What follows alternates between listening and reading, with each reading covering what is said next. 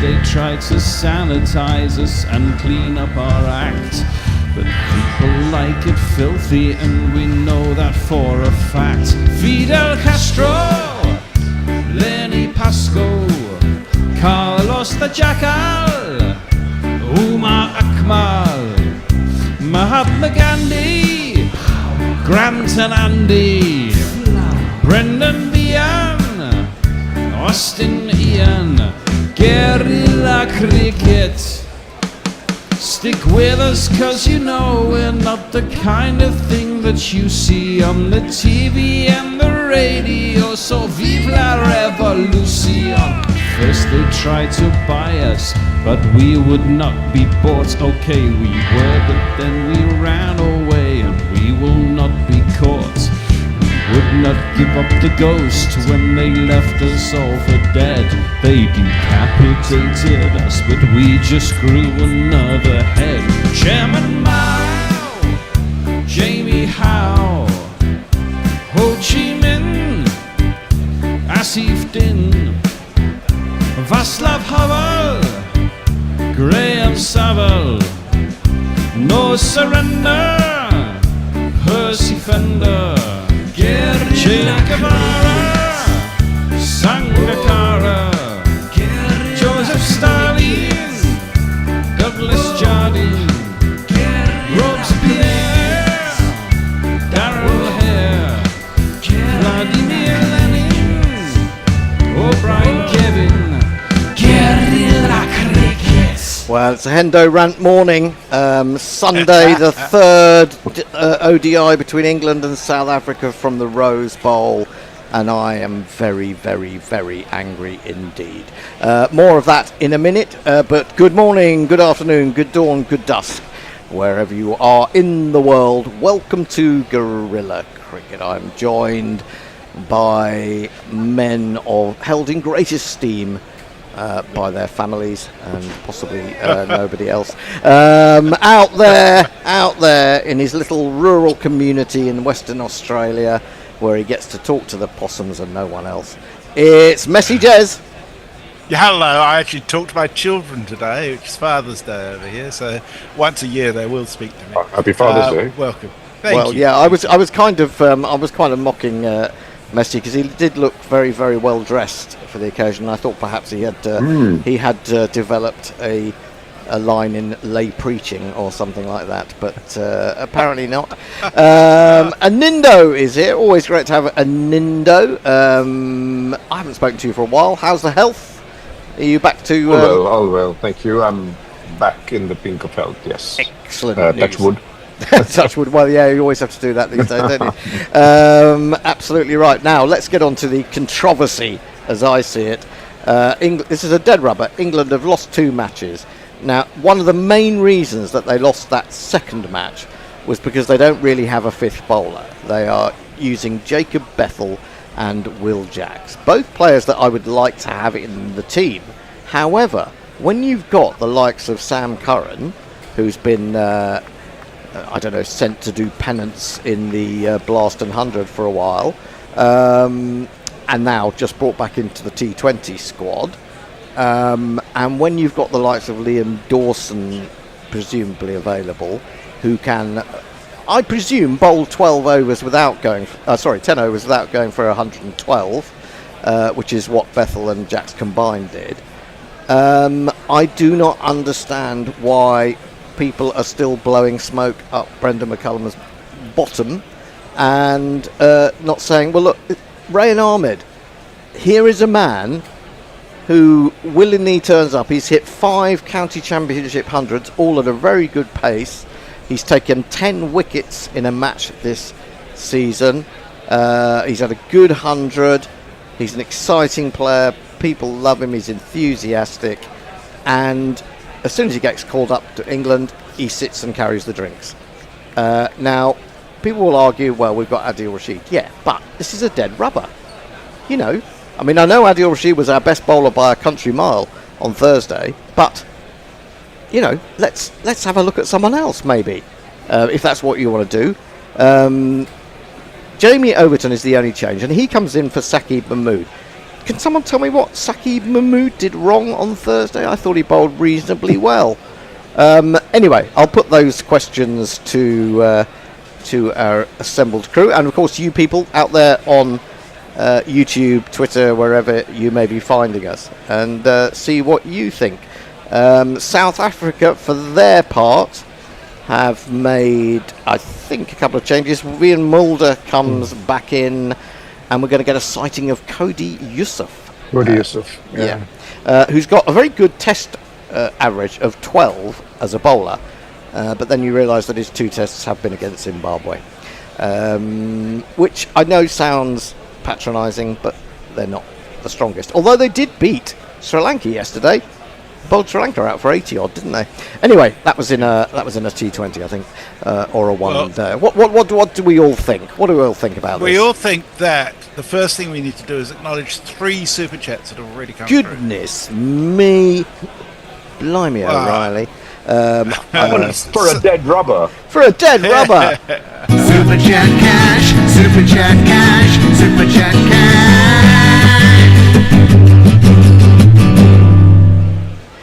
The first is from Muckley, who sends us £2. Morning primates, love and sausages. Mog sends us 10 Aussie dollars, says, let's get this party started right. Let's get this party started quickly.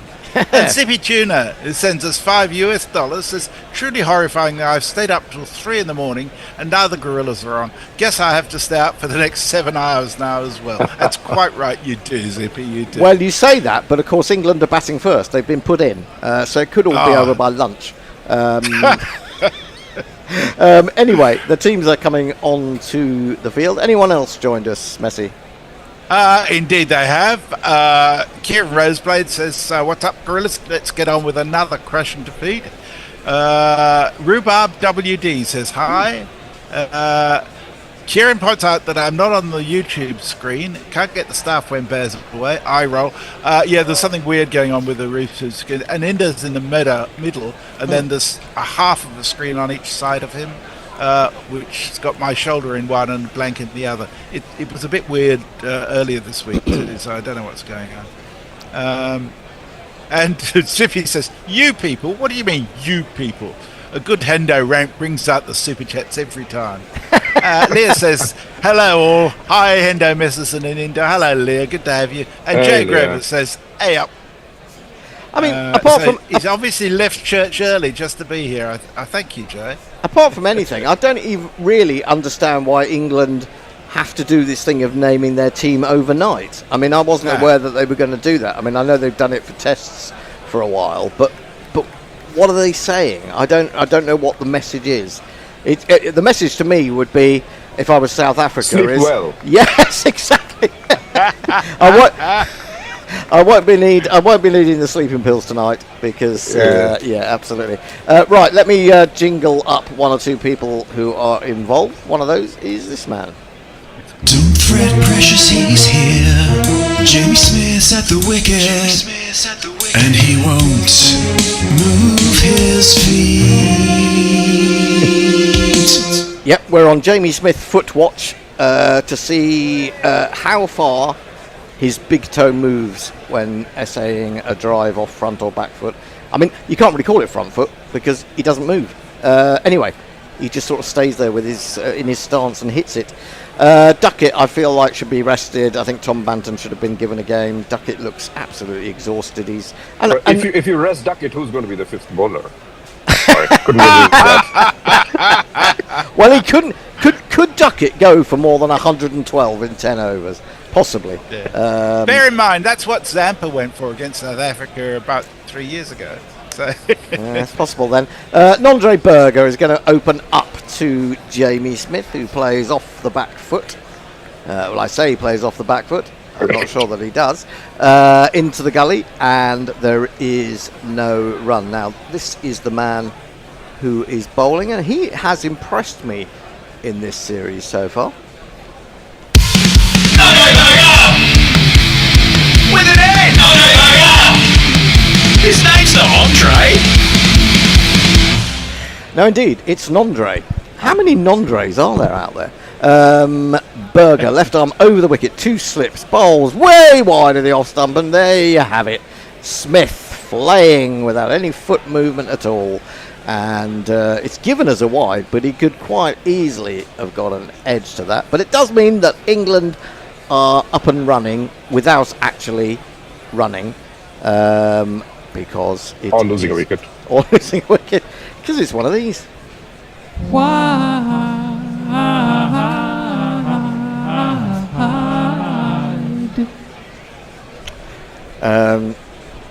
So Smith face up again. And Nondre's in. Oh, it's very wide indeed. He has gone after that. Oh, and it's only just short of third man who was coming in. So Jamie Smith could have given it away. Third ball. It was. He went first ball last match. He went first ball last match. Yeah, Stubbs seems to have stubbed something on his way in. Perhaps his toe. It didn't quite carry. I don't know whether he looked behind him, whether he meant to try and get it squarer. But it was a... Yeah, he might have even got another wide from that if he'd actually just left it alone. Anyway, he will have got down to the other end. 2 for no wicket. And Ben Duckett, who looked so scratchy on Thursday, it was untrue. He's waiting for Berger. Berger got him in the first match, and he's chopped on as he... Almost. Oh, so close. He went back. He was worried as it came down off the face of the bat, which was slightly closed, and he turned around very quickly to see what was going on. Oh, he went forward, and as he played, it went down and hit the back of his bat. And then he was trying to block the wicket with the bat. So isn't it still a dismissal if you do that? Only with your hand. Only with your hand. Forced up to mid-off. There is no run as my phone falls onto the floor. It's a very slippery phone. But why do you think there is that rule about the hand? Because I mean, it should be exactly the same if you do it with any part of your body or the equipment you're holding. Well, because you're basically preventing getting bowled. Yeah. It's called cricket, and there's no logic. Exactly. Here is Berger to Duckett, and Duckett forces up to mid-on, but doesn't get it through. A little bit of welcome sunshine breaks through at the Rose Bowl, and there is no run. 2 for no wickets. I wonder whether we've got any views on why England haven't made a couple of changes, really. And I mean, Jamie Overton's not everyone's favourite man at the moment, is he? Because some people... he's pulled out of red ball cricket, and some people think he's not really that good in this form of the game. Flicked away by Duckett down to long leg. He will take a single. Stubbs in action again. End of the first over. No real discernible swing, I would say. England 3 for none. Messi. Muttley says he's sent a picture of his food porn for those who are patrons to see on Discord. So join up to Patreon, then you can see all the food porn that Muttley posts for us. Jamar the Pickleball King says, "Go England. All I want is a burger." Rhubarb WD says, "If England win today, we've got a moral victory." Eric J says, "Morning Earthlings and Bushwhackers." Leah says, "I'll be doing the thumbnails for the Gorillaverse coverage of the Asia Cup while listening to you. How much better could a Sunday get?" Fluffy says, "Evening, just in time for some Smith slaying." And Rhubarb says, "I will miss the game today because I will watch the Great North Run go past my home." You said that. You said it. It sounded like you said the Great Norse Run, so I imagined a bunch of Vikings going Norse, as in not Norse. Oh, Norse. A bunch of Vikings running past people's houses. That would be quite fun. I would lay odds there'd be some people dressed as Vikings running. You know what it's like. It's Cody Youssef. We're going to get a first sighting of him. It's not a particularly impressive sighting because he's got a very awkward run up, and then he spears it down the leg side for a wide. So not a great Decidedly start. medium pace. Yep, 27 years old is he, and You were talking about Jamie Overton, right? And, Yeah. you know, it's a farce, honestly. I mean, Jamie Overton retiring from red ball cricket, as if the England management was going crazy trying to pick him. yes, tucked away behind square by Duckett. Might get back for a second here. I think he will. He does. England move on to 6 without loss. I mean, Jamie Overton, I think, divides opinion. The problem is he's had so many injuries, and he could have been a very useful cricketer for England. But he was not going to go to Australia, right, for the Ashes? Well, in any case. I don't know. I think they might have taken him. And Mike Atherton wrote an article saying, I'm glad he's pulled out because he's not the man for Australia. I mean, you've got to look at his fitness. He's barely played county championship cricket this year, and then they want him to go and play maybe 3 tests or something. Defended into the offside by Duckett, and there is no run. 6 without loss. So yeah, Nindo, I don't, when I look at selection, I do understand giving people a long chance, so that they're not, paralysed by the fear of failure. But I'd like to see that consistently across players. This is driven but shanked up to mid-on by Duckett, closing the face. I have important jingle news for you. Mog says, P.S. The Cody Yusuf jingle has been rushed out and excreted to your inbox as we speak. That might. Whether Hendo is capable of moving it across is another question. Well, I probably could work it out, but then I'd probably have to stop commentating and do other things because I'm in control of the jingles as much as anything at the moment. This is tucked away between square and mid-on. Easy single for Duckett. He moves to 4. England 7 for none.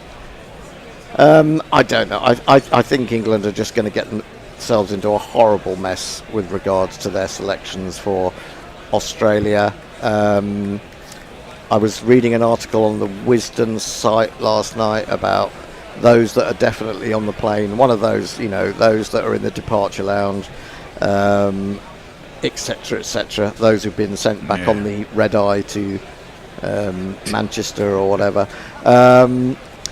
Yusuf in bowls to Smith, who does get behind one. That's a very straight one. Defends it up to mid-on. But then when I looked at who they were suggesting, I find it really amazing that there is no mention of the incredible work done this summer by the likes of Alex Lees, who was right in at the start of the Brendan McCullum situation. Yusuf in, Bowles beats him, lovely ball, turned him round. Alex Lees had a great season for Durham and has for a couple of seasons. Dominic Sibley has come back really well for Surrey, though he's an acquired taste. And who's the other one? Hamid, Nottinghamshire's been getting tons of runs. I don't know. He was so good when he started. Yeah, and the thing is, he came back and he did quite well, and then he got I wouldn't say, did he get found out in Australia? But everyone gets found out in Australia, don't they? I would like to see at least one of them in the squad as a backup opener. I really would, so that we've got options. Sorry, run off to this. Berger starts a new over, clipped away through mid, a wicket, square leg in the air, but not too close to interest the man fielding there. And that, I think, is that the first boundary of the morning? It is. I believe it is scored by the lad. And he's going, great guns, I hit the ball, 4 runs, I hit the ball, and it went for 4 runs. It doesn't mean, just because I suggested that Duckett should have been given a rest, that if he comes back into form here and plays beautifully, that I won't enjoy it. But, they've got to look around, haven't they? Berger in, Bowles, he's defending this one on the line of 4th stump, square. on the offside. Sorry, Anindo, what were you about to No, say? I was just saying, since you mentioned Australia, this discussion might have been done to death, but as far to the best of my recall, no one in the current test squad or in consideration for the test squad for the Ashes has ever won a test match in Australia. That's well. When did we last win a test match in Australia? I'm trying to think. Before 2014, probably. Yeah, 2010-11 maybe. Yeah, I think so. Worked to mid wicket. They'll take a single. Yeah, I mean but that's been a kind of common complaint to a large extent, hasn't it? But I know what you're saying, and I'm on the basis that Joe Root hasn't scored 100 out there. Have we got anyone in the test lineup who has scored? Who has scored 100 out there? If Joe Root hasn't, who has? I'm pretty sure Duckett hasn't. He's been out there yet. Crawley likewise. Berger in bowls to Smith, who's beaten again outside the off stump. Good line. Didn't come back. Was maybe playing for a little bit of swing, but it was the swing that got him on Thursday. Came back and caught the inside edge. Through to the keeper. So, can anyone think of it? You know, say the team that finished at the Oval. There's no one there who's got 100 in Australia. Is there anyone in English cricket left who's got 100 in Australia? That's much better from Smith. Plays a very fluent drive to a half volley and gets it away through extra for one of these. And if you kids can't listen, then you bound to see the way you get shot for crossing a boundary. It might not be a terrible toss to have lost this for England, because there really isn't any. Well, there wasn't much movement. That final ball that went past the outside edge of Jamie Smith's bat from Yusuf was quite useful. Short, he pulls. Don't think there's anyone back there. There isn't. It's going to be one bounce, consecutive fours for Jamie Smith. 20 for none after 3. Messi. Okay, so Steve Bruce says, Hendo, Aninda and messages, 3 stalwarts of different continents, guerrilla legends. Thank you for that, Steve. Oh, thank you so much. Speaking of the Great North Run, Rhubarb WD says there used to be a fridge in the Great North Run. a fridge called Barry, says Barry the fridge. Steve Bruce wants to know who's actually in Gorilla Towers today. So, has Jason reached you yet? No, Jason's he's still trying to find his way through the Thornton Heath Carnival. Tony's with you, is he? I hope he's doing some somersaults and stuff as he goes along. Chopped by Duckett. We're going to get 3 fours in a row if at the start of a new over. 2 at the end of the previous one, and Duckett picks up 1 too.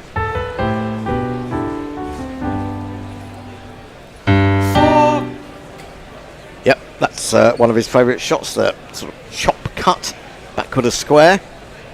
He picked the gap nicely, though. Yeah. Yep. It wasn't a very big gap. It just depends whether whether this sort of ball goes a bit soft as the innings progresses, and that's where spinners. I was going to say spinners get on, but they've dropped one of the spinners. This is defended. Good length ball on the line of off stump. Back to the bowler. No run. 9 to Smith, 13 to Duckett, 24 for none. Yusuf looks useful, if not dangerous in terms of speed.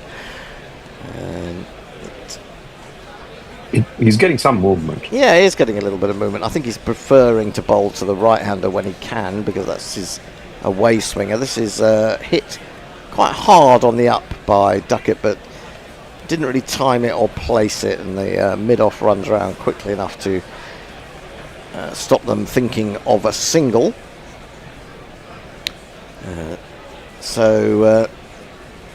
Yeah, any more, Messi? You can just. Stevie smuggle Tuna in. says, I think England are going to get into a horrible mess. Well, yes, and I think the sky is blue. What's new? What about in Australia? Yeah, absolutely. Yusuf in again, bowls to Duckett, cramped for room a little bit there by one that maybe hinted at coming back into him. Raj Patel says Jamie Overton is a mediocre player, possibly playing his last match for a long time for England.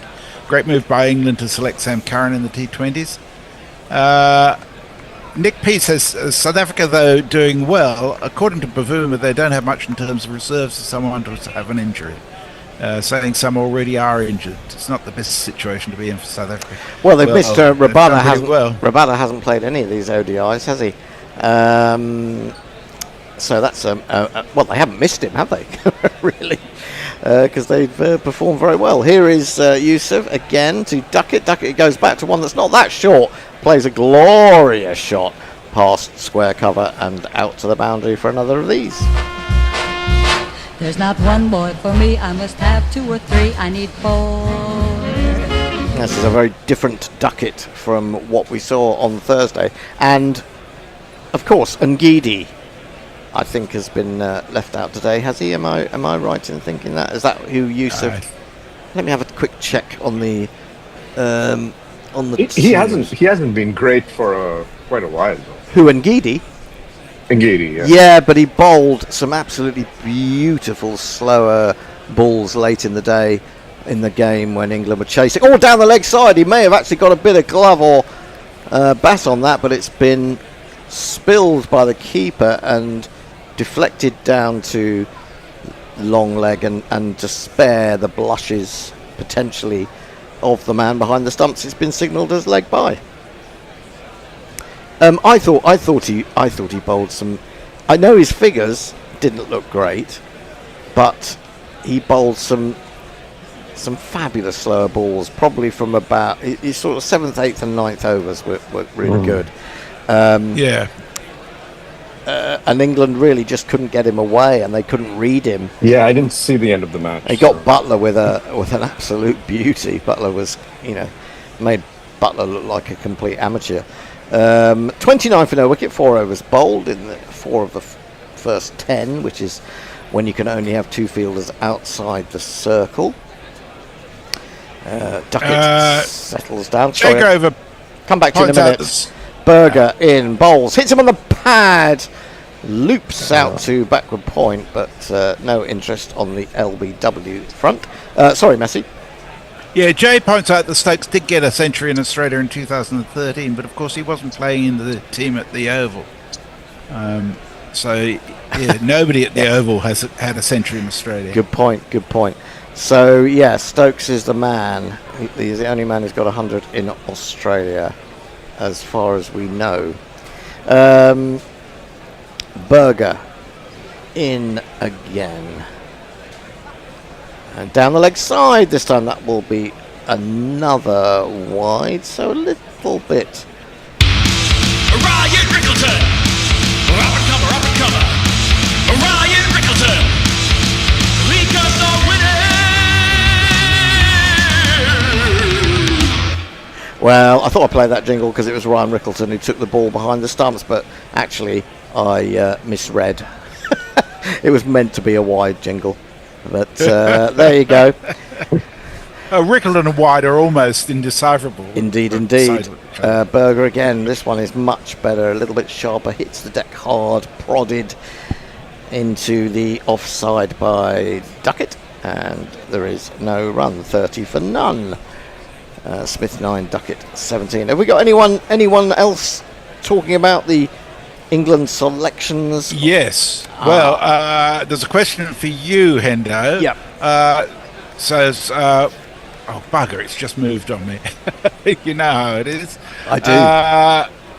The question basically was, who would you pick for the ODI World Cup team for England?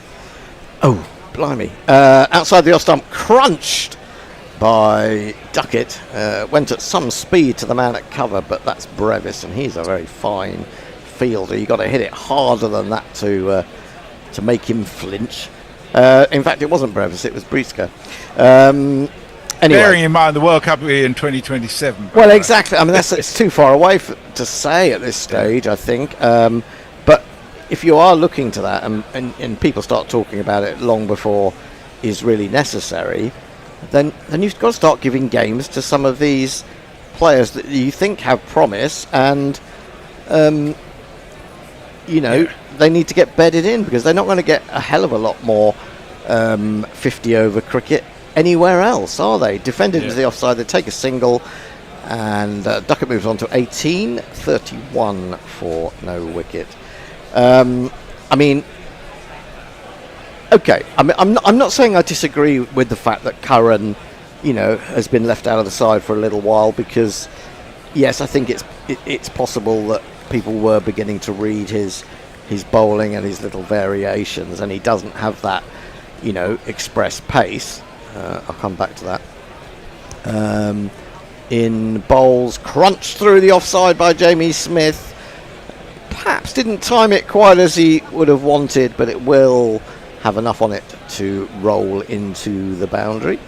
So he's beginning to motor a little bit. Now my innings going, great guns. I hit the ball, 4 runs. I hit the ball and it went for 4 runs. And I'm just looking at the technique there of Jamie Smith, and this is... You're looking at the what of Jamie Smith? Well, I'm going to try and describe it to you. The swing of his bat. I think we need to reframe that. You know how batsmen these days have these very wide stances? If you see them from side on, as Berger is in again and bowls him a slower ball, which he picks up on and defends up to mid-off. End of the over 35 or 5. So they're almost in a position to play a shot nominally off the front foot, because their weight is on that. He takes a tiny little step back as the bowler's about to deliver, to give himself a little bit more time, which a lot of batsmen do against quick or quickish bowling. But it's a very small step compared with the likes of Root or Brook or one of those guys. Yeah, but almost in every shot he hits, whether it's offside or leg side, the weight is on that back foot in the end. Well, It doesn't seem to hit anything with the weight on the front. Well, I think front foot. he kind of did there, because of the wide stance, and that he's sort of he's Balance. in that. It's the balance. I It's think the balance, and it's not and I think it does work when the ball's not doing anything, but you haven't got that second line of defence. If say the ball comes back into you might and so you can get an inside edge onto pad rather than inside edge onto stumps. Now that's swung quite a long way from Yusuf. He's operating around the wicket now to the left-handed Duckett. Duckett has managed to get it, clip it away to long leg for a single, but he's definitely getting some movement there. 36 for no wicket. Smith 13, Duckett 19.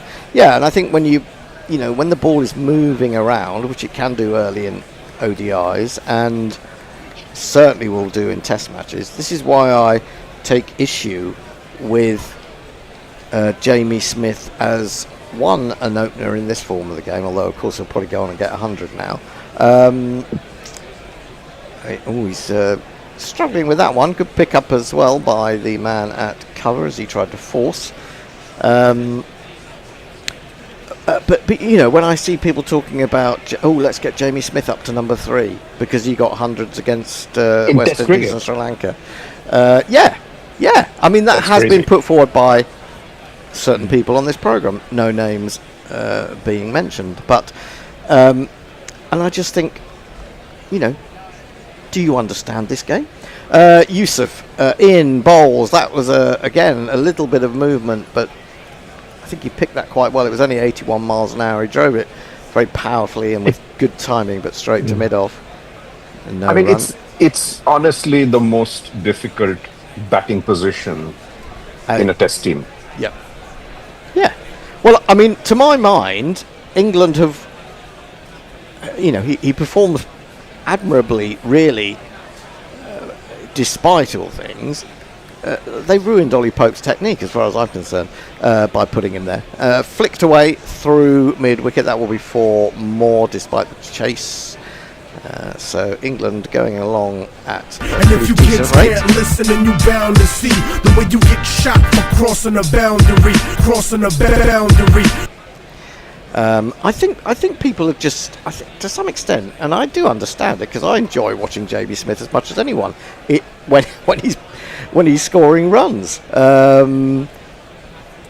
But I think people they see these fantastic shots, and it has to be because of the preponderance of the shorter form. This is defended into the offside, and they think that makes a great batsman.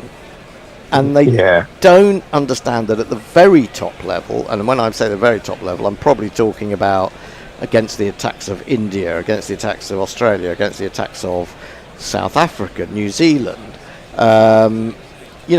That's when you get into difficulties. But look at the Oval Test. The one day when the ball was moving and there was pressure, he crumbled. Yep. He did. I mean, that's gone completely unremarked upon.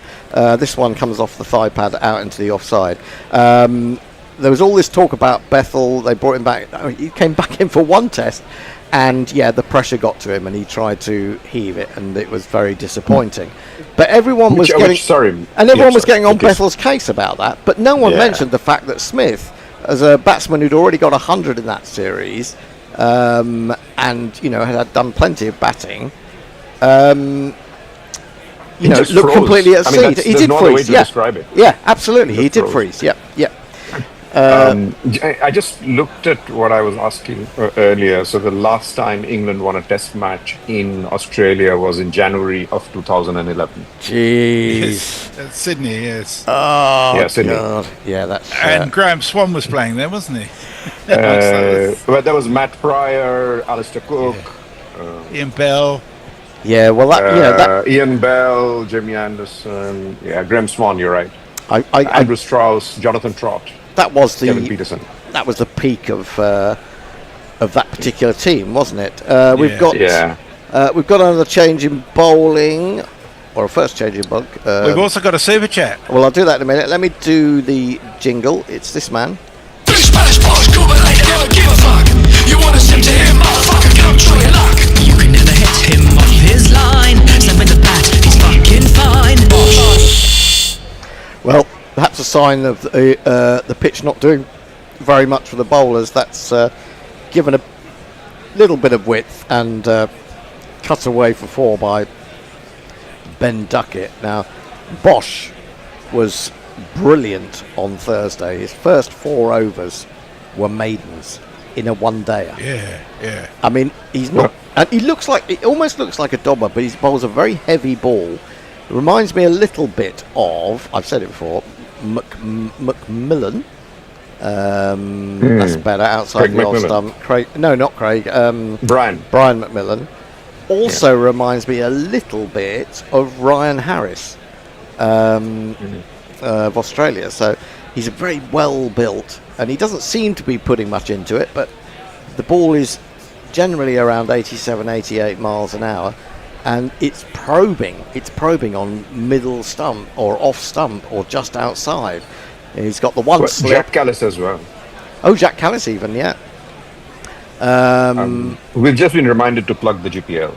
Oh, of course. Yes. Short and pulled. He's not performing quite so well today, but I think it's because the pitch has got a little bit more life in it from the batsman. It's coming onto the bat a little bit better, and it's not really doing anything off the pitch. That's 4 more for Duckett, who moves to 27. Now my innings going, great guns, I hit the ball, 4 runs, I hit the ball, and it went for 4 runs. Yeah, the GPL, the Gorilla Prediction League, is open. Last chance to get involved in an ODI this summer.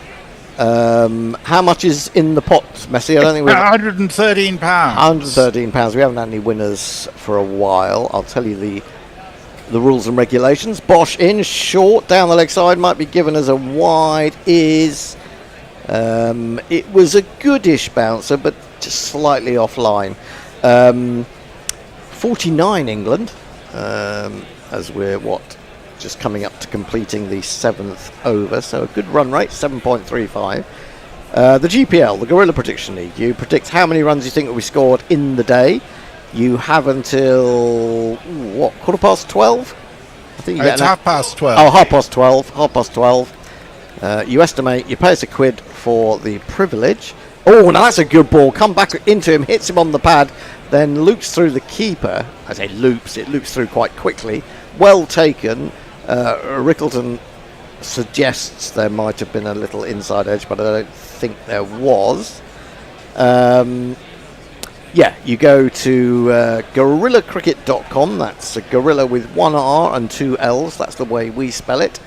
Or just put Gorilla Cricket into Google and you'll find it, I imagine. And then go to competition. Follow the prompts. Sign up if you haven't already done so.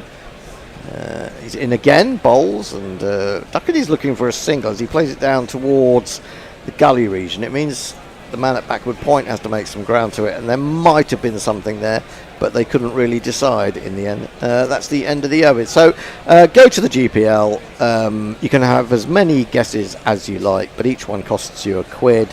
If you get it on the nose at the end of the day, the aggregate of both teams' scores, you win the prize. And we said £113. So you could win £113 just for a £1 guess. Now you can't get odds like that anywhere. And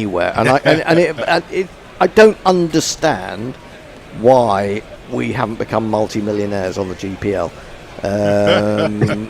On the basis that Bet365's CEO takes home 460 million a year, but there you go. Jesus. Zippy Tuna sent two of those dollars to us just for beer money. Thanks, Zippy. Thank you very much. Yusuf continues, and that's going to be 4 runs, isn't it? It's a funny shot because I felt like he was going to pull that genuinely, Jamie Smith, and then he seemed to sort of stop the shot a little bit and played it straighter with a straight bat, but with enough timing and with good placement past the bowler, that meant that it sort of... He just swatted it down to long on. Looked to me as if he was going to pull that square, but then adjusted slightly. So a good shot. He's on to 21 from 15. Duckett has 27 from 28. Cloud has moved in a little bit again over Southampton. Hope the rain will stay away. Yusuf in again. Lovely drive. Had such good timing that although Yusuf got in the way of that, he deflected it way over to mid-off, and Bavuma had to go way outside the circle to retrieve it. Just the one though. 54 for no wicket. I can tell you that Jason has finished with the carnival. He's finished. Is he wearing his clown suit? Well, I'm hoping so. He looks like he's probably done a few cartwheels and forward flips, and led a marching band or two. And he can do all those things in a day, such as Jason's stamina. Yusuf in, goes past the outside of edge. This one angled into Duckett, took it away. So first time I think I've really seen a little bit of movement off the pitch, and maybe that's something to do with the cloud rolling back in. Speaking of the cloud, I can tell you it's not going to rain again. It's not going to rain again. Okay. The weather cave has spoken. So you get movement without stoppage, which is the best. Yes. Yes. Tell me something. I've never seen anything. I'm sorry. Yusuf Bowles driven through the kitchen sink at that, but hit it straight to mid-off. No run. Yes, and in there. Yeah. I was just saying I've never seen a match at Southampton. So behind the wicket keeper, the whole structure that's there, is that an apartment complex or is that a hotel? There's a hotel there. Isn't it? There's a hotel there now. Oh, it's a Hilton hotel. Yeah. So it's the same as. Old Trafford has a has one as well. Yeah, and Bristol. That's right behind the wicket though. Yeah, Bristol has flats. Whether it has a hotel, I'm not sure. Outside the off stump, played out to backward point. There is no run. So the apartments have a premium because you can watch cricket? I presume so. I mean, presume they're open when cricket isn't on anyway. But I do know of. Well, you have a garden view. I really don't know. I'm not. Very large I mean, garden. to be honest, it's a bit of a hard sell to your partner, isn't it? You think they're taking them away on a great city break, and then they find themselves watching cricket. Of course, they might like cricket. I'm watching cricket. Yeah, well, exactly. I mean, your partner may like cricket. Anyway, that's cut away by Duckett. Diving figures in the, well, I say the covers backward of square, really, fail to get in the way of it, and it's 4 more. So Duckett is, I don't know, maybe it was just a one-off, but he did look very tired and scratchy on Thursday, and he got out early, didn't he? I just felt that he looked a bit tired, but he's on to 31 from 32 now. 8 overs bowled, 58 for no wicket. Bosch went for 9 in his first, about to bowl his second. Messi, go ahead. Lockie Six has an interesting take. He says, I'm not drunk enough to like this shit form of cricket. In a couple of hours, it will be brilliant. Bosch in, back of a length, defended on his tippy toes. Well, he may not move his feet, but he moved on his feet there into the balletic position of first or something like that. Defended 58 for none. Owen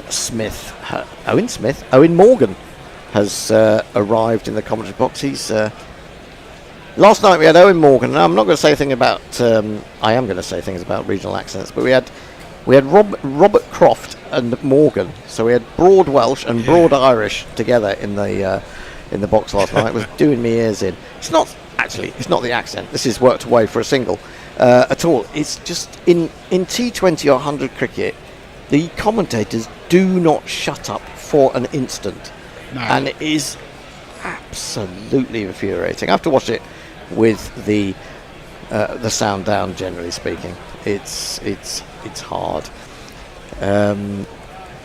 59 for no wicket. There's out there on one of the balconies some South African fans enjoying a little morning champagne. The flag up. Short, pulled, up in the air. That's surely going to spell the end of Duckett. It is. It's a simple catch over his shoulder. Well taken. Just going to have to identify who that was. So Duckett was looking good, but he's thrown it away. Out for 31. England lose their first one of these. You silly little boy, what on earth were you playing at? Oh! Very casually taken, considering he was taking it over his shoulder. I know it didn't go terribly high, but those cannot always be considered simple catches. It was Markram, in fact, who took the catch. Can't understand why I couldn't identify him. So there we go. Duckett is on his way. And now It was on him a bit quicker than he was expecting, wasn't it? It quite possibly was, because he is a little bit deceptive, I think, in that respect, Bosch. So a good comeback after going for 9 in his first over. He's got rid of Duckett very quickly in his second. It will bring Joe Root to the crease. You know, and all the talk about players playing too much cricket. Joe Root plays an awful lot of cricket, and you know, he loves it. You know, Yes. He still retains a love for the game. He just likes to bat, and you know, there just seem to be fewer and fewer of those players around. Here he is. His voice is high-pitched and ginger hair like a pict, but massive runs he has hit, so there's that. Introduce yourself. Joe Root. Introduce yourself. Joe Root. Introduce yourself. Joe Root, actually. I suppose when you happen to be one of the finest batsmen in the world, it helps. When you more fun then. It's more fun. It's more fun when you think you're going to get 48 every time you go to the wicket. Yeah, I think that's a fair point. But that said, if you're not very good, it doesn't mean you're playing very much anyway, does it? You're in the pavilion as a batsman anyway. Onto the back foot he goes, defends. Or at home. Or at home, yes, indeed. Not picked in the 11. Yeah, it's a funny thing. It's a good reason why when you look at the top of the batting list, if you look at the players who are there, from Tendulkar to Root to Ponting, Kohli, whoever is in that list. Yeah, Richards, they all enjoyed their batting. Yeah, absolutely. Yeah. I think longevity comes from that. You're right, Messi. Not Duckett. Bosch bowls. Root waits for it, plays it down into one of the two slips.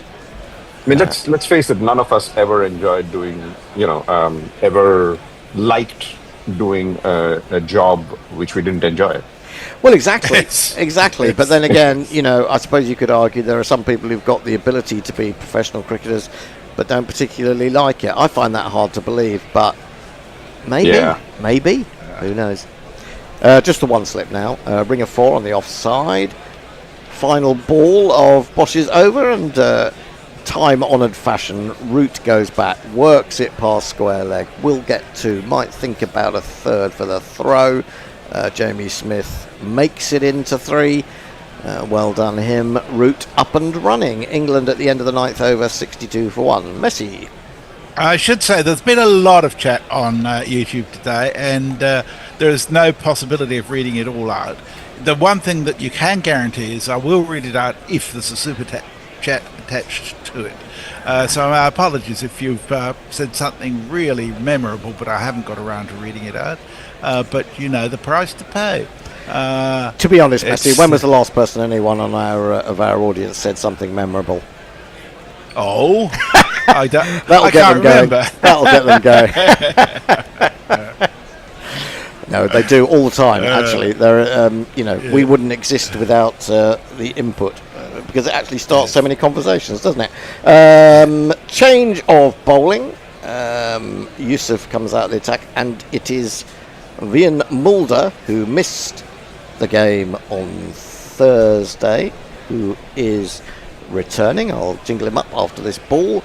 Bowling to Root to start with, down the leg side. Lovely little glance by Root. That's run away for 4. He moves on to 7. This is you don't the get bowler. away with it. To Root. Well, things get desperate, you don't need to worry. Just stop the unmotor out in a hurry. When things get desperate, you don't need to worry. Motor will save the day for you. The thing about the leg glances, it's such great reward for so little effort. Yes.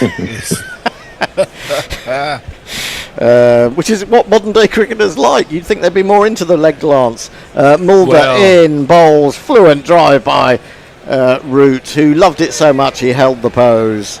Even Joe Root admires himself. We all admire him, but he admires himself. There's been a spate of strangles down the leg side over the last couple of years. People haven't learned to parry properly, is my judgment. Yeah, I think there is a certain amount of that, yeah. I mean, I not so much when it sort of hits the glove, someone's trying to pull, you can miss time or it can bounce a little bit more than you expect. But, yeah, you don't see the genuine leg glance as much as you used to. Mulder in, bowls, hits him on the pad, that's worth a shout. Might that's just be going down leg. Yeah. But I certainly think it's worth a shout. Whether it's worth reviewing, I don't know. I wouldn't say so. But anything's worth a shout. You never know. Then again, it is Root, and if there was a chance, maybe early in his innings, you think, might try and get rid of him. But nope, they're not going to. They're not going to. The best hope would have been clipping leg, I reckon. Yeah. You've inspired a couple of super chats, I'm pleased to say, Hendo. I inspire lots of things, but not generally super chats. We shall Fear and awe. Fear and awe, that's it. Oh, there's lots of opportunities to support the gorillas. Sorry about that. I'm having an absolute nightmare. I played Marketing 1 instead of Marketing 2. This is why Super chat cash, super chat cash, super chat cash.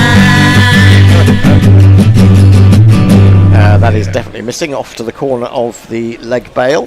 That shout. Next ball is turned to square leg. There is no run. Zippy Tune has paid $2 to say this is a memorable comment, and Moggs paid $5 to say, "Oi, Get fucked, Endo. I do regularly. Forced up to mid-on. No, I don't literally. Luckier than most of us then.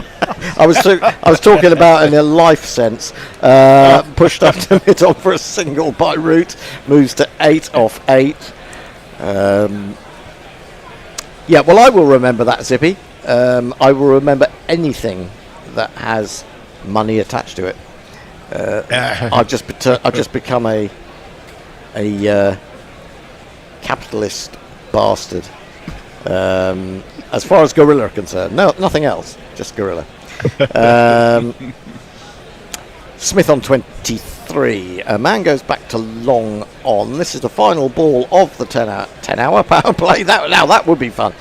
Forced off the back foot, but straight to Mulder in his follow through. Then shapes to throw down the wickets at the striker's end. End of the over. End of the power play.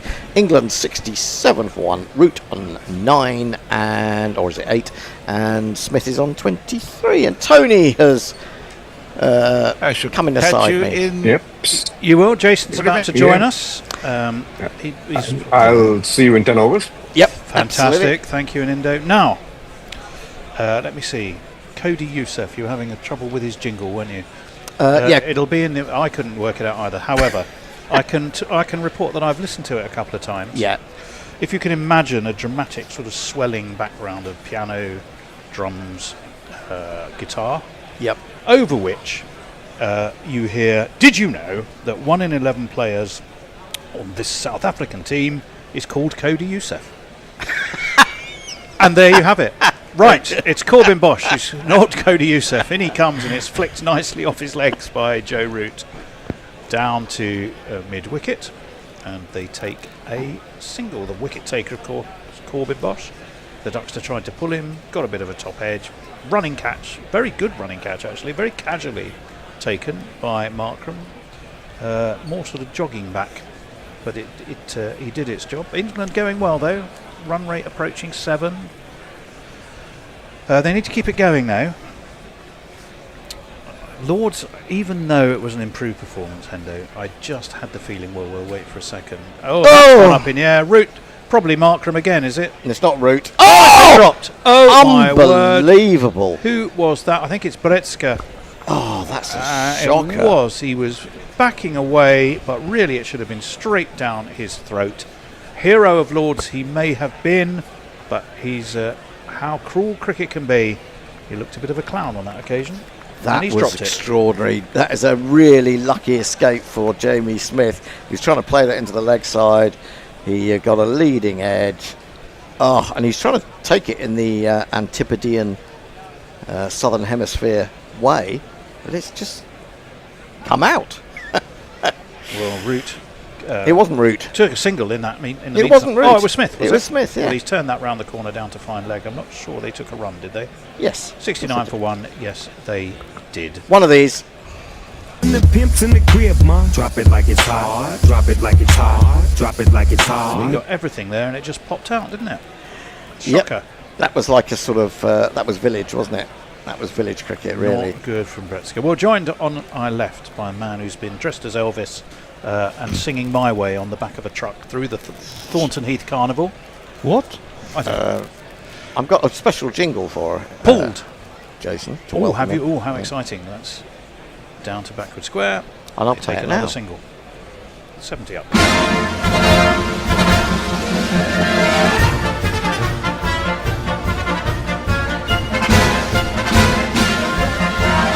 Is that in reference to the carnival or to the haphazard method of transport? Well, a bit of both, and also I thought it sort of fitted quite well with the drop catch. Jamie Smith had tucked his bat under his arm, turned his back, and was walking away. I think we were all expecting him Just to had a be little- halfway to the pavilion. He just had a little sneaky look back, didn't he? Smith pushes this away into the onside. No run on this occasion. Yeah, that sneaky look back that batsmen do, just for the incredibly, vanishingly small times when that sort of thing happens, and this time he was rewarded. This instantaneous look of horror on his face as he falls over backwards, realising I've dropped that. It's going out of my hands. Yeah, such a good fielding side generally. That's That's one to I think it might have been his hide away from mullety him. haircut that caused him to What, drop the extra it. weight pulling him backwards? In comes Corbin Bosch, Jamie Smith. Not exactly a lot of footwork, but enough footwork to step back and nudge this into the onside. It's the end of the 11th over. It's 70 for 1 for England. Duckett, the only man out. And hot foot from Thornton Heath's Carnival. Here he is, Jason. Have we had all of these super chats? I think well, we've had a few. Try the one at the bottom that may be new. Disinterested hand job? Is it telling no. Hendo to bugger off or something? $2 Aussie. That means rewarding Tony. Well done. Oh, right. Okay, we'll have that one. Thank Definitely. you, Mog. I think there's a draw. Mog must have a sort of a mental draw for last-minute jingles that he drags out. They can be all-purpose, sort of modular, fit any player's name in. But they're all very good. What's that one? He's just an awesome talent, is Mog. Yeah. Mulder. Zippy says. In he comes. Hold on 1 second. Defended by Root. Dab down to third man. Take a single. Zippy says. Do you think Root stands in front of the middle of a cricket bat, posing like that? No, the little forward press lean type thing he does. Sorry, I don't get the. Is he talking about Root or is he talking about Smith? Root. What's he say? Does he think Root stands in front of the mirror with a cricket bat, posing like that? Yeah, he may do, although he doesn't need to do that really because he And there's can various do it at the riffs. match. He can do it in every third shot really. And there's various riffs from Eric J on. Mulder in. I'm not quite sure what the end name's at Southampton, but he's bowling towards the big old hotel end. That's pulled away. They come back for 2. Fielded on the deep mid-wicket boundary. Is that the... What's making you chuckle there? The fact that the big old hotel end. Well, I think it's still that. I don't know. Are we allowed to call it the Hilton Hotel, or is it just the hotel end? I'm just gonna. it's a long time since I've been to the Rose Bowl, so I am gonna have to check. It's the Hedge End, I think. Hatch End. Is it the Pavilion end? Isn't it, one end's the Rodbrad Bramsgrove Pavilion, isn't it? It is, so I'm yeah. guessing So it's the Pavilion end and the hotel end. I think it is called the hotel end these days. Mulder, short, pulled by Jamie Smith. I think that was on the bounce to short mid-wicket. Good stop. And it was, in fact, as Jason says, in between juggling balls, it was a good stop. AI. I put in Hampshire Cricket Club, County Cricket Club ends, and the AI overview says Hampshire cricket season ends with their final county championship match against Surrey. There you are. It's going well, actually, Jamie Smith. 26 off 25. I know we've maligned him a tad here and there. Well, we're the only ones who have, to be honest. But he can only do what's in front of him, not undo what's behind him, and he's doing that okay today. That's clipped that beautifully off his toes. Very fine. There's nobody down there, and it's 4 runs. There's not one boy for me, I must have 2 or 3, I need 4. It's an excellent shot. Just helped it on its way, really, didn't he, Hando? Yep. It's just slightly offline. Quite wristy. Wristy Flicks, the well-known porn star, and that did the job. Oh, don't you start. I've got enough in the chat already. Oh, Lord, have you? Right. In comes Mulder, no Scully attached, and that's defended by Jamie Smith to mid-wicket. There was no run. Now, here's a did you know. Did you know South Africa played in the very first ODI here at the Rose Bowl? 2003. Yeah. But it wasn't against England. It was against Zimbabwe. They beat Zimbabwe by 7 wickets in a NatWest series game, so I assume it must have been a sort of a It tri-series. was a tri-series because Zimbabwe had 1 test that year. Heath Street made 50 for or maybe 2 Zimbabwe. tests that year, and South Africa had 4, I seem to recall. Mulder should be the last ball of his second over. That's nicely worked as well. Backward of square by Jamie Smith. They'll take a single, and that should keep him the strike. I would imagine 78 for 1 after 12. I've located AI's slightly cleverer older brother, who tells me that the bowler says BI.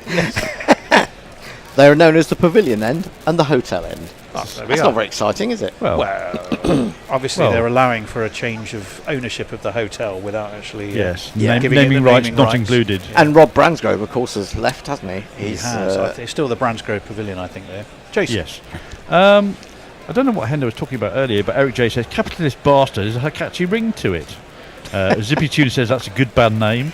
It is, isn't it? Disinterested Handom says capitalist bastard was an early Napalm Death song. Corbin Bosch, in he comes.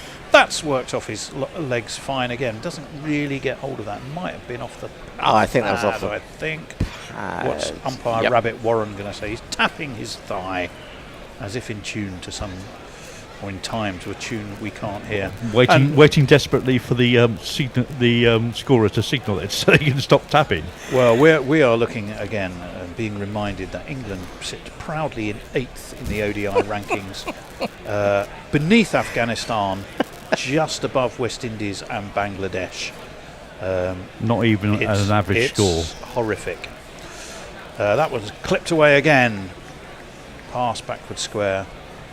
Down to our friend Britska, who's been banished, sent towards the boundary behind the umpire to keep him out of mischief. Well, I'm not sure that it will. I mean, you're more likely to get a catch there in this form of the game, aren't you? Deep backward square. Yeah, but you'll have longer to wait before you drop it. Yeah, even more misery. More misery 80 time. for 1, 2 balls into the 13th over. Corbin Bosch bowling tidily enough. 1 for 17. He's got the 1 wicket. That was Duckett. Should have been a second wicket, of course. But our friend Britska, such a hero at Lords, but that was with the bat, not the catching. That's been launched high. It was over backward square. Up go Rabbit Warren's arms, and it's going to be a maximum.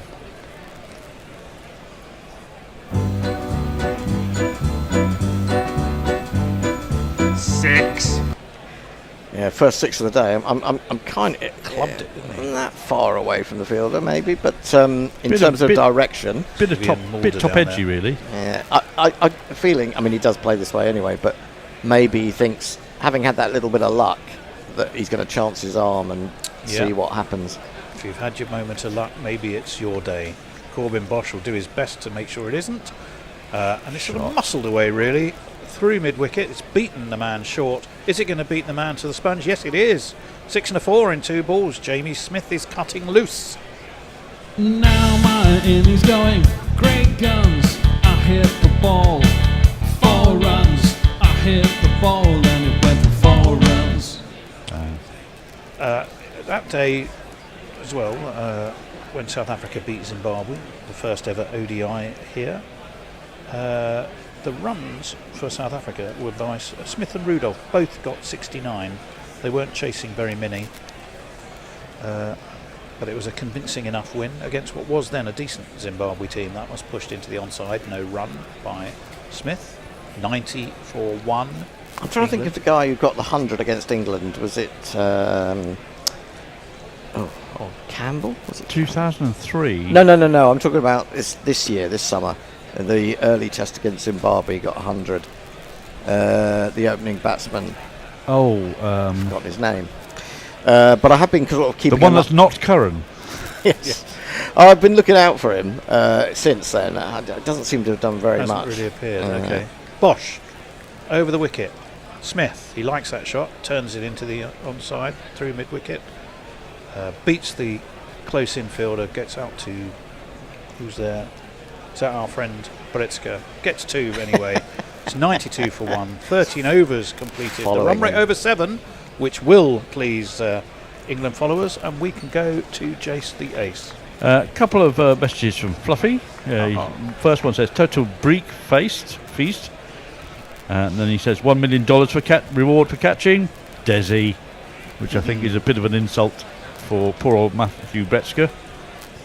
Hand job says I'm not withdrawing my fuck off super chat, Hendo, but keeping the praise on.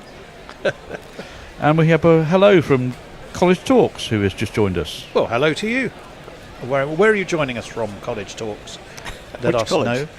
And which college do you talk at? Mulder, and he comes. Forward comes Joe Root, and then just a delicate little dab down to third man and takes a single.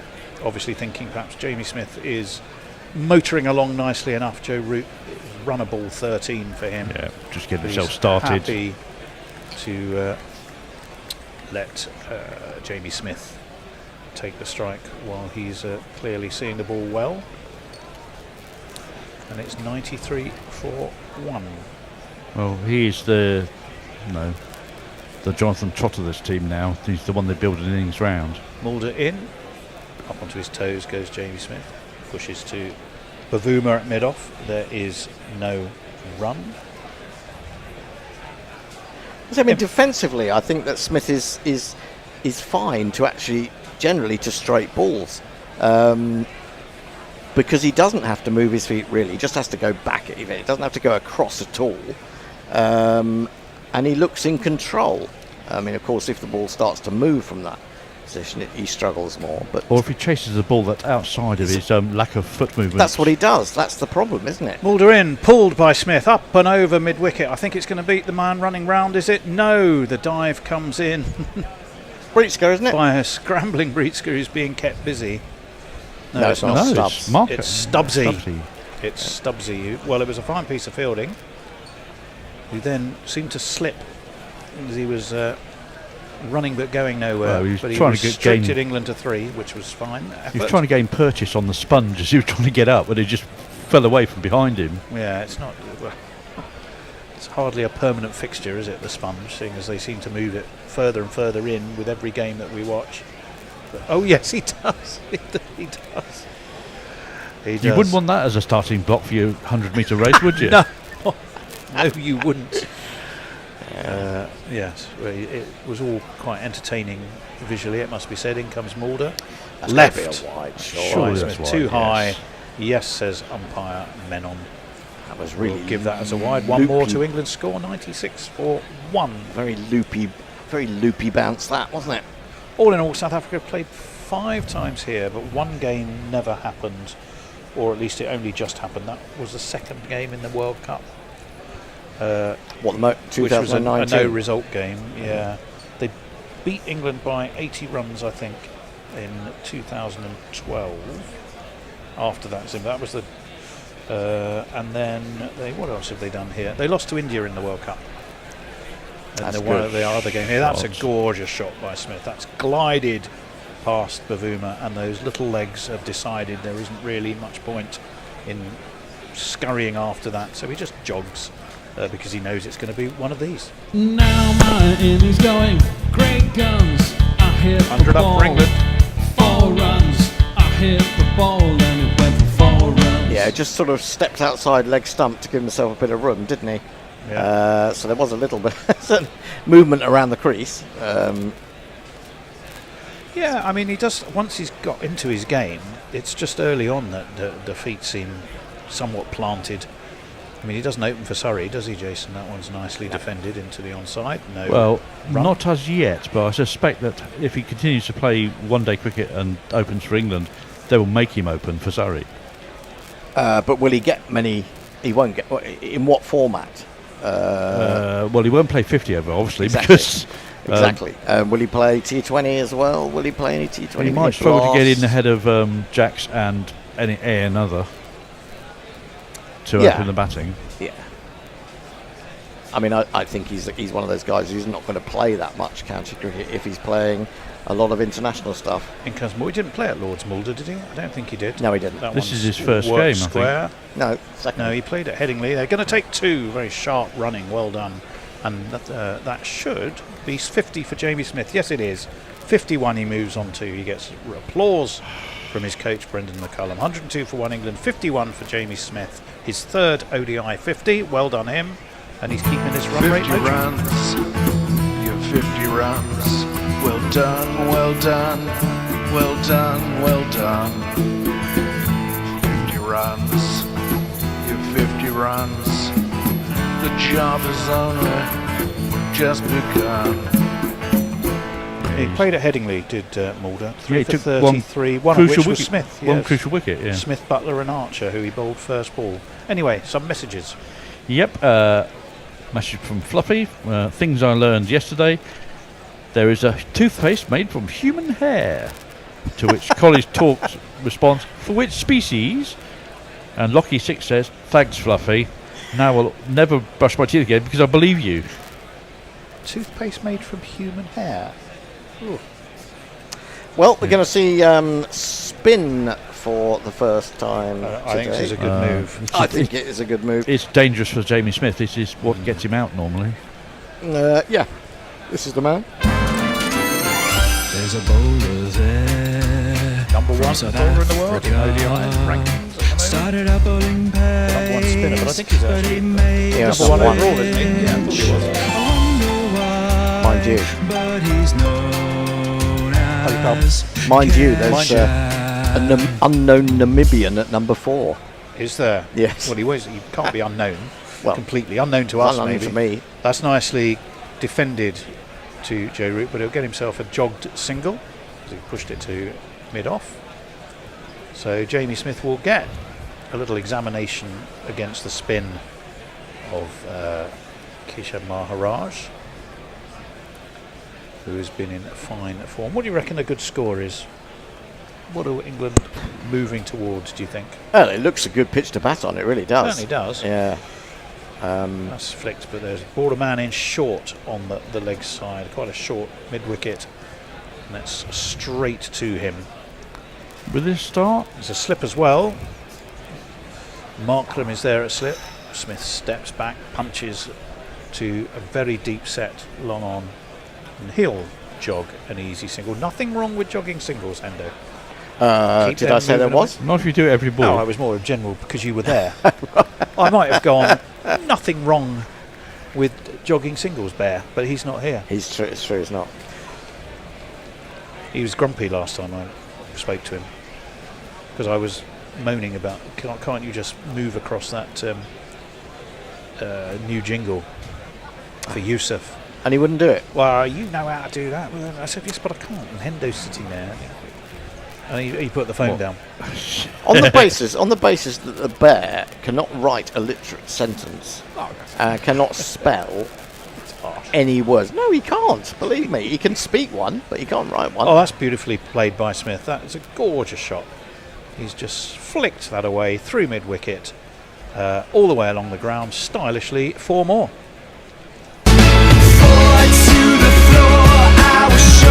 I'd say that was his best shot of the morning today, or if it's still the morning, I'm not sure. But everything was right.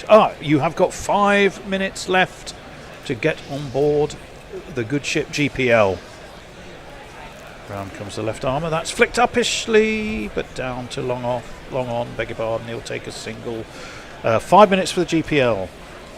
GorillaCricket.com/competition. Go to our homepage. It's absolutely clear where it is. You register. You estimate the number of runs that will be scored in the day. If you get it on the nose, you win the pot, and the pot is 130 something pounds. No, 113. 113, what it may But have gone I mean, if people have already joined it, it will be going up. It will in increments. If you don't get it, and you can have as many estimates as you like, but it's £1 every time you do it. In the event you are unlucky enough not to win on the day, we'll have no fear because it will simply roll on to the next time, and that's not very far away. In fact, it's next Wednesday, isn't it? It is. Look at that, 51 this partnership of 39 balls. Yeah, going very nicely indeed. 110 for 1. Mulder back into the attack. Jamie Smith, who loves that little shovel into the leg side, which he turns away again. Down to Stubbsy. Take a single. And he adds one more to his score. Well, I can give you a little bit of some pointers. Well, I've got my guess in there already. Oh, have you? Where is yours then, Jason? I think with this start, I know that we've got some spinners to come on who may slow the rate up a bit, but I still think they'd be looking at 350 now. Yeah. Well, when you get at 7 and over, you've got to be looking at 350, haven't you? Unless, of course, the ball gets so much softer and it. Well, one of the things about the Rose Bowl hit. normally is it's a very long boundary, but they seem to have brought in all the boundary sponges, don't they? That's turned around the corner down to fine leg by Joe Root, so he will get a single. Some guidelines for you. Your 350 would be hugely over par, let me tell you. Since 2003, in 32 ODIs, the average first inning score is 239. Wow. If you want to look at the last 5 completed, which goes back to Afghanistan and Bangladesh in the 2019 World Cup, it would be 240. If you want to look at the last 5 matches, one of which wasn't completed, so effectively 4 completed games, it was 231. That's popped up. Interested the man at short mid-wicket. It was just beyond him. And goes down to a wide mid-on, and they take 2. There goes plan B. Bowl into the deck and let it grip and stop. Well, that nearly worked. It could easily have accounted for Jamie Smith. Where were his feet compared to the ball? Well, nowhere. His back was well out in front, wasn't it? There was his problem. Looking at the last 10 games played here, the team batting first has won 40% of the time. Team batting second has won 60% of the time.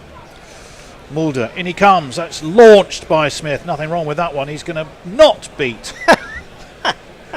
I was going to say, what a piece of fielding that was by our friend Cody. One of these players in the team is called Cody Youssef in the 11, and that was him diving to his right. Where's he been playing? Durham, hasn't he, Cody Youssef? Yes, Am I right? he's been playing doing for Durham. Right for I've seen him play.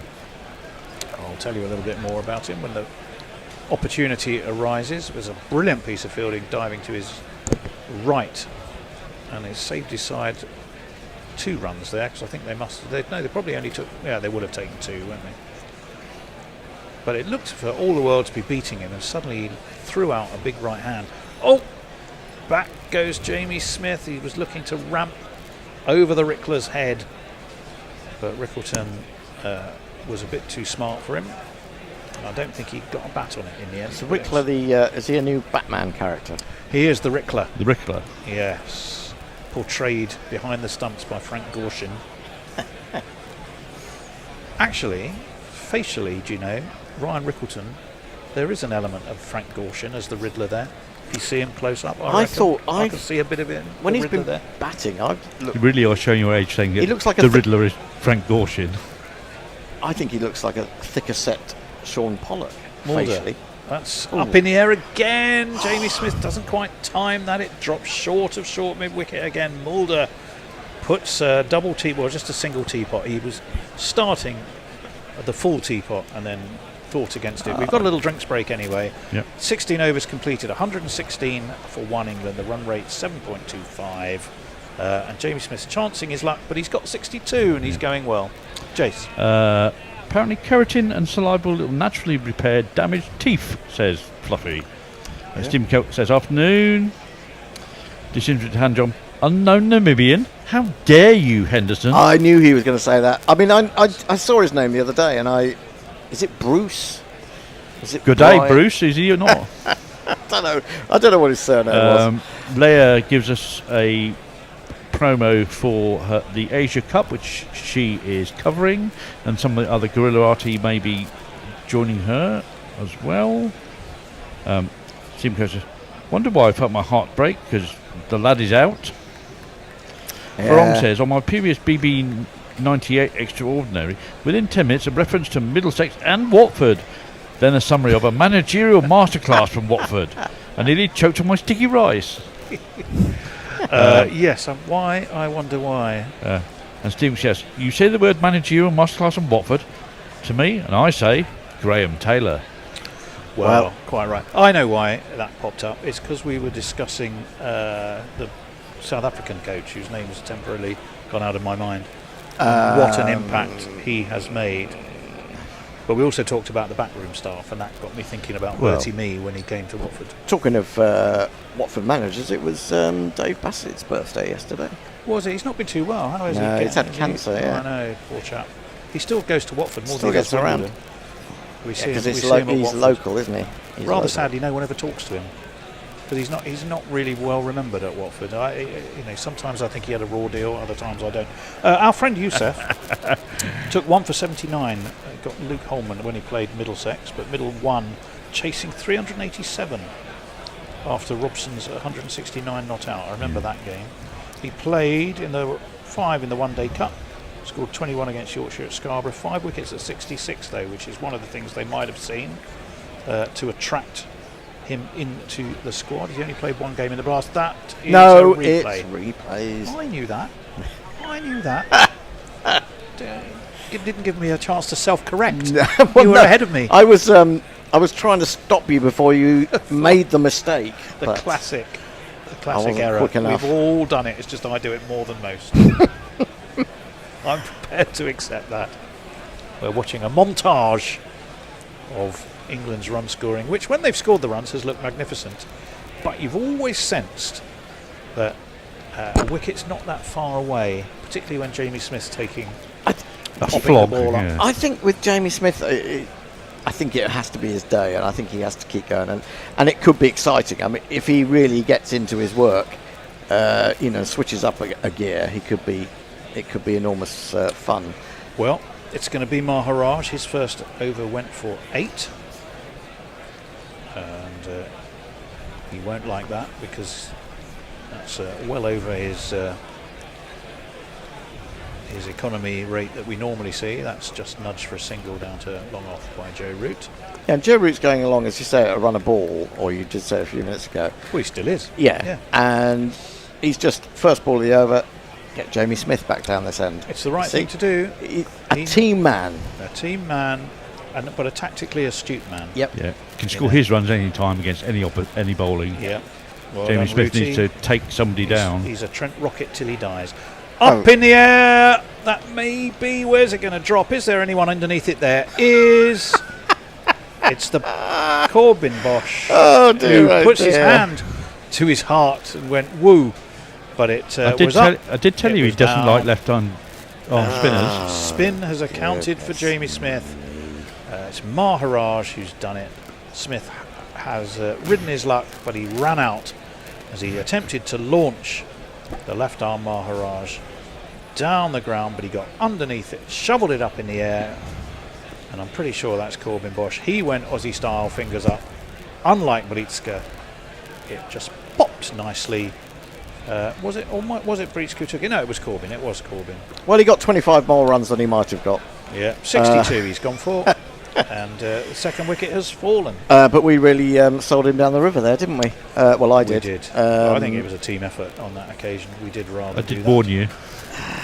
Well, yeah, but I mean, he could have been out several times, couldn't he? But you just felt because he hadn't been, it might be his day. But, you know, the really good players, they make the use of their luck, don't they? Yep. And he hasn't really done that there. You can look at it and say 62 off, 50 balls, 47 balls, I think it was, is a pretty good show, and it is. But, you know, a man of that ball-striking talent, if he goes on, he gets 150, doesn't he? Probably not the best idea to try and take down a number one ODI bowler in the world. It didn't really need it, did it? I mean, he'd been playing some quite nice shots through the leg side off him, and I don't think he necessarily need. I mean, what was he trying to do? He was trying to hit straight to pierce the fielders on the boundary, or he was trying to clear them, and that's. I think he was trying to clear strategy. the boundary. And he failed by a long way. Well, here's a man whose bowling is under all sorts of scrutiny. Batted though really quite well at Lords for 50, didn't he? It's Jacob Bethel. Jacob Bethel's born in Barbados, now he plays for the English team. They say that he is an all-rounder, but that remains to be seen. Driving to short cover. Lovely shot for no runs. No run, but it was a good-looking shot for no run. Foot nicely to the pitch of the ball. Does have a slip again. Does Maharaj to the left-handed Bethel. He is off and running now. That's a push to long on. I mean, it's a slightly different situation that he's coming in here, wasn't it? On Thursday, they pushed him up the order and said, go and take Markram for a few. Not Markram, sorry. Well, it was Markram and also Maharaj, and he did that really well. Well, here comes Maharaj. Root angles the bat, guides to Bavuma at short extra. I mean, one of the things we were talking about was 112 that Jacks and Bethel went for at Lords. We'll just hold on as this is bowled. Nicely steered past point by Joe Root. Umpire Menon is at point only because there's a right-hander and a left-hander. It's the end of that Maharaj over. It's 119 for 2. We'll go to Jason in a second.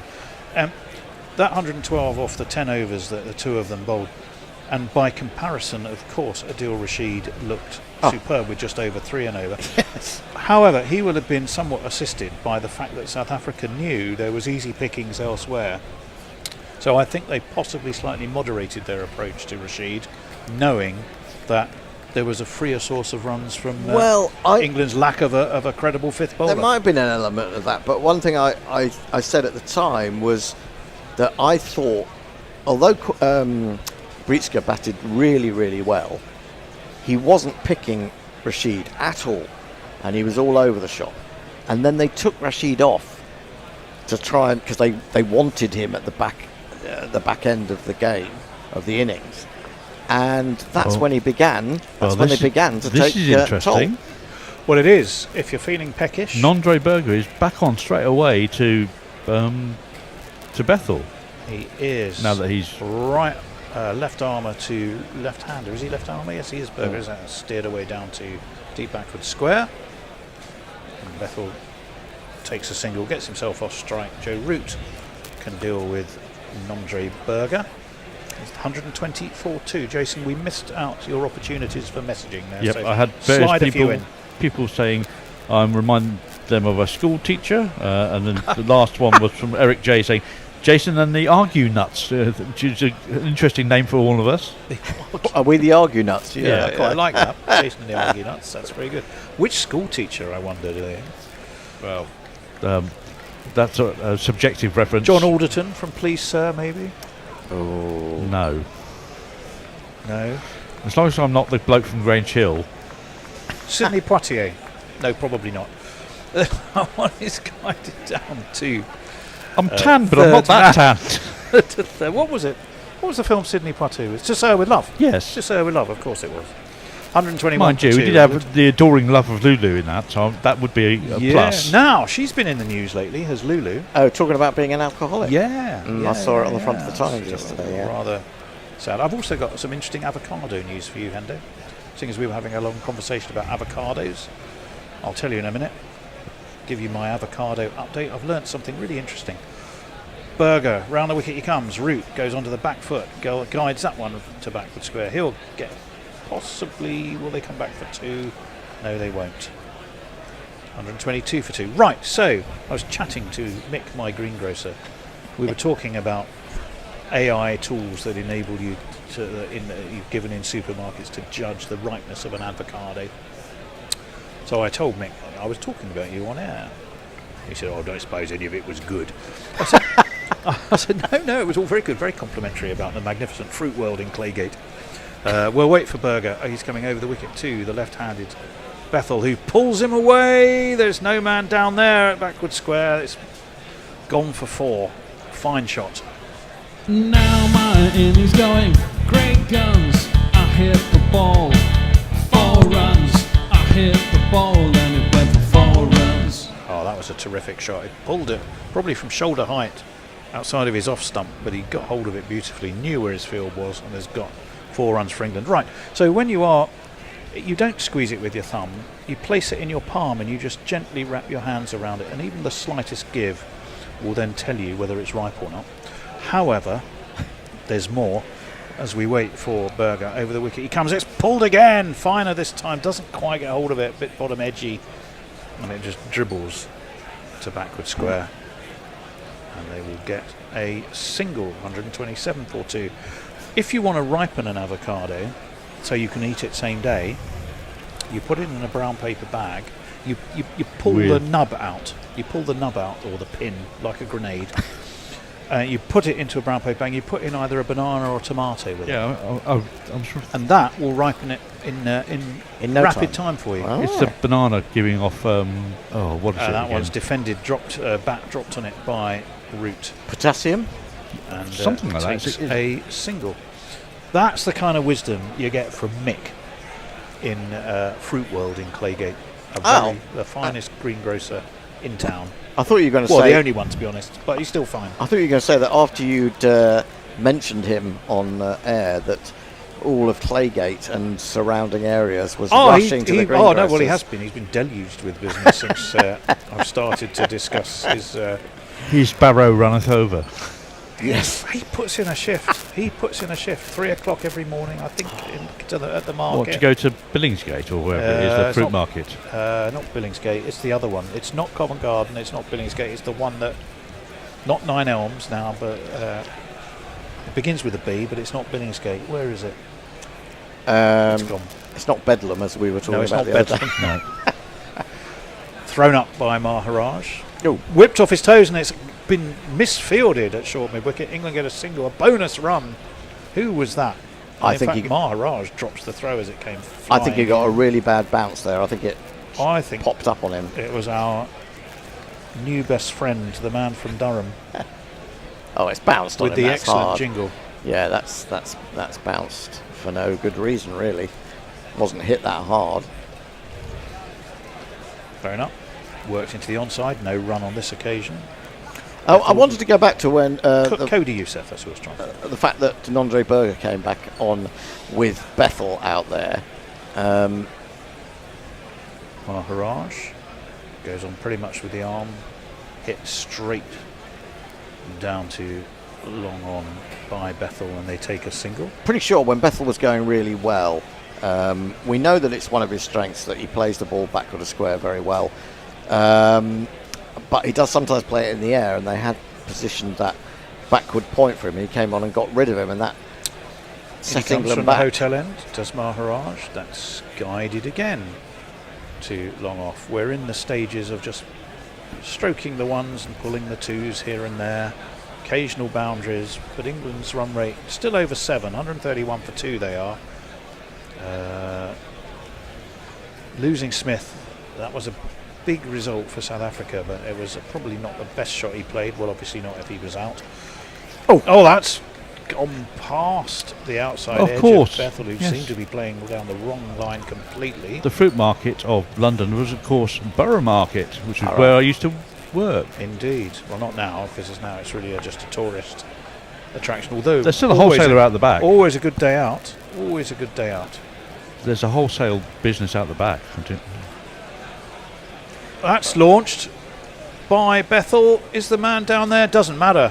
It was absolutely straight. It was probably about 20 feet over the stumps, and it was over the boundary rope directly behind them, and it's 6 runs. Great shot. 1, 2, 3, 4, 5, 6. Yeah, good move. It was like a checked drive, wasn't it? And notice how he really emphasised keeping it straight. Yep. So even though it would have cleared the boundary wherever it went, he took the catcher in the deep out of the equation. Whoever works for Hilton was probably slightly worried about the windows, but I don't think it would have. It's a hell of a hit to the windows. It would have. It is a big hit to the windows there. And there's a large concourse to go across first. There is. I've stayed in one of those hotel rooms. Is there a plaque? Driven there. Is there a plaque? We're back to teeth again. Into the offside. But also coming back, run on that occasion. Coming back to Nondre Berger, he's over the wicket and bowling quite quick to Bethel. But I think he's coming round the wicket to Root, and he's just trying to bowl a bit more into the pitch, cutting it a little bit more, taking pace off.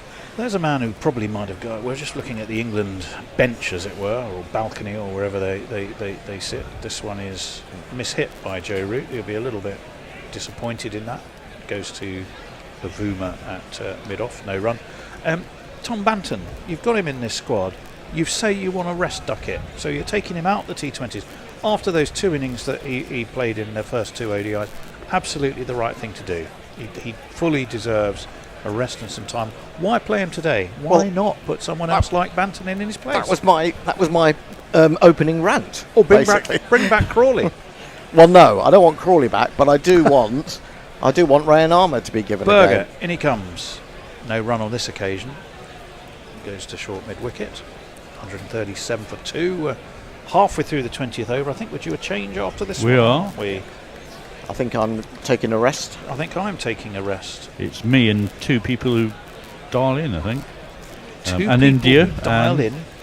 And Messi, I think. Oh, well, there you go. I mean, what more knowledgeable, august company could you possibly ask for? Well, it means that Jason, you'll have to move over to the jingle. Yes, chair. I will. You I will. know. Berger, in he comes, around the wicket. This is pulled by Joe Root. It's going to not beat the man there, but it takes a fantastic piece of, well, teamwork, really. Well, it was the stop, wasn't it? The stop was brilliant. It was a terrific stop. Diving to his left by, I'm not sure who that is. He's still on the go, wasn't he? I think it might be our old friend Breetzka, or is it... No, that's not Breetzka, but he dives superbly. I mean, what's good about that is he couldn't dive and get his body behind it. All he could do was get his hand down to it, and to get his hand, stop it and flick it back in one motion was fantastic. It's Vian Mulder. It's Mulder, brilliant. It is Vian Mulder. Brilliant feeling. And a fine job he did too, Berger. And he comes, drops this short. Root. Well, he slightly checked his shot there, I think. It was a slow, I don't know if it was deliberately a slower ball bouncer, but the bounce took the pace off the ball, and he had to rather slow himself down to make sure he didn't top edge it. The net result is no run. Well, the score predictor is saying 359. The score predictor clearly hasn't looked at any of the stats and knows far more than I do. Well, I mean, you've got to go on the evidence of your eyes, and it looks like a good batting wicket. Oh, yeah, I would agree with you. Berger in, Root defends.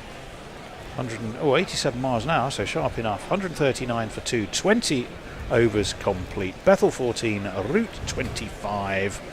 Messi should appear.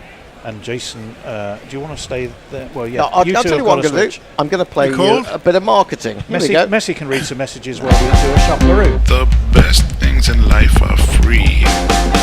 Just like Gorilla Commentary, we need money. That's what I want. .com/Gorilla Cricket. We need money. I don't like the BBC. I prefer Gorilla Commentary. I want money. $20 for the archive. That's what I want. Or just buy a t-shirt. And we are back. Welcome in India. Hello, welcome Jason. Messi. Maharaj is going to continue. First ball is short, and Bethel rocks back, cuts that into the ground.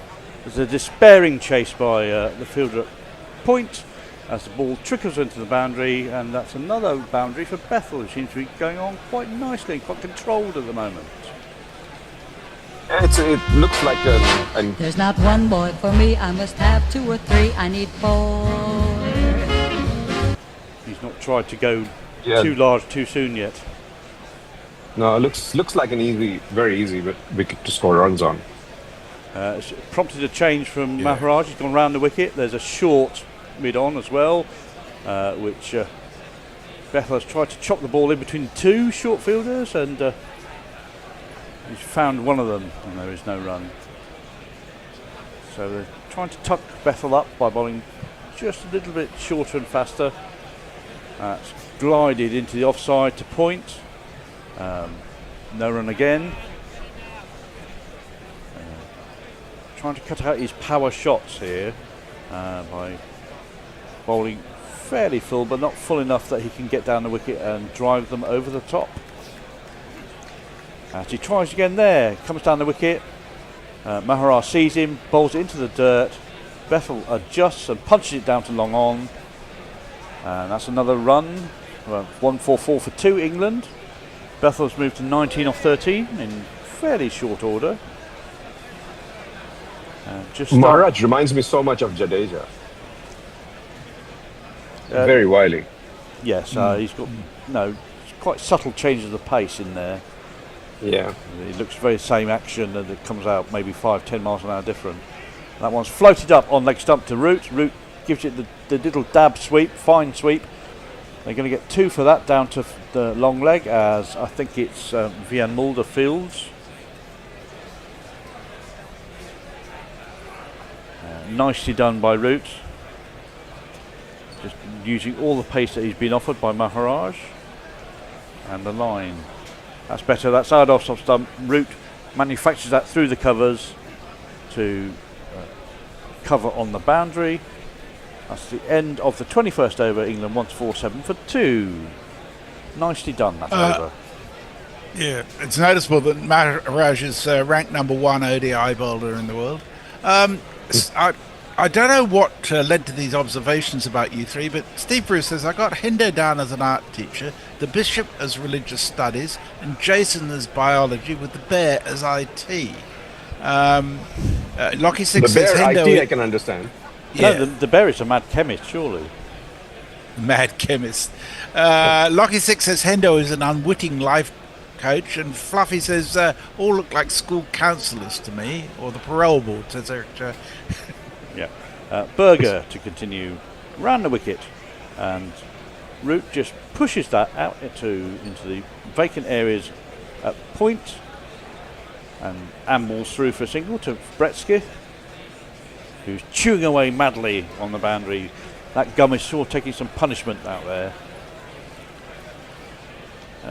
They're very much a sort of gum-chewing team, aren't they, the South Africans? They're always masticating.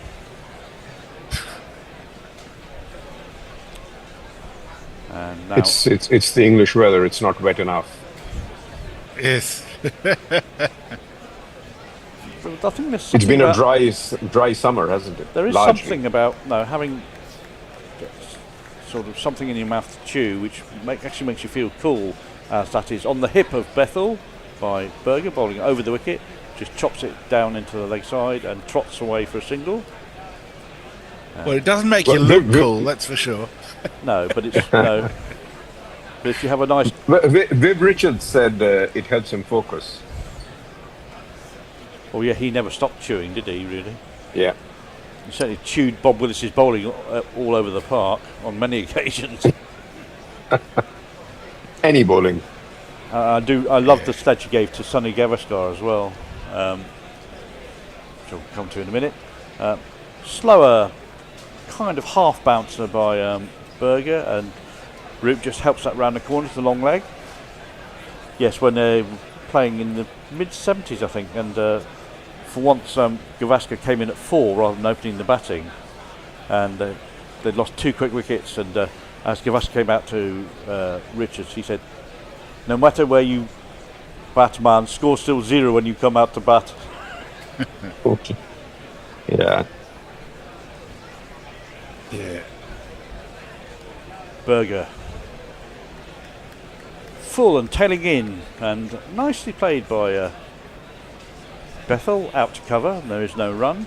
That's England's 150 off the last single. They've taken 21 and a half overs to get it.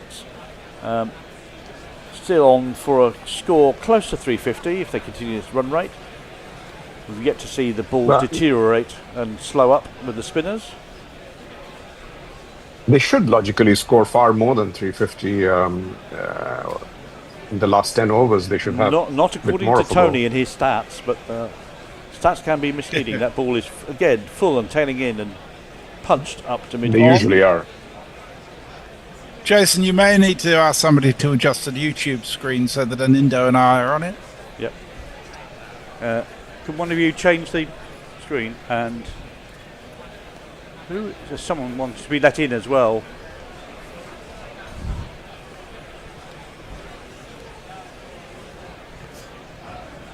Bethel moving around, sorting himself out, waiting for the last ball of this over from Berger. He's ready now. That's short, and that's pulled by Bethel. That's a lovely shot. He's got well in control of that. It's into the ground, through square leg, for one of these.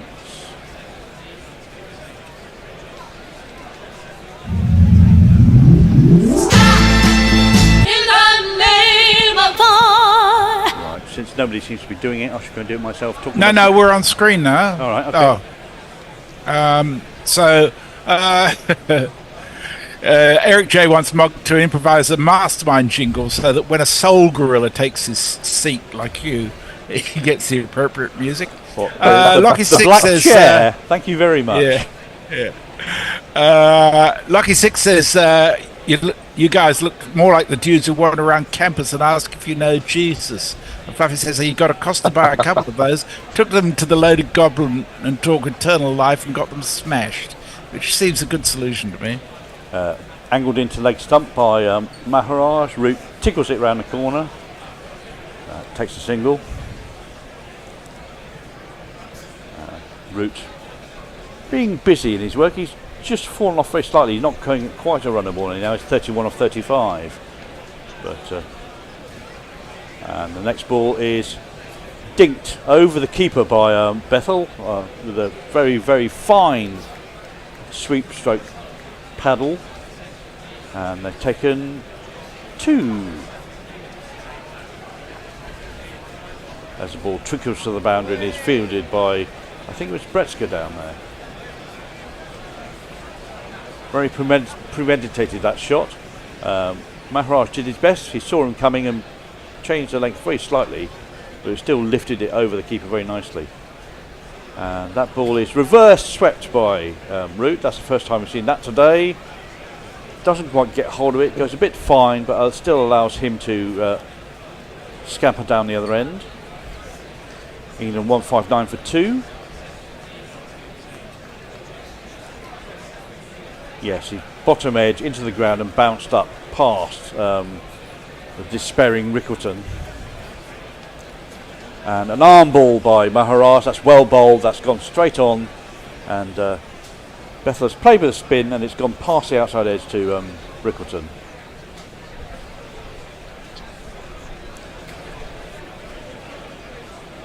Maharaj. And that's prompted a reverse sweep by Bethel. And he's got all of that. That's bounced once, twice into the boundary, down at third man, 4-4.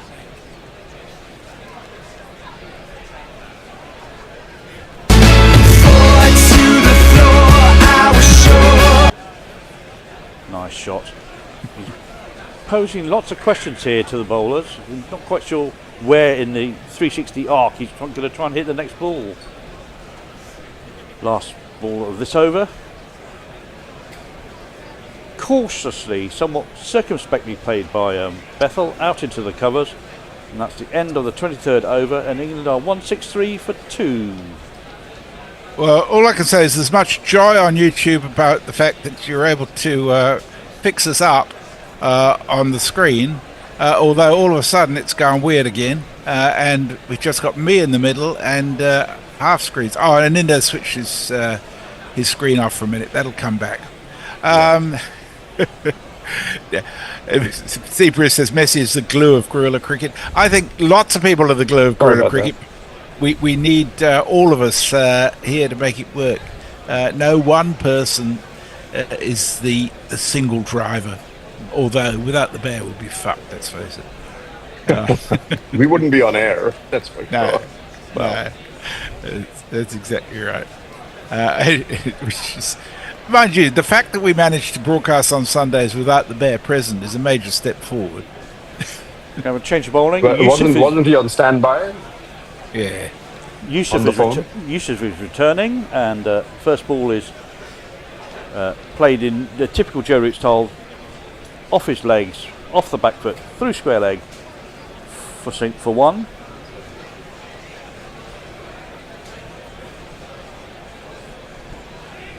Does his usual get out of the way and let somebody else have a bash with the first ball of the over. Field adjusts for the left-handed Bethel.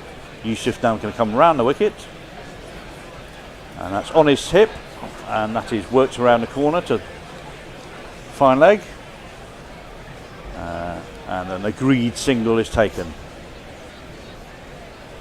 Is it my imagination, or does this game have a sort of dead rubber feel to it? I just feel like there's not a lot of energy from South Africa in here. From South Africa, absolutely. Not a lot of intensity. They're bowling like shit. Yeah. Other than Maharaj. Yusuf again. That's mistimed by Joe Root, who tries to drive and bangs it into the ground and goes straight up in the air, and Point rushes in to field it. Yes, it's all a bit low key. Yeah. Low key bowling. No, Maharaj probably apart. and somewhat low-key batting. They're taking what's offered, but they're not having to work particularly hard to get those runs.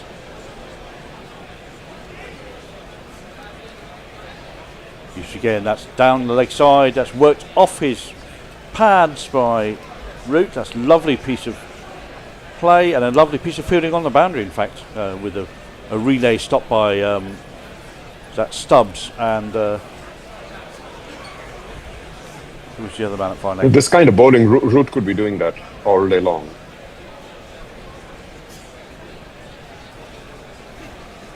It's been very pedestrian bowling. It has, hasn't it? Just no sense of penetration or aggression, really. Root takes a step down the wicket and punches the ball past the stumps mid on field and shies. Hits the stumps, but Root is well in and is already remaking the wicket before the umpires even gathered the bails.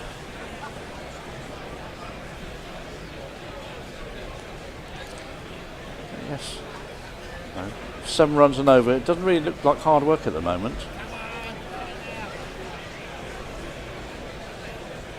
Which does make you kind of worry. Last ball of the over, and that's Bethel doing a Joe Root special there. Just laid the bat on the ball, let it glide it down to third man, takes the boundary to finish the over, and that's another success for England. 172 for 2. And if you kids can't listen, then you bound to see the way you get shot for crossing a boundary, crossing a boundary. Lovely piece of play there. I mean, no effort in that at all. Uses the whole pace of the ball, gets it fine enough. That's always going to be 4. Indeed. Locky 6 says they're on for 400 if Rooter bats through. I haven't thought of Root as Rooter. Well, I tell you one thing's for sure: Root will not leave Australia without having made a century. I can guarantee that. He's going to bat for all as slow as he wants. Well, that's prompted a change of the bowling. Corbin Bosch has returned. If England does score 350 in this match, it will be England's highest score against South Africa in England. And that ball is right? Whipped by Root round the corner for a single. That's surprising, isn't it? Well, the chase the other day was the highest until now. The stats of this ground are also somewhat surprising, from Tony saying that the average score here is only about 240, given the way in which they're playing today, which might suggest just how poorly South Africa have bowled in terms of their attack. They've just not been putting the ball in the right places. That's a better ball by Bosch. That's forced Bethel to play defensively and chop it down into the offside. And at the beginning of the innings, I think there were a couple of deliveries, one from Yusuf and one from Berger, maybe, which beat the openers. But after that, I mean, other than this one we just saw, there haven't been that many. Yeah. England made 373 for 3 here against Pakistan, but that was in a World Cup warm-up in 2019. Short and punched into the leg side, and a quick single is scampered by Bethel. The throw comes into his end, the non-striker's end, but he's in safely enough. In fact, in that game, Pakistan replied with 361 for 7, so there were over 730 runs scored in that one game. Maybe it's the same pitch they're using today. You never know. I mean, the international pitches are a very small set of the pitches in the whole square, generally. That's Root doing a Root glide down to third man. Some flourish, I have to say, that occasion. Instead of just letting the bat hang the bat up there, he pushed it away. And it also shows you how slowly the ball's coming here that Root has time to actually go and do that. Well, he's advanced down the wicket on a couple of occasions to the pace bowlers. And still had time to slowly glide the ball. Yeah. Bosh. That's on the leg stump. Root doesn't really get hold of that. They're cannoned into his pads. It's a bit faster, the ball. Dribbles away and they run a quick leg by. Nope.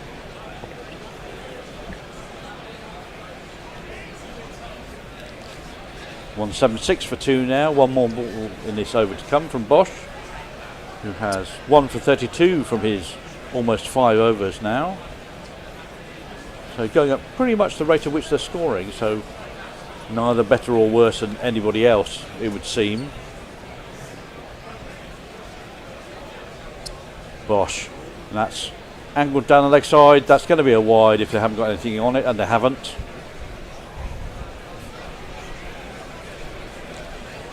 Misdirected by Bosch, trying to get that tight ball on leg stump, but just pushed it a little bit too far. Well, he's not as consistent as the machines that carry his name. Not as consistent as he was bowling in the last match, where he was very consistent, I thought. Yeah. He's a bit off colour here. And that's short and wide and pushed away very neatly by Joe Root off the back foot with that sort of back foot drive. Turns and runs back, gets 2. It's the end of the 25th over. England are halfway done and they're on 179 for 2. We're very quiet generally on YouTube. So it's just a good time to remind people that if you haven't already, please make sure you hit the like button, subscribe to our YouTube channel, and because it makes the algorithm love us. Yes, and consider becoming a Patreon if you're not already.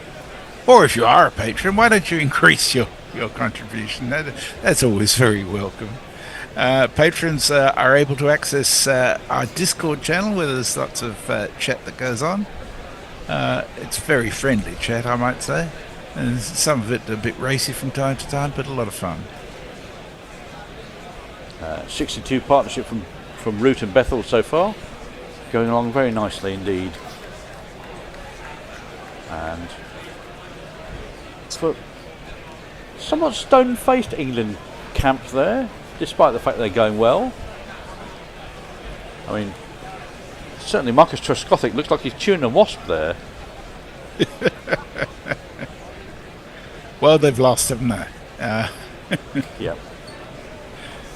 This is the contractual obligation game, basically, isn't it? Yeah. Once you've lost 2-0, you're still stuck with playing the third one, even though it can't change anything. We're just waiting for one of the batsmen to get a change of gloves. Anyway, Eustace in now, ran the wicket, and that has an immediate effect with a short ball that is punched away powerfully by Bethel to deep square leg. Good piece of fielding to stop the boundary, but they still complete 2 runs. That's a tumbling fielding on the boundary edge.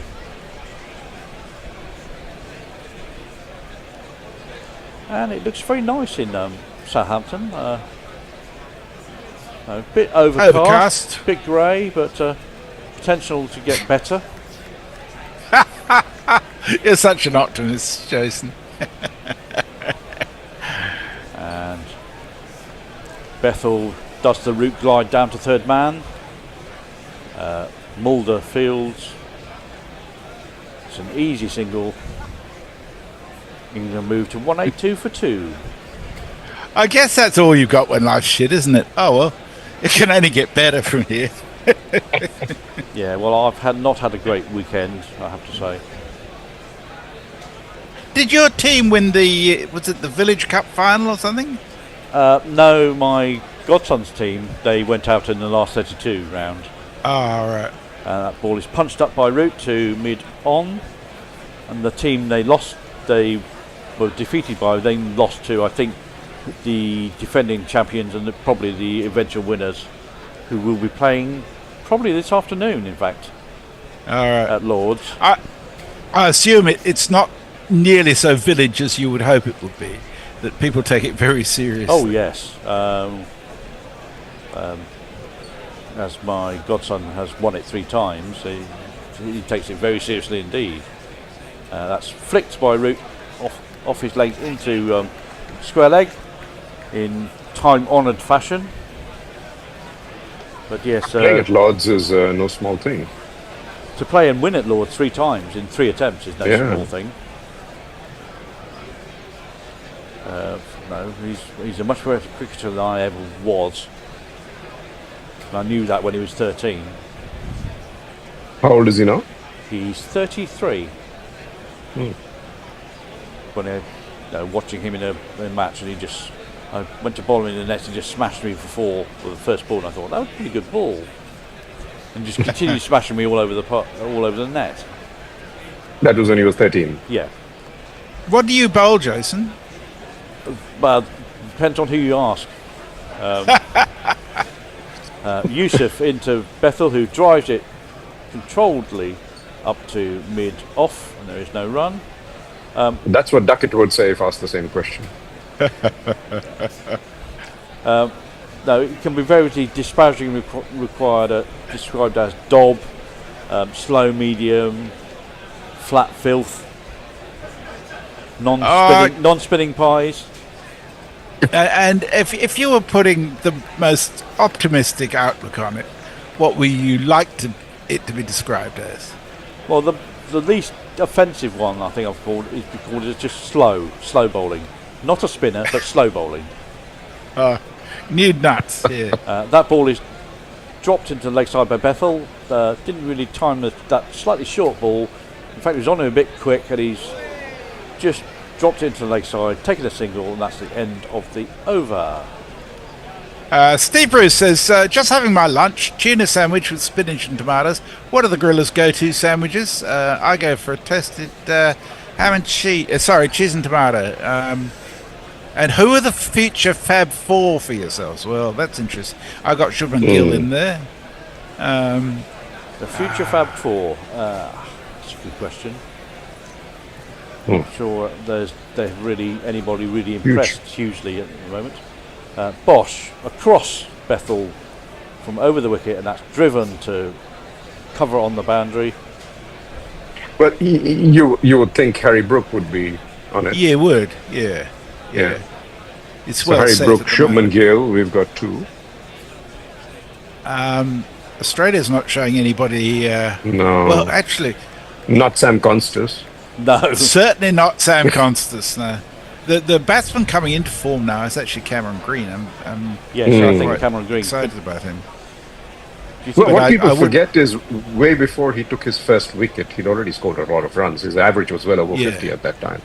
That's exactly right. Yeah. And he defended by Root into the leg side, straight to mid wicket for no run.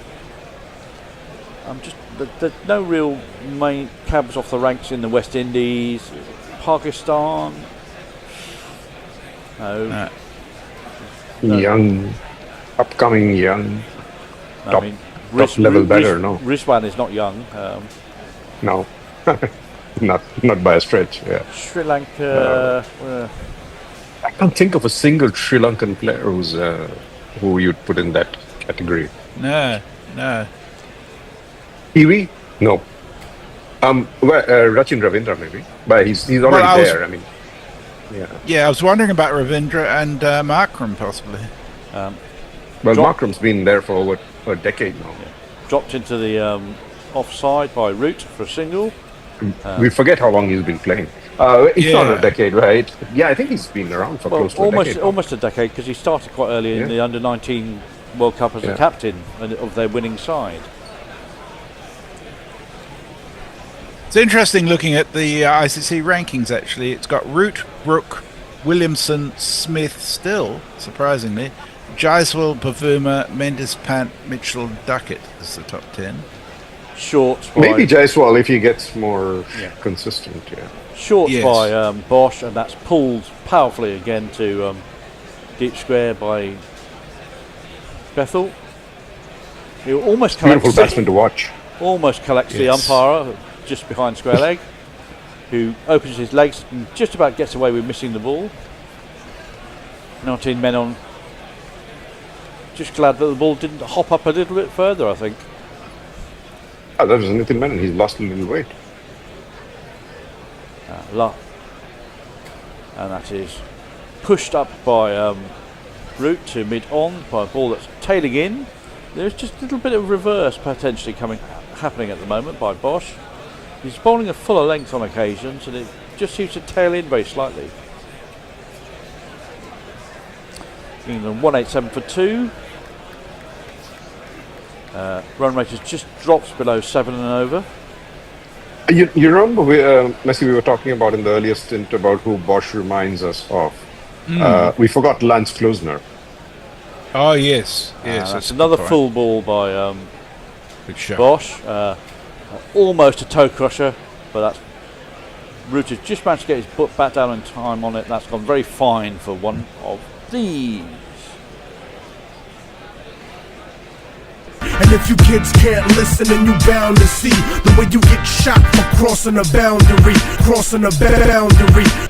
That's very, very harsh on Bosch. He's got it almost perfect, but it's maybe 6 inches too far and probably 3 inches too much to the leg.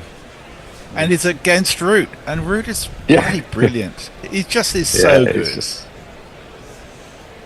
Raj at Patel the says, top of his game, yeah.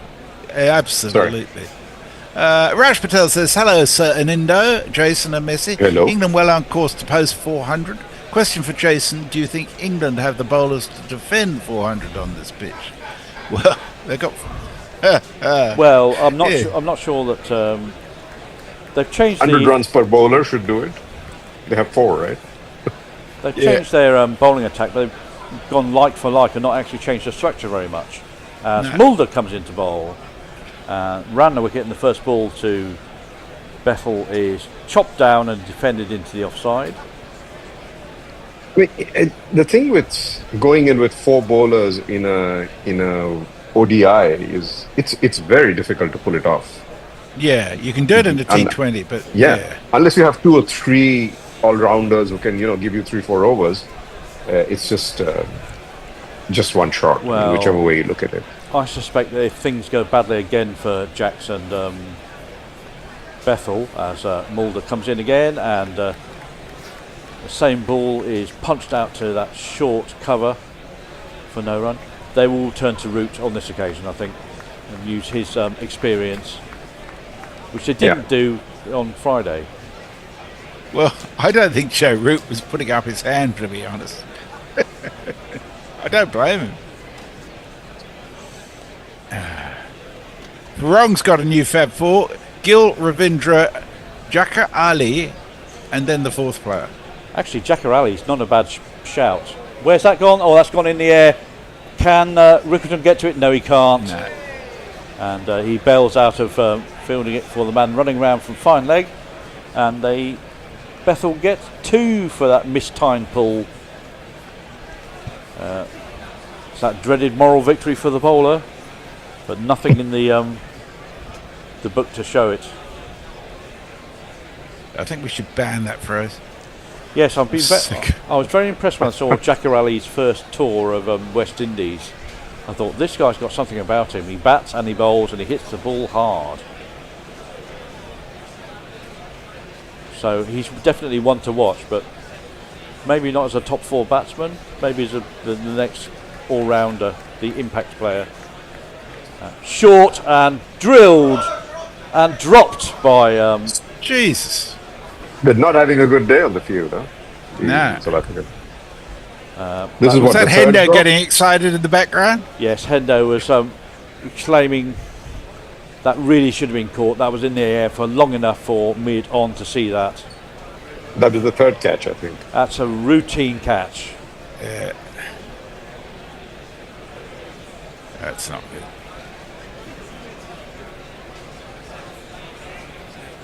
But the South Africans certainly are treating this as a dead rubber. The intensity is just way below. Who was that? Absolutely. Was that Nandre Berger, an India? I think it might have been. I don't know. I mean, I don't know their faces well enough to identify them under the hat. Anyway, he's suitably embarrassed and banished to the boundary now. Another good ball by Vian Mulder. Gets a little bit of movement. And Bethel plays a half shot to mid-on. It was Berger. Yeah, it was Berger. Just realised that. They were just showing the dropped catches. None of them were catches you would have difficulty taking in normal circumstances. Mulder around the wicket again, shorter and pulled into the leg side, and a single. England 194 for 2 now after 28 overs, and Bethel gets a life. Will Reynolds has the Jaswell as a candidate for the Fab Four.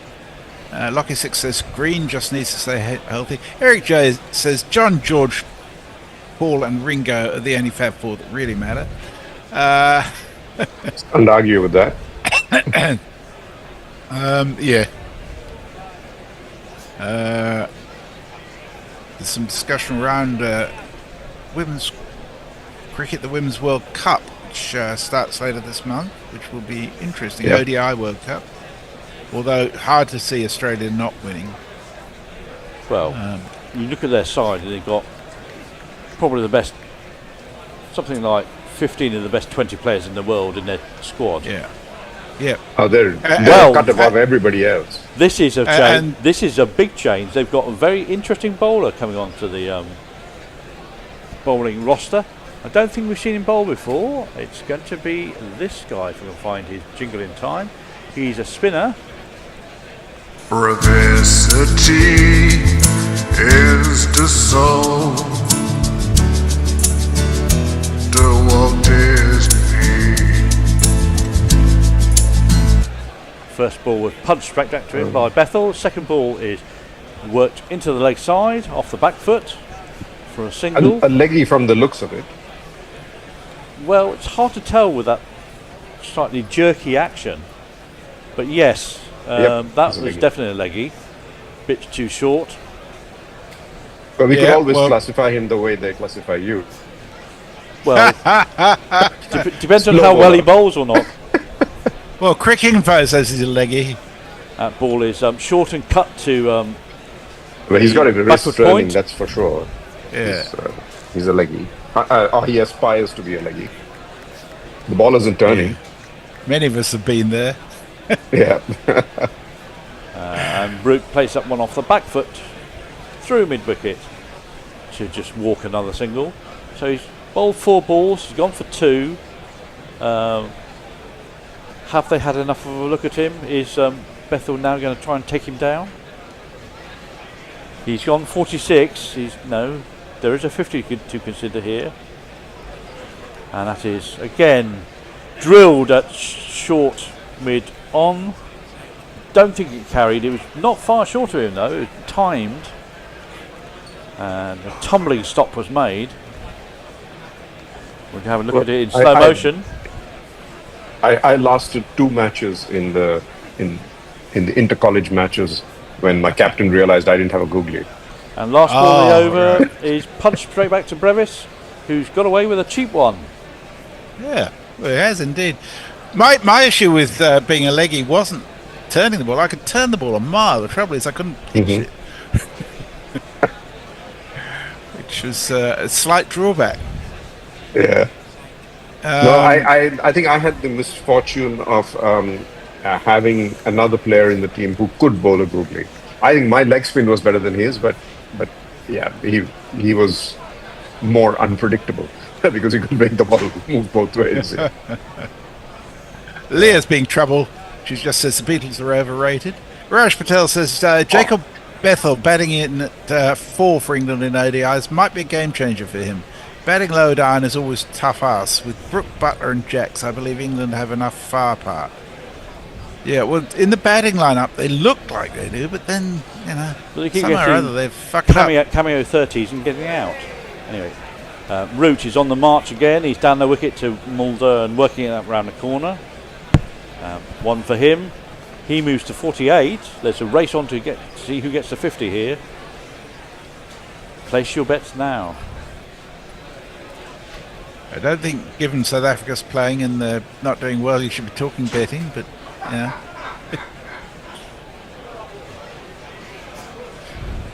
And just we watch a kid playing in the bowling net just outside the ground, and he's just demolished the stumps at the bowler's end. They're asking the kids to bowl like Bob Willis for prostate cancer. So. Short ball by Mulder, that's just ignored by Bethel as that sails past his left shoulder. And I don't think any of the kids have ever seen Bob Willis bowling. So. Not a bad action, but not a great follow through. Yeah. Right, he fell over the stumps. Would have been warned for encroaching in the danger area, for starters, by making himself a human rolling pin. But it's the first time, I have to admit, I've seen a right arm bowler fall over the stumps.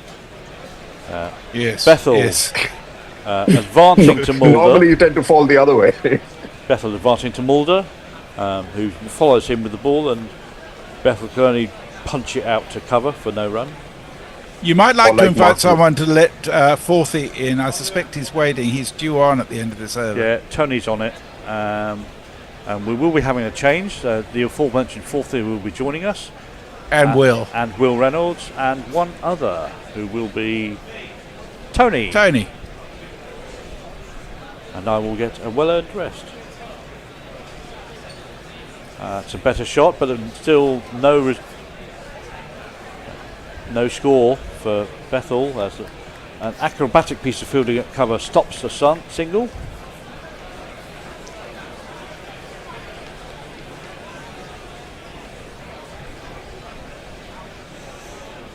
And yes, I thought this might be the case. Looking at the stats for short ball pitch deliveries today, it's been significantly shorter by the South African seamers than in the two previous ODIs. Omrino Over says, I'd like to know the batting, bowling and averages of the original Fab Four, i.e. the Beatles, and where, how and what they would play if cricketers. Full pitched, in fact over full pitched by Mulder, and that's tickled very neatly to deep square leg in mid wicket, and 2 runs from Bethel. That should be his 50, or is he on 49? No, it was on 46 before that ball.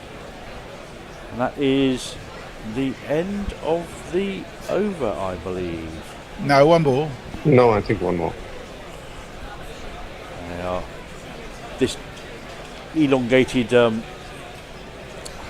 analysis has confused me.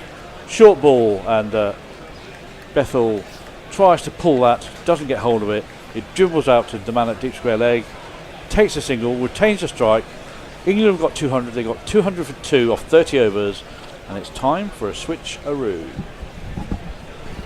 See you later. See you another time, another match. Okay.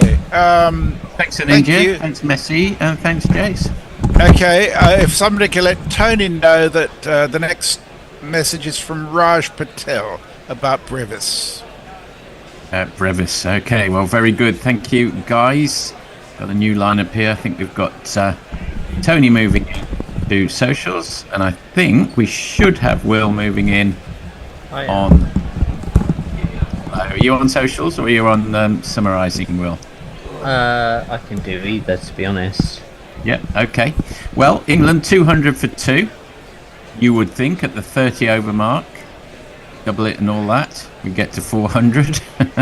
We'll find out. Brevis, they're continuing this experiment, and this time Bethel is taking a liking to Brevis. They're not going to let him get away with 2 runs and over. Let's have a look and see what's happened there. Don't tell me he's holed out, is he? I think he has holed out, you know. Does he? No, he hasn't. No, we're all good. That's his 50. Jacob Bethel's 5th ODI 50 in 15 matches, 2nd in this series. So well done him. Sorry, my feed didn't quite keep up. It's 50, and you know that can't be bad. Yeah, it's 50, and you know you should be glad. And Root will be the next candidate for a 50. He's on 49 because he just played that one out for a single. And Bethel's back on strike. And they're going toe-to-toe, these two. Bethel on 50 and Root on 49. Brevis, who would have thought? And that's a lovely straight shot. There won't be anybody underneath that. It's going and going and going. Did it go all the way? Looked like it just did. Yes, it did. That's maximum time for Jacob Bethel. Oh.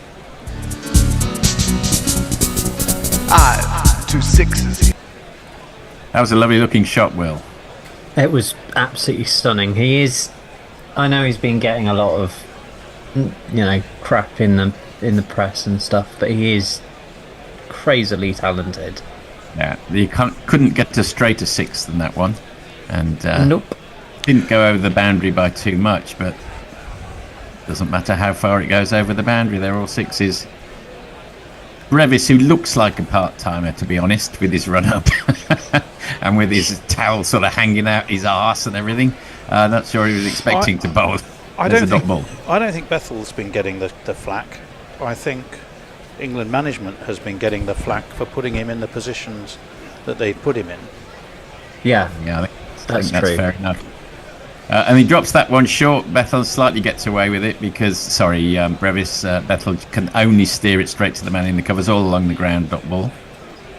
I mean, they're giving him the captaincy for the Island Tour is absolutely insane. I think. Insanity. In comes Brevis again. Will this be the last ball of his ODI career? It could be. And that's played down to long on.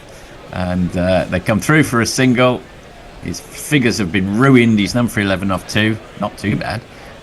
Root remains on 49 at the end of the 31st over. England 209 for 2. Tony, anything happening? Well, yes, indeed. Raj says, for those who don't know, Brevis has one IPL wicket to date, and that was Virat Kohli. Yeah, I think he's right. He's here, but he said Davina Perrin coming from minor county to a speedy ton weren't rehab. I'm not even sure what that means, Will. Lockie said women's cricket is like rehab, and then I was saying that Davina Brevin she actually plays for Staffordshire like most of the time, and then she got picked up in the 100 and got that ton in next to nothing. New over, Mulder around the wicket, and that gets up a bit, and Bethel just rocks down, knocks it down. Oh, they're thinking of buzzers. No, just the one run. Root will now be Root will now be on strike. He's on 49. To be quite honest with you, it was so exciting it would probably put you in rehab.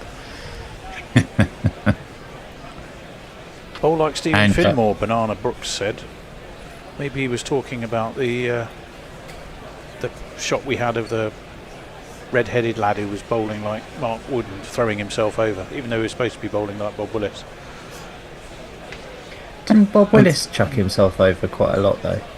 No, he had other idiosyncrasies, but not that necessarily. I think Root was looking for his 50. He'll be in he's on the nervous 49. God knows how many ODI 50s he's got now. I don't suppose he is particularly nervous. Just plays that one out to Root. Point, dot ball. It's got about 60, hasn't he? 50s. Yeah, I'm sure he has. Imagine if we ever scored an ODI 50. If I ever scored an ODI 50, I'd be able to remember every shot. Joe Root wouldn't be able to remember one from the other by the time he gets to be. In he comes again, Mulder, and that one just on middle and leg, and Root slightly misses out there. Plays it straight to mid-wicket. Slightly falling over there. Sorry, go on, Will. Oh no, I was just going to say you'd absolutely milk it for everything you could get out of it as well. Whereas he just sort of goes, "Oh, another one, cool." Oh well, fine. Yeah, exactly, yes. Brevis will be gardening and carries on. Brevis will be milking his wicket of Virat Kohli till the day he dies. Beats Alistair's one Test wicket, which was Ishant Sharma. To get Virat Kohli as your only Test wicket, it's good going. It was always an IPL wicket, was it? I thought it was maybe a Test wicket. And that's a wide. Doesn't do Root's 50 aspirations any good, but it's one to the score. England move on to 211. just sailed over Root's head. A little bit of a mid-wicket conference, a bit of completely pointless pitch gardening. I don't know. I wonder if that's ever done any good. Just that little bit of pointless gardening. Well, maybe it has. Who knows? Hard to prove. I think on a kind of a village wicket, it might do something. Yes, if you smashed it down. Root goes for the pull and pulls out, and it's another wide. So another run to the total. Root fidgety.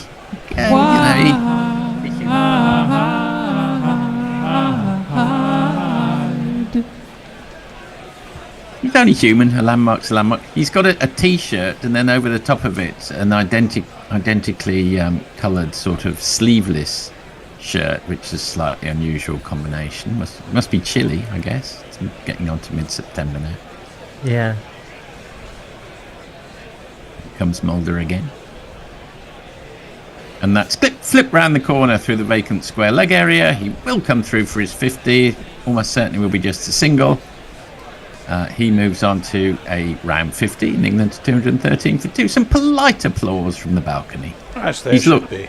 He's looked imperious, hasn't he? Don't stop just 'cause you got to 50. Don't stop, treat it as a start.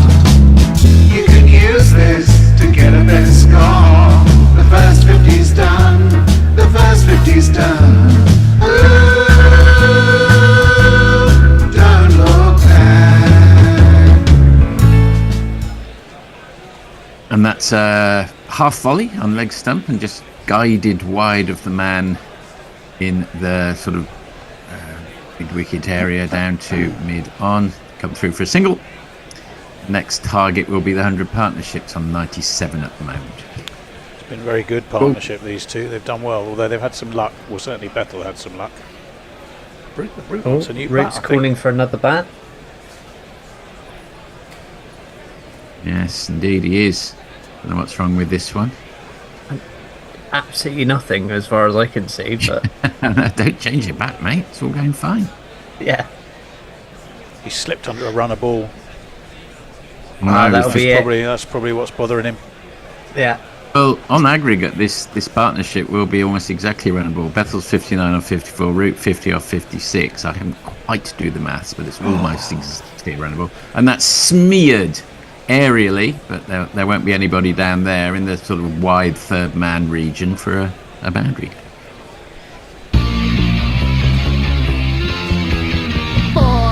Again, not much wrong with the bat there. Nope. Yeah, you wouldn't have thought so. And that is indeed the 100 partnership. 101 from 94 balls. Finally a job for Tom Banton. He gets to bring the spare bat out. I'm so annoyed about that. He should have got a game today, or we should have been able to play him last night. Got over the line, but I'm assuming we had a conversation about the mastermind theme, didn't we? Because of these black chairs. And I'm guessing Leah isn't aware of it. Because Eric J said, is the mastermind theme not known in the land of the pickled cabbage? To which I think Leah replies, it might be, but she doesn't know it personally, which is probably fair enough. Andy Cross, just found your channel, listening or watching from Thailand. Hopefully England can win one. Well, Andy, A, welcome, and B, yeah, they're doing all right at the moment, it must be said. You sense it's got a slight end-of-term feel for as far as South Africa are concerned, but let's wait until they bat. Yeah. Stephen Kelp needs a beer. Well, we're not stopping you, Stephen. You carry on. These middle overs, says Lockie 6, are a bit boring. Well, England aren't losing wickets. You've got some heavy-duty batting to come. And they're milking them, which is the traditional manner, I think, for those middle overs. Yep. Yes, it's time for the boring middle overs jingle. We do have one of those. The question is, where might it be? I'll see if I can find it. I certainly remember it. Talk amongst yourselves while I look. Okay, so while you're looking, my question to you, Will, is what would your mastermind specialism be? And I'm going to ask Tony as well, but we'll have Will to go first. You don't have to answer straight away. Have a little think about it. Somerset cricket in this century, perhaps? I don't know. Don't want to put words in your mouth. Actually, I would say probably Black Books, the sitcom, the Channel 4 sitcom by Dylan Moran. Cool. Oh, I've That's got a a range good- of choices I could probably go for. But Well, you I've won't- got quite a few, yeah. I mean, I What could would go you for. go for? Well, I might go for blues music, sort of. Oh, that's a very broad. Well, subject. no, I was going to narrow it down to mid-20s through to the early 70s. Wow. And that Okay, still quite Mid-20s, broad. That's huge. Yeah, Also, still broad. What You want strand something of really blues? finite. Watford like Football that's Club, what Black Book- 1968 onwards. Yep. I could get away with plenty there. Yeah. So that would be two things. There was a Okay. third thing that I thought I could probably handle. You only but have it's to gone have off of my two head. because if you win in the first round, you have to change your specialism in the second round, but you can revert to your original one when you get to the final. Oh, I didn't know that. Yes, Um, apparently. I would go with the Pogues as well. I could Okay. do the, like, I'm sort of weirdly obsessive about Are the you? Pogues. Yeah, I yeah, might see if I yeah. can ask you a Pogues question because I don't know that much about the Pogues, so I'm sure all my questions would be obvious to you. What does Pogue Mahone mean? Kiss my ass. In So that's although just a it's starter. That would be your first question, just to warm you up. Yeah, I that's can't- although it's an anglicisation of an originally Gaelic. I can't phrase. believe Magnus Magnusson would ever say that. No, I'm not sure it would actually get on air. No, not even. No, John it Hunt. definitely. I that's the thing. I think I'd probably be told I couldn't do it because it's too rude.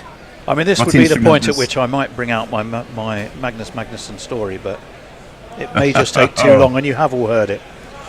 Oh my word, they're continuing with the Brevis experiment, which They does are. rather surprise me. And that's steered wide of the man at mid-wicket, just for a single by Bethel, who moves into the 60s. We probably won't have time for it during a spinner's over, but if you want to save it up for when it maybe one. Hendo's already groaning, going not again, but I will Not happily. the Magnus If you're story. asking, I will let you know. Yeah. And Root slightly groped at that one. He just played the shot a touch. It was in the air for a few moments, but dot ball. Brevis hurrying through, and that's The another dot experiment ball. wasn't Brevis. No, it wasn't Brevis, was it? It's longest. It's going on. Yeah. Well, medium sizes. Yeah. This is going on longer than we expected. Brevis beginning to warm to his task. And it strays onto leg, and they just bunt it down. Root just bunts it down to mid on for a single. This is going very well so far. Just For a 2 runs leggy, off. he's certainly he's accurate enough, but for a leggy, Yeah. he's Too not. bad. He's not Too exactly bad. giving it too much turn, is he? Although I don't think there's a huge amount of turn out there. No, it's exactly right. He's not like Steve Smith, who turns it a mile, but could land it anywhere. He's not that. He's accurate with a bit of turn. And there's another dot ball. This is going exceedingly well for Brevis. 1 ball of the over to go, and that's just wide round leg side, and he got swept for a boundary. But there's a man No, down there. Cut off. Yeah, just cut off. So Ooh, here's some. I've got some mastermind news. end of the over. Yeah, go Tony. Well, that's handy. Let me see. It's from Messrs. Speaking of mastermind, our own Al Hotch recently recorded an episode. Muhammad Ali was his specialist subject. Not sure when it's going to go out broadcasting. Oh, well, watch out for that. That's That's awesome. exciting news. Very exciting news. Keelan Van Burke says, who's player of the match? Well, it's possibly a bit early to tell.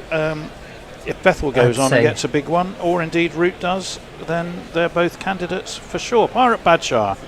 Ireland at the ICC Intercontinental Cup, I reckon, could do well with that as a specialist subject. What, Muhammad Ali? Maybe. Or By the way, the Pogues, probably. Maybe we're talking the about Pogues, the yes, Pogues. right. No. He was saying Ireland at the ICC Intercontinental Cup, wasn't he? Well, he was, What? but... Wasn't he just saying that would be his across- specialist subject? Oh, that would be... Sorry, Pirate Badshah. That would be your specialist subject. Yes, of course.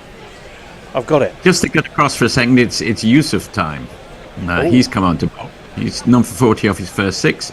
Well, we haven't been able to transfer his jingle over, but imagine, if you will, sort of rising, cascading, dramatic, swelling music with to a drum beat that simply goes, Did you know that 1 in 11 players in this South African team is called Cody Youssef? That's it.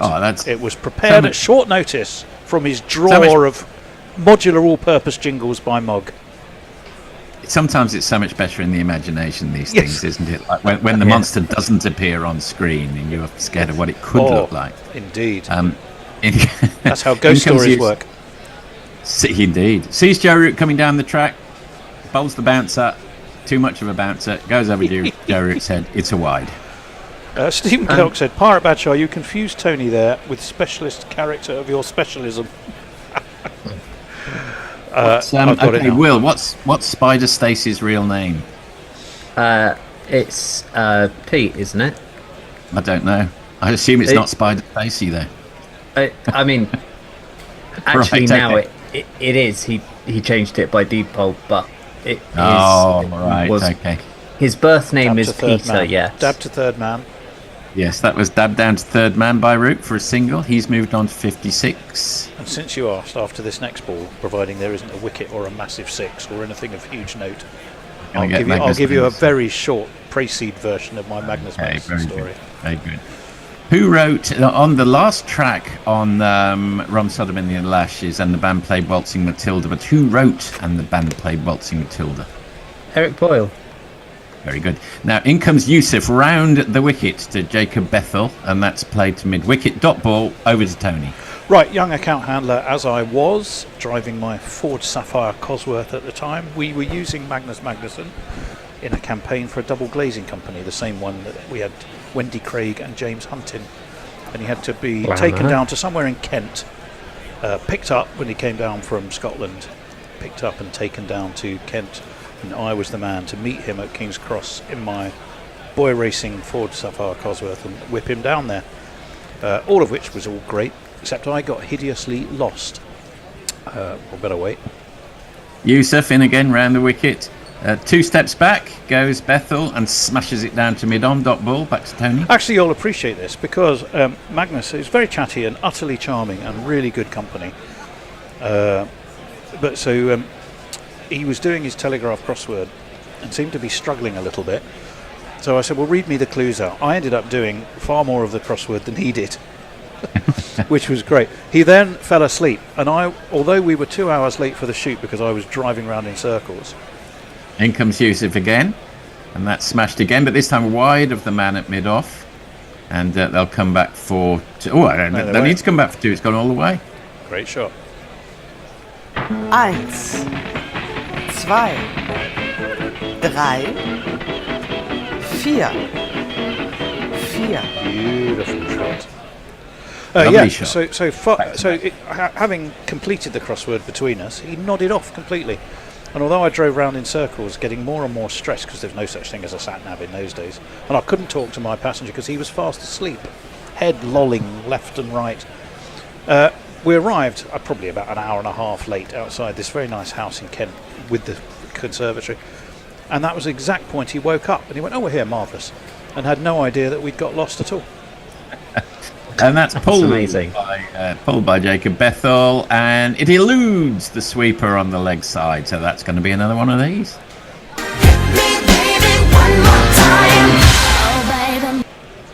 Bethel has smoothly moved into the 70s now. He's 70 off 62, and at the end of the 34th over, England are 200 and something for 2. It just disappeared for a second. 233 maybe. Hombre Nuevo. Pogue's question for Will. Here we go. Oh, well, hang on. I'm a bit early on this. Hold on. Pirate Badshah. Stephen Kelk. Lucky I didn't go with my other specialism of the Byzantine world of Irish Marxism. Lockie 6 says, my specialist subject is stalking Jay Grover. There we go. Well, Nice. ask Messi on that one. He's an expert. Not on stalking generally, but he has stalked and met Jay Grover. Hombre Nuevo. Pogue's question for Will. What's the name of the pub in Brixton where the Pogues used to hold their after party for their annual Christmas gig at the Brixton Academy? Well, Will, can you answer that one? I do actually. We'll take that as a pass. Keep thinking. All right, fine. The pub no longer exists. No, pass. You got me. Brevis is in again for the start of his 4th over. He floated that one up. Joe Root gets it away, but only as far as the man 10 yards in. Well, I'm not surprised because they're not exactly smashing him out the park, are they? Not at all. We're not in Jack's and Bethel territory. Quite the reverse. He's just gone for 5 and over thus far. He's number 15, coming into the second ball of his 4th over. Sees Joe Root backing away, follows him, and Joe Root can only clip it as far as the man at square leg, and they come through for another single.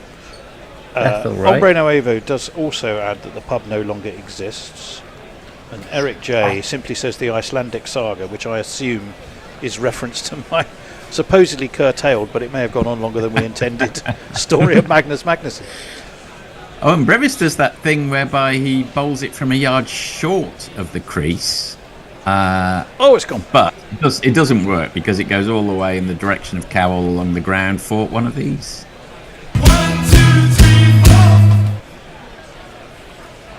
There was, I think, an Irish bowler who had a speciality a year or two ago of bowling it like a yard short of the crease, didn't he? 2 yards short even. I try to do that when I'm bowling in the nets so that when it comes to game day, you feel like you're bowling a bit faster. Yes, so that's the equivalent. And also, you never ever do no balls. Hitting a penalty from 14 yards away, and it seems easy when you hit it from 12 yards away. That's played on the offside for a single, and Root moves on to 62 off 64. He's moving along. You look up, and Joe Root is 62 off 64. Farong, specialist subject in Mastermind, would be the evolution of the rickshaw. Brilliant. And that's smashed by Bethel. That's going to be a big one. I'm pretty sure. Have some of those apples. All the way over. The number of the day really hops and kicks. The number of the day is 666. He's had enough of this part-timer.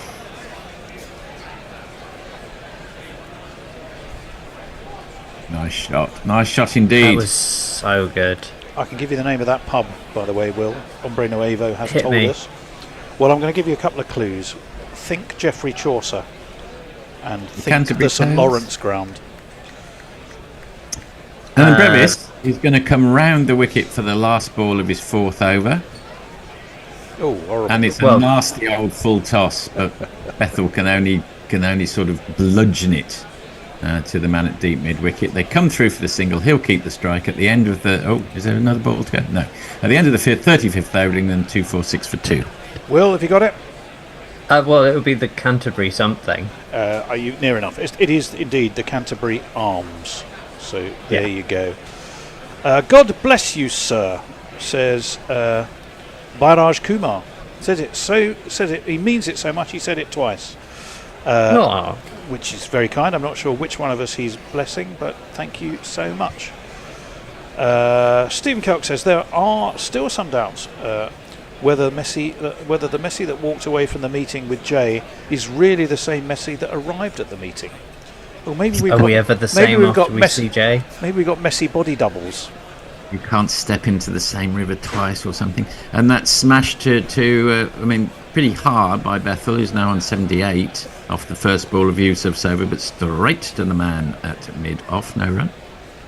Oh, do you want my favourite Joe Root bat thing? Your favourite Joe Root bat thing? Yeah, well, it's a bat fact. Yes, so you know he carries around between 26 and 32 bats to every game. That's very precise. What's the thinking behind that number, I wonder? We'll come back to that in a second. Oh, goodness me. So Yusuf strays onto leg stump. Bethel does not by any means get hold of it, and it just falls wide of the man 45 on the leg side, and they come through for a single. And he numbers them all, on the top of the handle. You know where, with kids' bats, they put the size number? Yeah. He numbers them. So do you think... Anyway... does that mean in his head he remembers the different characteristics of 32 different bats? A bit like selecting golf clubs out your golf bag. Apparently they're in sections. Right. Yusuf in again to Root. He clips it off to leg stump half volley, but it can only get down to deep this is fascinating square leg for a single. So they're in sections, so he groups them in some capacity, does he? Yeah, so I believe that the categories are test bats, T20 bats, ODI bats, and then net bats, I believe. But the fact that I'm sort of building to is, and I'll let this ball go. In comes Yusuf around the wicket. This has got Magnus Magnussen's story from the last over written all over it. This is just a full toss, which is smashed down to, didn't get a hold of all of it actually, down to the man at long on Joe for a Root doesn't single. fall asleep while he's batting, so far as we know. He may do if he's at the non-striker's end. Go, Will. Do you want to finish off? Yeah. So, Jimmy Anderson's 81. Yes. I know he's old. I didn't know he was that old. That's a good one. Very good.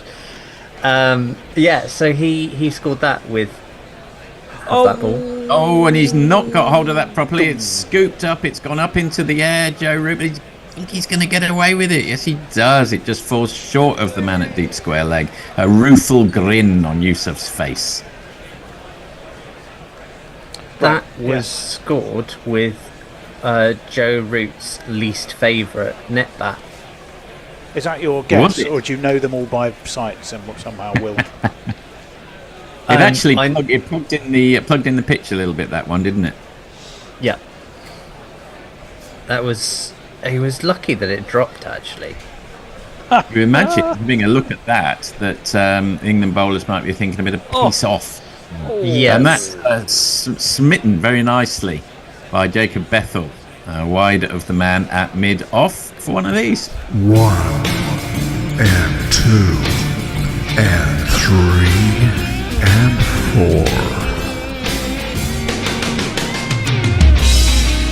4. Balraj Kumar says, Mike Gatting, sir.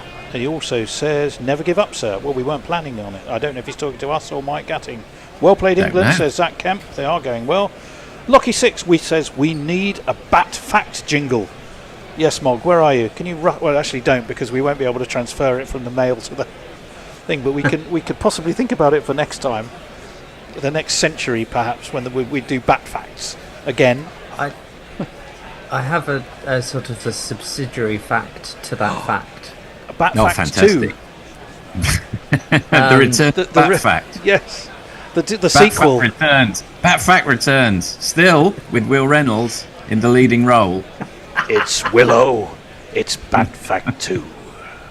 The return of Bat Fact. And that's clipped off his legs. It's personal. And that's clipped off his legs, I think, by Joe Root to the first ball of Bosch is over. Bosch. But what is it? back on. What is Bat Fact 2? What is it? So, Bat Fact 2 is, as Jimmy scored his 81, yes, not out, I believe, with Joe Root's bat, he then got fined by Grey Nicks because he wasn't using Grey Nicks' bat, because he was using Joe Root's bat, so he got fined most of his match fee and the bonus for getting a high score that he got. Comes Bosch again, and look, big appeal for LBW, but it would have pitched outside leg. Would have hit the stumps, but would have pitched outside leg. They're thinking about about going upstairs, but you can be pretty sure that pitched outside leg. Oh, he is going upstairs. Okay, Ooh. so Bavouma's decided on it. What did you think, guys? What do you think, Will? Do you think that pitched outside leg? To my naked eye, it did, but we'll see. It looked like it, but also I don't believe in that as a rule, so I don't care. I think it should. But the be thing out is, this anyway. partnership has been rattling along so well that if you're Temba Bavuma, you've got to be tempted. I think that pitched outside leg to me. That's definitely pitched outside leg. So outside leg. It pitched in line with what a fifth stump would have been outside leg. It's barely hitting the stumps when it hits the pad. Yes, I think we should all move on. Yep, pitch is outside leg. Thank you very much. No need to look at anything else, really. Well, my naked eye was rather better than Temba Bavuma, I'm happy to say. But there we go. With my naked eye. Temba Bavuma, on the other hand, was sort of standing square on. He probably wasn't in the best position to overrule anybody who's saying, I'm not sure. And if the bowler's not sure, you can be pretty sure it's not out. Okay, so dot ball follows. Joe Root slightly falling over there in the process of making the shot, but it's a dot ball. We're getting a few bat puns. Bat puns coming in now. Hombre Nuevo, I would love for Root to carry them himself. Imagine the size of his kit bag. He does. He has an Suspense is entire kit bag. Like, so you know, like a cricket kit bag. So he has an entire one of them. Surely he 30 has bats. Yeah. That's too heavy for one man to carry, isn't it? I mean, I know he's strong. Well, they're on wheels. A rather undignified smear, I regret to inform, by Joe Root. Goes off a thick inside edge to mid-wicket, and it's a dot ball. Surely he would have a valet, although the valet would undoubtedly be known as his Batman. Yeah. As in Whistling Jack Smith's I Was Kaiser Bill's Batman, which I know Forthy will remember very well. Well, I don't remember it when it was actually in the charts, you understand. Sadly, I do. Yeah. I was very young, mind you. There's the difference between us. In comes Bosch. Oh, and there's a little bit of shape on that, a little bit of curve on that one as it arrowed into Joe Root's bat. They do come through for a single. Remember that? Obviously, Will doesn't. This was a world before the Beatles arrived and clarified what modern music was, when anything could get in the charts. Whistling. Well, there's probably a whole audience out there who suddenly think they've accidentally switched to long wave radio, and all they can suddenly hear is whistling. Last ball of the over, Bosch comes in. Bethel opens himself up, but the ball goes not where he intended. It goes down to third man, but they'll hurry through for two. They make it. And at the end of the 37th over, England are 259 for 2 with Bethel on 86 and Root on 65. Well, Eric J says a Batmobile with a cavernous boot. Batvan, says Lockie 6 for the aforementioned bat transportation wheels. Will's a dead ringer for Adam West, says Eric J. Batman. Lockie 6 says Bat Fact Resurrection, the linseeding. Ferrong. That's very good. That's very good. Ferrong says sounds like Root needs a rickshaw for his bats. Well, there we go. Being the world's global authority on the history and manufacture of rickshaws, if you say so, we will believe you. I think Adam West remains my favourite Batman, even despite all the film franchises. Yeah, as is Burt Ward, although he sort of steered into slightly more adult-orientated material later in his career, didn't he? As he tried to resurrect himself. They have to be the archetypal pairing. A very fruity autobiography, the original Robin. And that's squirted out on the offside by Root. There'll be at least a single. They're coming back for two. They have to hurry, but they make it okay. The throw's just a little wayward.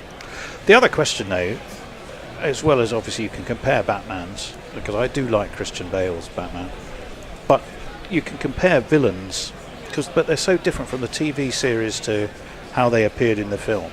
So if you take the Joker, for instance, I mean, Jack Nicholson was quite fantastic as the Joker. But Cesar Romero was perhaps the archetypal original. Oh, goodness me. There seemed to be a sort of thick outside edge Root threw back his head as if he was out, but in fact the ball just dribbled behind him. Not quite sure what happened there. Didn't it? I thought it came off his arm.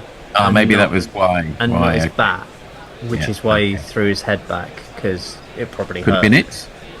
Yes, probably. Yeah, a run rate dips below 7. It's 6.99. In comes Berger. And he dabs down on that one. They hurry through for the single. It's not going to put it up, though, is it? Just the one. I wonder whether he'll call for another bat. 32. He's got 32 to choose from. Oh, he's not number 2. He's only got 31 to choose from now. I know he was using one. So effectively he's used 2 because he's got one in his hand. He's only got 30 to select from now.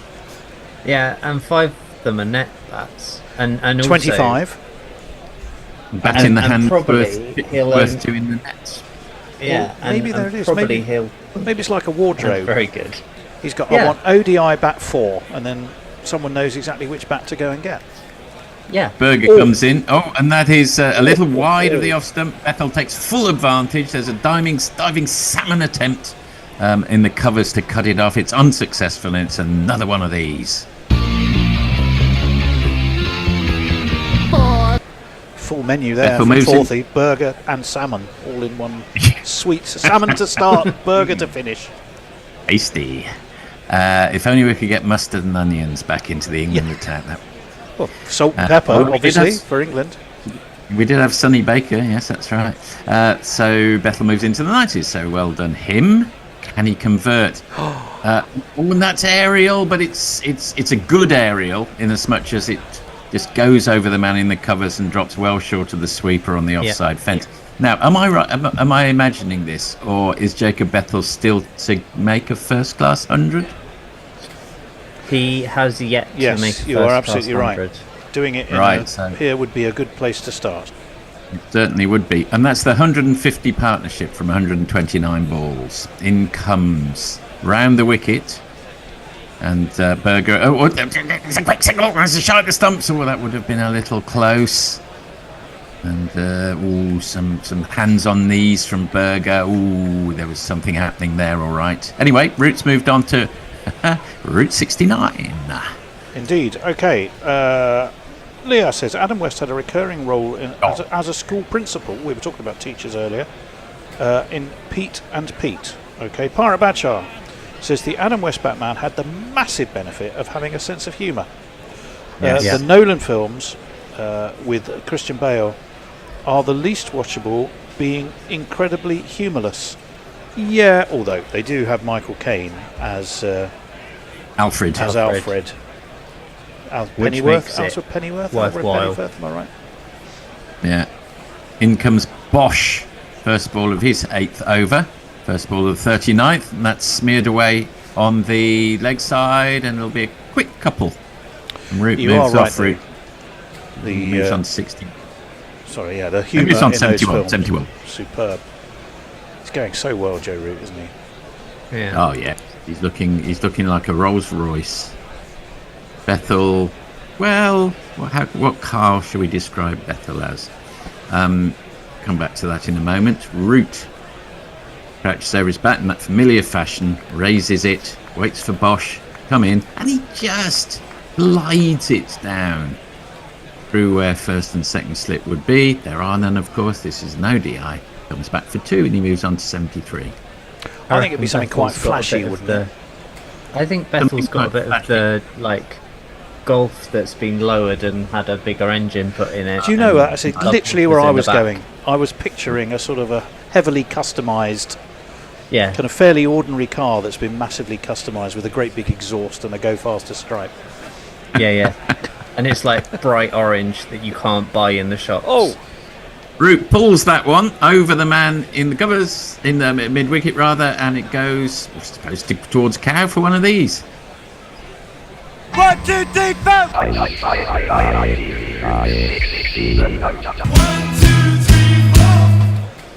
Well, I think Cow was a bit unfair because one thinks of that as a hoik, but that was a controlled shot over the man. He just caressed it over the man at on. He's on Route 77, and that one is gets a pretty thick inside edge all the way to deep square leg for a single. Who will? Do you think?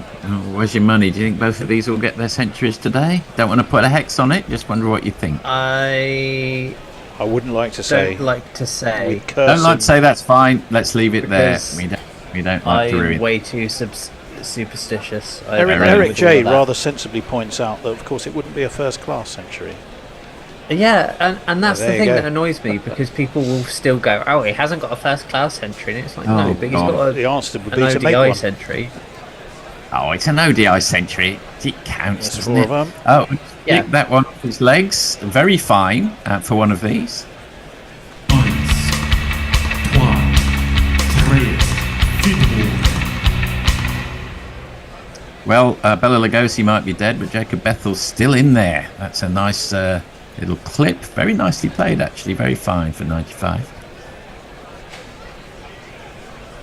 And what irritates me the most is it's always like men in their sort of 60s and 70s who have never played cricket at any level but actually complain about these things.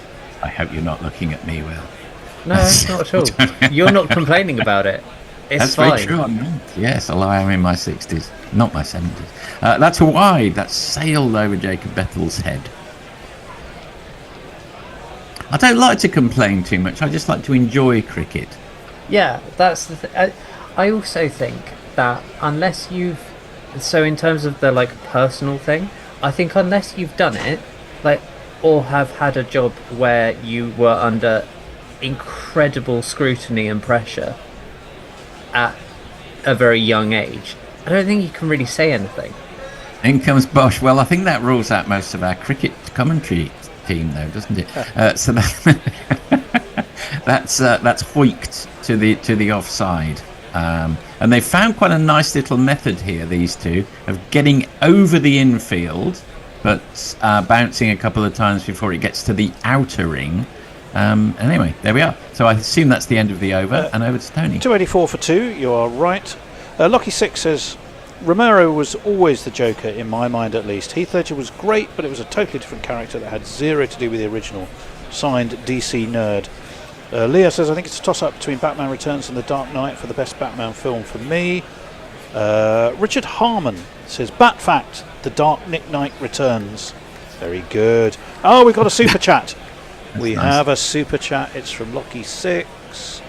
No, I don't want to go into Millstones, do I? I'll have to wait until after this ball. This is the last over of our triumvirates together, and that's clipped off his legs by Joe Root. He moves on to 79 off Berger's first ball. YouTube Prime Super Chat. Lockie 6 for $2 says, Jay Grover is listening, not watching. Trolls, no. Oh, that's quite interesting. Right, well, at this stage, England will look set fair for 400, I would say. They'll have to really throw it away from here not to get 400, of which they are quite capable, as they showed in the first ODI, of course. Bethel's on 97, he's one shot away. Could that be the shot? Yes, I think it is. And he throws open his arms, Andrew Flintoff style. He's so happy, and good on him, mate. That's a big 100 from Jacob Bethel. Certainly is. I'm so happy for it. 10, 20, 30, 40, 50, 60, 70, 80, 90, 100. Congratulations, sir. You are a centurion.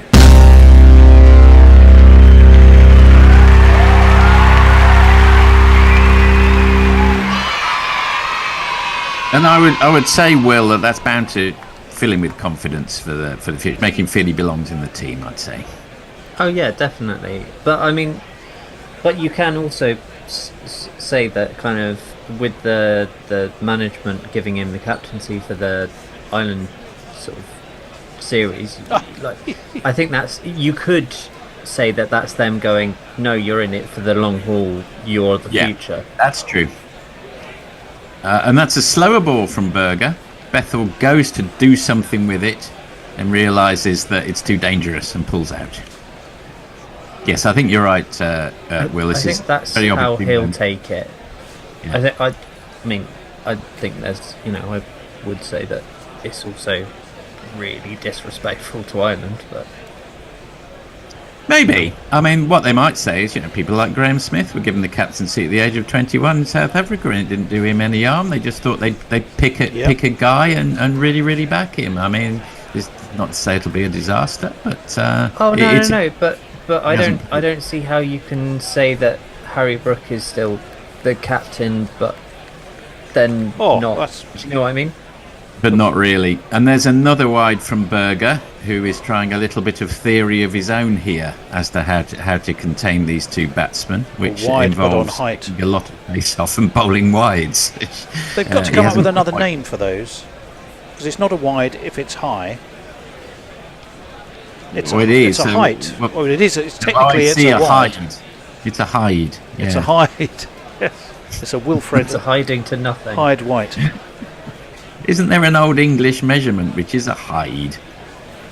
In comes Berger again. And that's smoked over long off. by Jacob Bethel for one of these.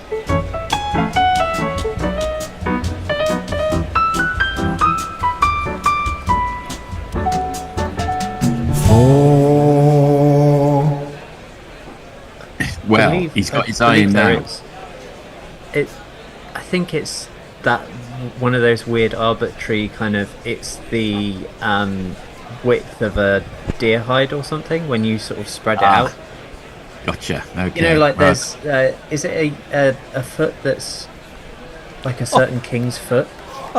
This one is he almost held out there, Jacob Bethel. He just needs to maybe get a little hold of himself. Anyway, it just bounced in front of the man. Well, it's a fall for a boundary where it a rope. The ball won't like it, but it has to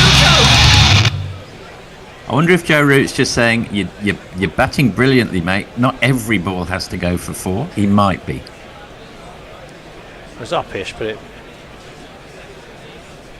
Yeah, it was about a yard short of the man at mid. It was a horrible pipe for him. The man who sounds a bit like Cat Stevens' real name decided he didn't want to lose his teeth with that, didn't he?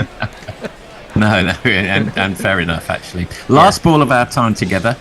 England are on 298 for 2. Bethel takes strike against Berger, who's gone for 62 off his 7.5. That doesn't go where he wanted it to. He bunts it out on the offside for a single. He'll keep the strike. He's on... Bethel's on 110, and then with England one short of the 300 at 299 for 2, there are still 10 overs to go. I will hand you over to our new commentary. You will. In the meantime, Messi, can I tell you that although I have done Lockie's super chat, you can go back to Farong's what do we call it? Rudimentary kart thing knowledge, rickshaw knowledge. Okay, thank you. Farong says, while rudimentary human powered carts existed in the 17th century France, the rickshaw, as it is known today, originated in Japan during the Meiji Restoration, which, frankly, I'd never heard of.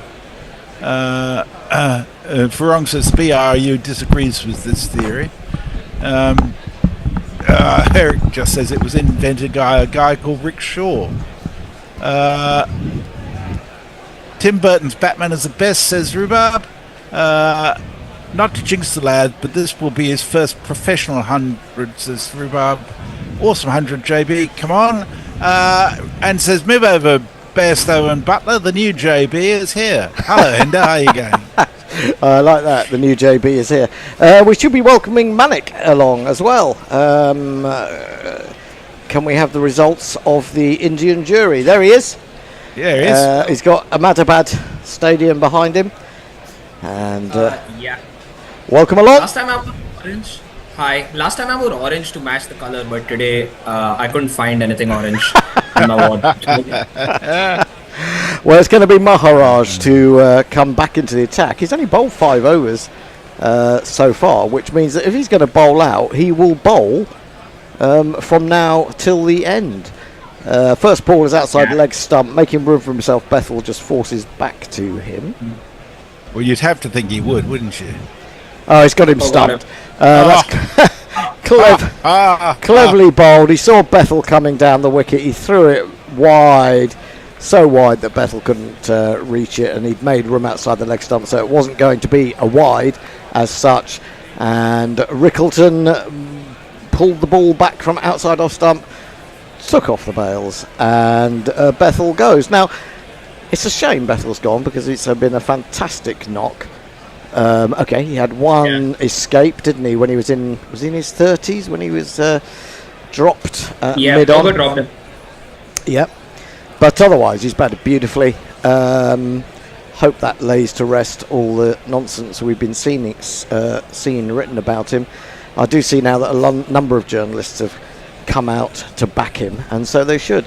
299 for 3. However, what I would say, I don't know what you think, Manik, I just feel as if Root's got a bit bogged down here, and he's done his job. And when you've got Brook and Butler and Jacks back in the hut with 10 overs to go, I mean, Brook and Butler especially, you want them to have a little bit of time to do their stuff. Yeah, I think that you are correct, but I feel like now that Jacob Bethel was actually accelerating in the overs before this, he was hitting. So Root was just trying to, rotate strike, give him the strike. But now that he's gone, there's going to be a new batter in Brook. I feel like Root would like to take the initiative because Root is that kind of batter who accelerates in the last 10 overs. He's going to look to hit now, obviously, because it's the last 10. But before that, he doesn't really play that quickly. I think you're right. I guess.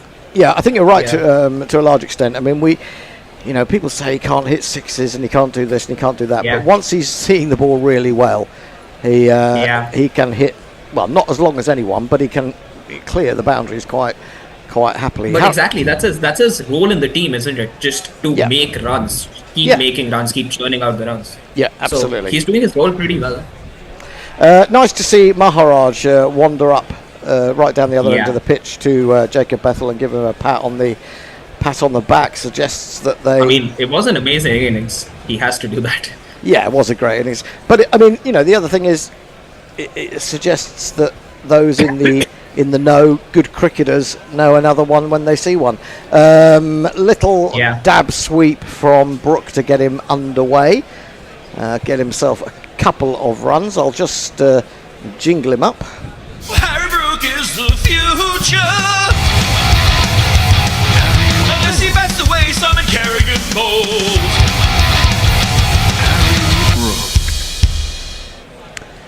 And you really want... I mean, theoretically, Brook and Butler can get you 100 in the last 10 overs, no problem. He's in again. Oh, he's got a top edge. He's got a top edge to a full toss, and it's going to fall safely. No orthodox square leg. He's going to go racing back with a second. I think he's been run out. Oh, Harry Brook, are you mad? What is wrong with what he's got between his ears? He ran himself out in the first ODI. He's been sitting in there. He's got a fantastic platform to go mad in the last 10 overs. He's top-edged one, unfortunately, that has fallen short.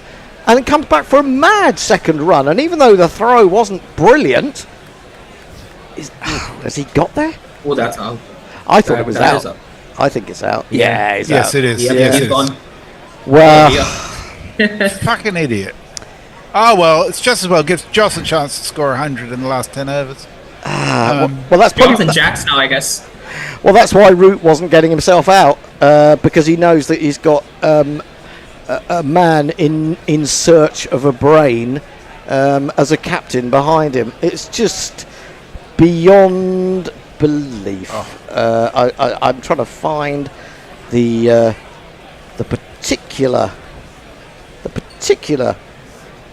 wicket jingle that I want. This'll do. You flipping muppet! I think that sums it up without being too vulgar. What an utter waste. Oh dear. I was going to say there's something very reminiscent to South Africa's performance to their last ODI against Australia, which was also a dead rubber because they won the first two ODIs well there, and they got absolutely tonked. They got creamed, didn't they? Absolutely creamed. Australia had 3 centuries, 430 odd they made, and got them out for 156. I'm wondering if this might go the same way.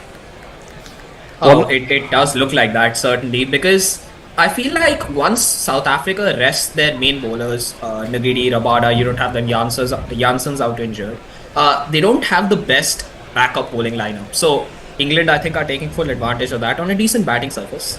Oh, it's been a very good batting surface, I mean, it's on at Lords, it was sticking in the pitch the whole time. Bosch bowled a fantastic length and line, very difficult to get away. And, it's the ball hasn't really deviated a great deal. Certainly not off the pitch.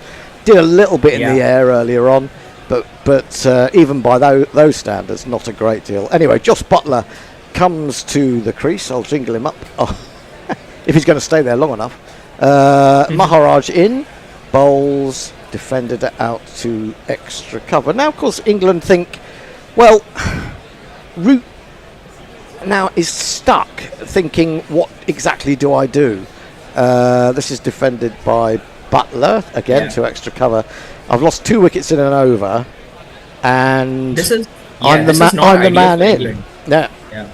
this isn't ideal for England because you would want two set batters at the end, and if one of them is Joe Root, he can play aggressively, but he could also act as the kind of strike rotator guy who gives strike to the other guy who hits. But now you've got a new batsman in Josh Butler, and so Root has to take the initiative upon himself to score runs, and that's not his strength.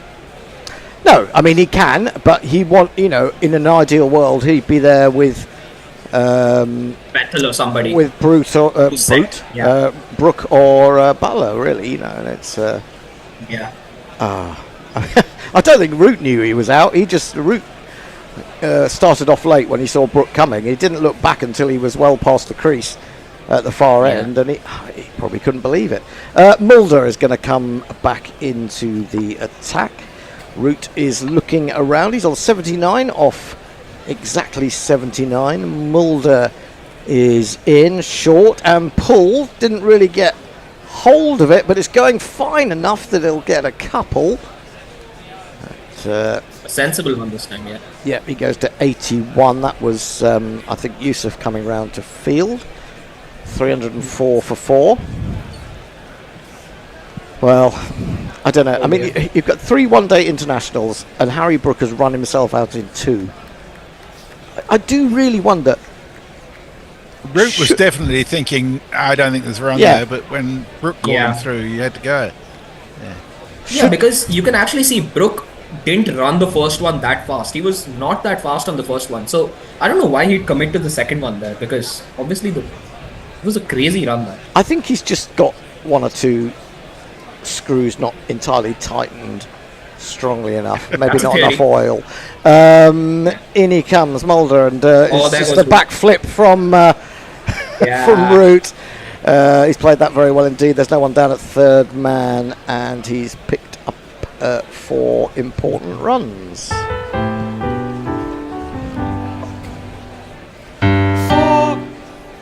Oh, he's good. Yeah, he's so good. Yeah, I think that's like a really important factor in Root scoring runs at the back end of the innings. He has these kind of scoop shots that he can use and unfurl when he needs to score runs, and he doesn't want to, just wash the ball down the ground. He's got this kind of ability to score runs at the end as well, which is so important. That's down the left side. That'll be a wide. I mean, in fact, if you look at the replay of that shot, it's he sort of spreads his legs as if he's sort of doing a sort of classroom exercise as a 12-year-old, and then he picks it up with the bat reversed almost over third man, or over the short third man, from outside leg stump. You really have to watch the ball onto bat to do that. Yeah, it's an incredible shot. Yeah, it really is. Yeah. Again, down the leg side, poor from Mulder. He's bowled a lot of wides today, Mulder. A couple down the leg side, but also when he's really tried to bowl the short one, it's tended to loop up, and you can see from his figures he's not really been on the mark today. But the persisting with him, I think, I don't really understand. I don't know about you, but I don't really understand this thing about the dead rubber. I mean, in these 3 series of little 3 ODIs. I mean, a game is a game. People want to be entertained. Mulder in, bowls down the leg side again, fetched by, or he certainly swivels and gets it down to long leg. Does Root? He moves to 85. Effectively, we've only had 3 balls of this over. 311. Oh, but I get it entirely, Hendo. I mean, you're getting yourself ready to beat the bastards, and once you've beaten the bastards, it doesn't really matter what happens after that. Really? You know what I mean? Well, if that was true, then Australia wouldn't keep beating England 5-0. Yeah, well, that's different. That's where the theory falls down. Enjoy winning everything so much. That's going to be another wide. This time it's a short one. I think a little bit unlucky with that one, but I'm aging a little bit watching Mulder bowl here. He's taking his time here. I mean, I don't know. It's quite high. Just not found his line or length today. Which makes you wonder. You can see Mulder's already bowled 7 overs, and Maharaj only bowled 5 in the middle overs, which is where you'd expect a spinner to bowl. So it just makes you wonder. I think it's because Bethel was rampaging against all Yes, the he was. spinners. They were worried about Bethel and what Yeah. he did to him the other night. Yeah. In again, Butler comes across and plays the little ramp shot. One bounce, 4 down to very fine leg indeed, gets him off the mark.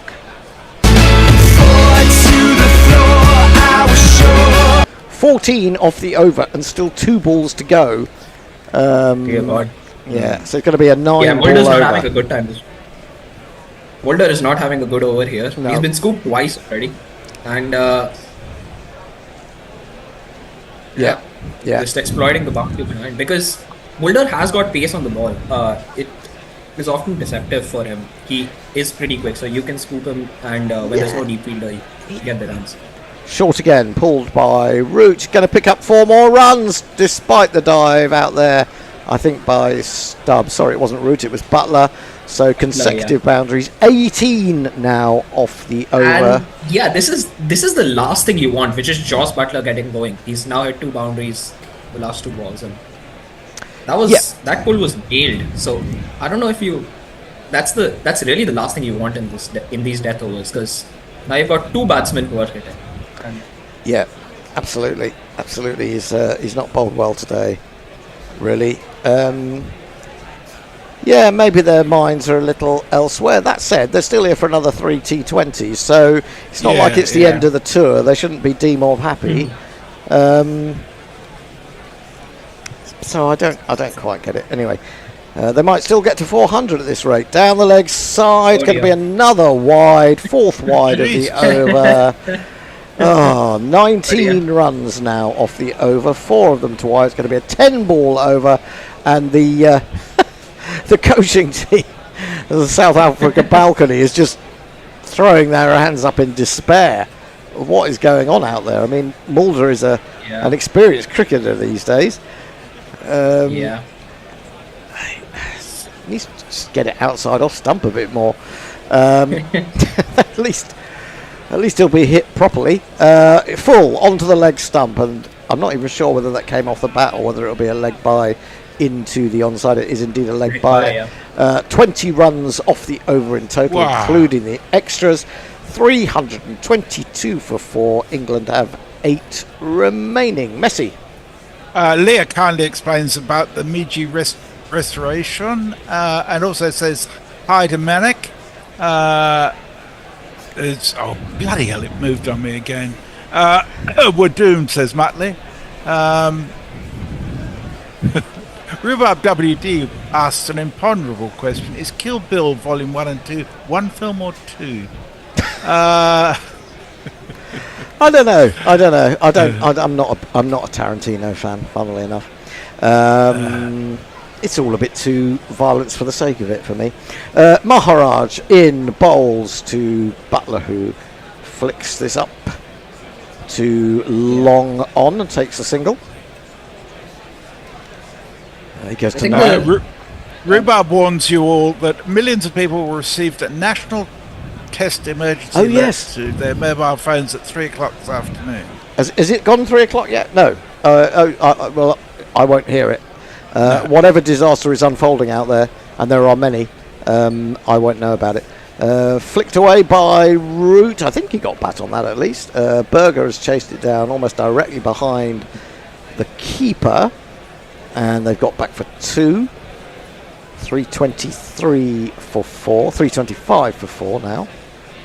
They're using the behind the wicket area quite well here, both of them. Yeah, very well.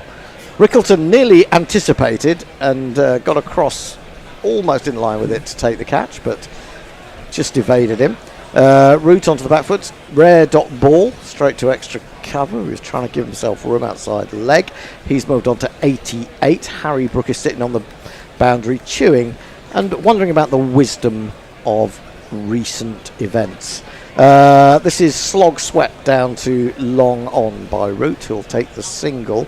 Good connection, but would have liked to have got it wider of that man, but he moves to 89. I'll be interested to see how Butler does against the spinner, because Maharaj, I think, is going to bowl a couple more overs at least, because he's their most experienced man. Well, he's down the wicket and sees him coming, and he pings it into his legs. He can't make contact. He was nowhere near the pitch of the ball, but he does get a leg by as it runs off that front pad towards the gully area. 327 for 4. I think at least against Maharaj, I think Butler would just be content giving Root the strike because he's been there for longer. He's played Maharaj for longer. It's no set. There comes the slog sweep, and he's got it more where he wanted to go. Maybe he's got it too square this time.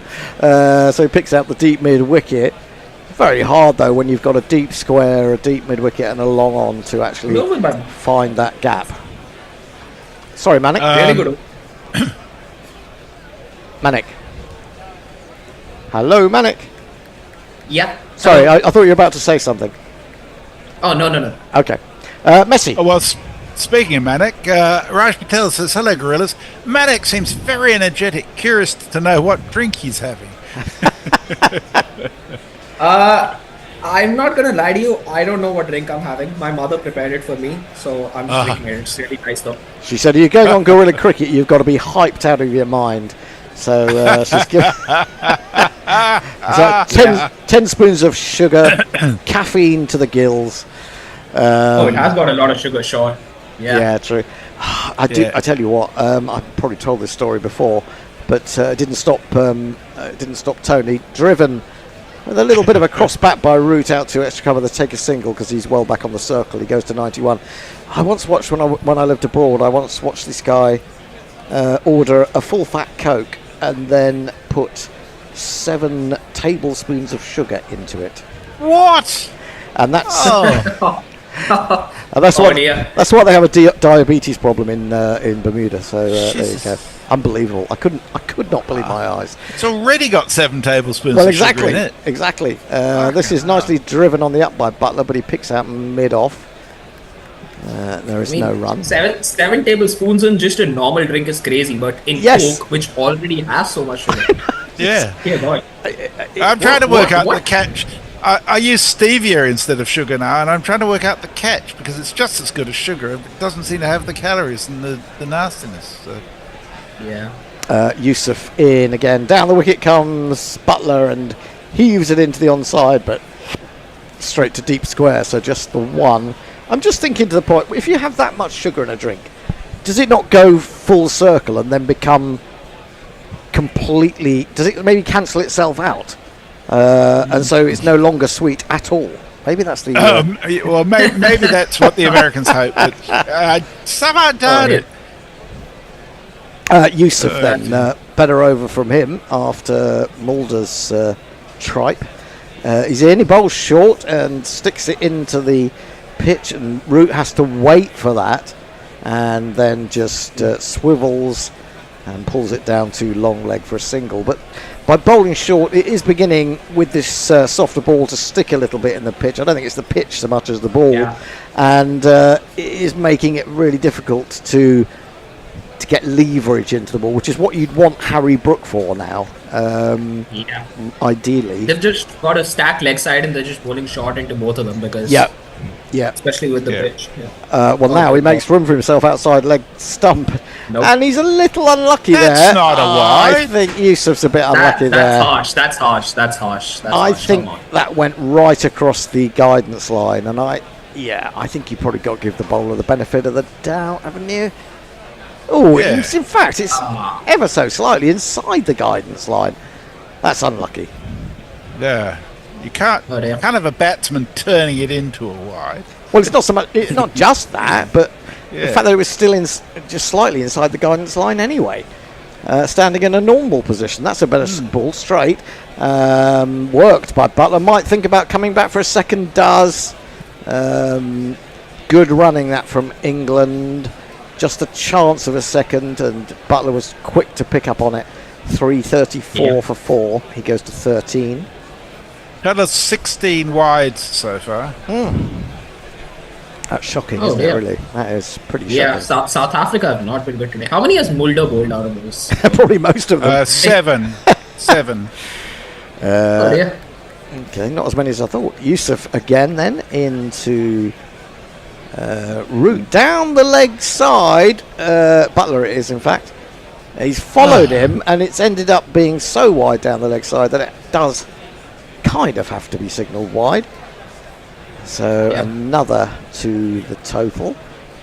He was trying to follow South him. Africa is not going to be happy here. They're bowling way too many extras. I mean, you've got Butler who's already going to score runs off you. You don't want to give any extras. You don't want to give him any. No, absolutely. Or extra balls. I mean, 17, 18 wides, that's 3 extra overs. Down the leg side again, he's got bat on that, got enough bat on that, got it fine enough, and that has gone away for 4. And obviously, Butler capitalizes on the extra ball there. So, yeah. Absolutely. 4 runs. Now my innings going, great guns. I hit the ball, 4 runs. I hit the ball and it went for 4 runs. Well, there's been lots of discussion on YouTube about Japan and the Meiji restoration. The what? Who's got the most points at the moment, says Kathleen Killenberg. England, says Rhubarb. And what do the points mean? I've got no idea. Leah says the downside of stevia is that it's a fast track to diabetes, as the taste of sweetness triggers insulin release. If I the think they all sweetness doesn't come from sugar, that's bad. Yeah, that's true. That's true. Short from Maharaj. Root giving himself room, but not beating extra cover. Yeah.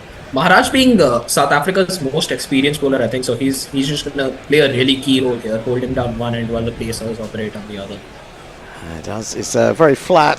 Clever stuff from Root, because he'd gone down to sweep it in a traditional way. Then it was fired in outside off stump quite flat, and he reversed the bat and played that little flick over his right shoulder, and has got himself 3 runs down towards a very fine third man. 342 for Root to 95. I mean, Root's just got so many shots in his repertoire. It's extraordinary. I don't know how you go down there and still. I suppose when you're batting really well, you can have an idea of what you're doing, and he's a brilliant batsman. Us lesser mortals can't really understand it, I guess. Maharaj bowls straight and foolish, but Butler gives himself room outside leg, cuts to deep cover for a single. 343 for 4. So 5 overs after this one. 3 balls left in this over. 343. England will be surely pressing the button to get 400 plus. I think they should get it now. He's played that little backflip again, but he didn't get it because well, he did get it. Rickleton did brilliantly. He ran across and he took it on the shoulder. He was so far outside off stump, Rickleton, that he did manage to get some body on it, deflected it in front of square, and they got the single. That's good keeping that. Yeah, very good keeping. Very wide from Maharaj, smashed by Butler, and he's going to pick up 4 runs. He didn't time it, but he got enough bat on it, and the placement was good, and it is 4 more. Yep.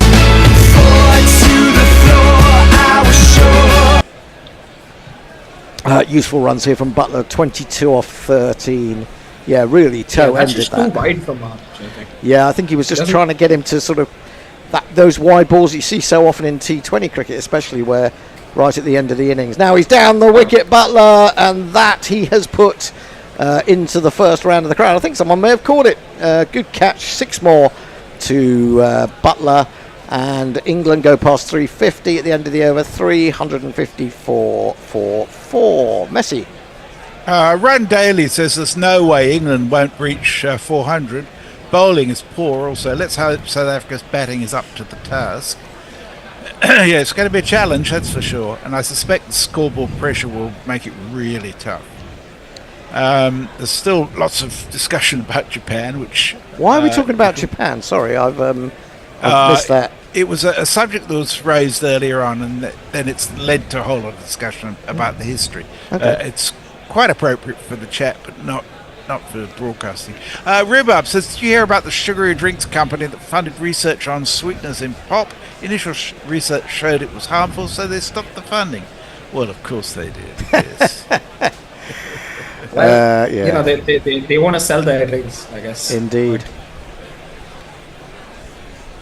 Yusuf in down the leg side to Root. Root's a boundary short of another 100, but that is another Jesus. wide. This is rubbish. I mean, even I'm They're looking more- at this and thinking this is dire. So many wides over the last few overs. I think it's been 6 or 7 wides in the last couple of pacer overs, at least. Oh, easily, yeah. I think, yeah. It's been very poor. They don't want to give width, but that by trying to avoid that, they're just bowling too wide. In again, and this is helped into the onside by Root, going for the single. Is he going to get there? He is. There was a throw came in, and they're going to get some buzzers. Well, just the one.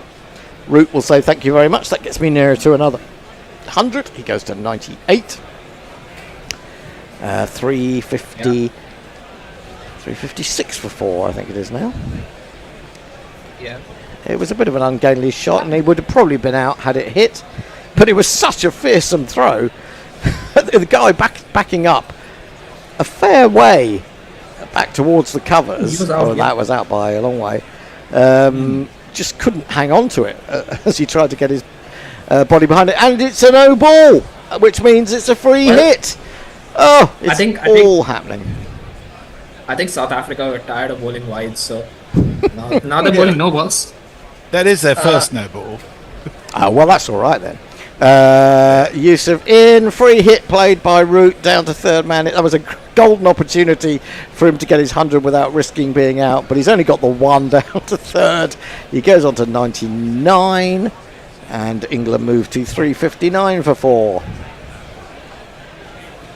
Well, now I think South Africa, the problem with them right now is they're bowling either really wide outside off or 2 down leg. They gotta focus on the stumps. I mean, if you want to keep it tight, you have to focus on that stump line or outside off stump. If you're gonna bowl wide, really wide, you're just not hitting your mark, are you? So especially the stuff down the leg side seems poor to me. That's pulled by Butler, but there's a man out, deep backward, square. Yeah, now that's a more decent strategy. Bowl it to the body, stack the leg side, and ask the batsman to go over the leg side, which is a risky strategy. Yeah. Right, so Root down to face. Will he use this ball to go to, 19th ODI century, I think it will be? Yes, and 74th professional century. He's cut that. Oh, has that been caught? Or is that just short? I think it's just short. It was a lovely shot, but it was in the air slightly, and it was straight at the man at backward point.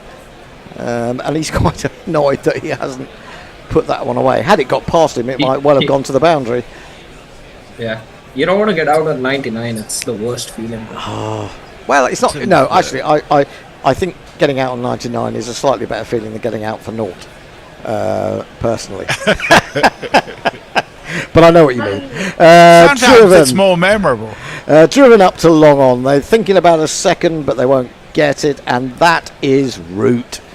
Root, the man, goes on to another 100. 19 ODI hundreds in 183 matches. Now, how many 50s did we say he'd got earlier? I think it was 48. Was it 48 or 43? 43. 43. So he now has 62 scores of 50 or more in 183 ODIs.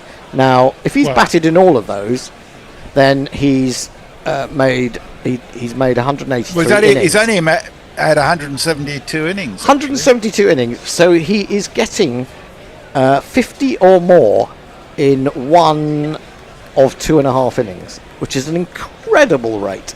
Outside the off stump, left alone this time by Butler. 1 in 3 or 1 in 2.5, somewhere there. Conversion rate is absolutely crazy, but Incredible. I guess that's what Joe is in the team for. He just makes runs. Yep. He just keeps on making runs. Well, I always think when you, I always look at Test cricket, and I think if you're getting, if you get 100 every 3 or 4 tests, 4 tests maybe, you're doing pretty well. Driven up in the air by Butler. Is anyone underneath it? No, it's going to plug a little bit in the outfield. 2 men after it.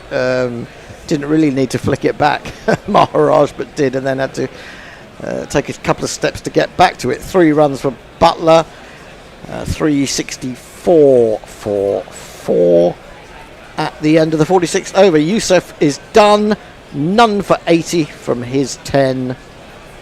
I suppose I mean, it depends on the appetites that South Africa have got for this chase, doesn't it? Because I think it's not hard to bat on this wicket, and I think the other thing is that they took 112 off the 5th bowler that England have, which is Bethel and Jacks, and they did that on a slow pitch, and this is a much better pitch to bat on. So and Bethel and Jacks are going to have to bowl again. And I guess another factor will be that Bethel's going to be tired after batting so much, so that could be another thing as well. Well, I suppose I was going to say that if they wanted to spread it out even more, they could give Root a few overs, but then he must be a little bit sleepy because he's just got 100 too. Richard Peel has joined us. Hey! He says, "Good morning, darlings, from a very wet New Jersey. Why is this England team so bipolar?" Which is a very good way of putting it, really, isn't it? Bosch into Butler, swings it away into the onside. Good fielding out there at deep backwards square. I think it was Britska. And they get back for 2. David has arrived late and has asked for a quick recap, if you could, please. South Africa put England into bat. We were delayed for 15 minutes by a brief shower. And then we got the bigger shower of England batting. But no, they've actually batted pretty well today. Right up in the block hole, but on leg stump works from there by Butler, and he's running back swiftly for 2. And Butler is sort of in his element here, really, isn't he? 36 off 19. 368 for 4. Yeah, Butler's going to enjoy himself in this. Good batting conditions, and the bowlers are just, insisting on bowling down leg for some reason. And he's got complete license to thrill, basically. Exactly. He waits for Bosch round the wicket now, and he clips that over mid wicket, and he's caught. Is he? No, another one goes down. Another one has gone down from South Africa, who've been abysmal in the field today. That is Brevis, I think. He's a very good fielder. But today, they've really been shown up. I mean, that was... Oh no, maybe I'm being a bit unfair. That may have just fallen in front of him. I mean, even if it didn't, that was a really, really difficult chance. So yeah, it was a difficult chance. Bosch in again, smeared. Where's that one gone? It's in the air. It's going to be fielded by a deep square running round to his left, and good fielding actually. Gets the ball into the air very quickly indeed, and England decide this time that a second run would be a step too far. Butler on to 39 from 21. Root still on 100 from 95. 2 Centurions. I was going to give a quick recap. I'll give you a quick recap at the end, because there's a lot going on here, isn't there? I mean, that's the time to recap. It's time we can get into the nitty gritty of it. Bosch continues round the wicket. Root gives himself room. Has he been caught? I think he has. I'm not quite sure how. I'm not quite sure. Where did that come off? It must have come off the bottom edge of the bat, because I think his own bottom hand came off the bat, and it was skewed up slightly backward a square. That's a substitute fielder. I'm not sure who that is. I'm going to have to wait. I think Mapaka. Oh, is it? Okay. It's Mapaka. Okay. Yeah. But it was, very good catch. Very good catch that, yeah. Yeah. But brilliant from Root. He's gone for around 100. Yep. 96 balls, 97 balls. 96 it was. Yeah, Mafaka. And Bosch gets a wicket. Anyway, that's not desperate, because Jacks can hit a meaty ball, and he's going to get the chance to do that.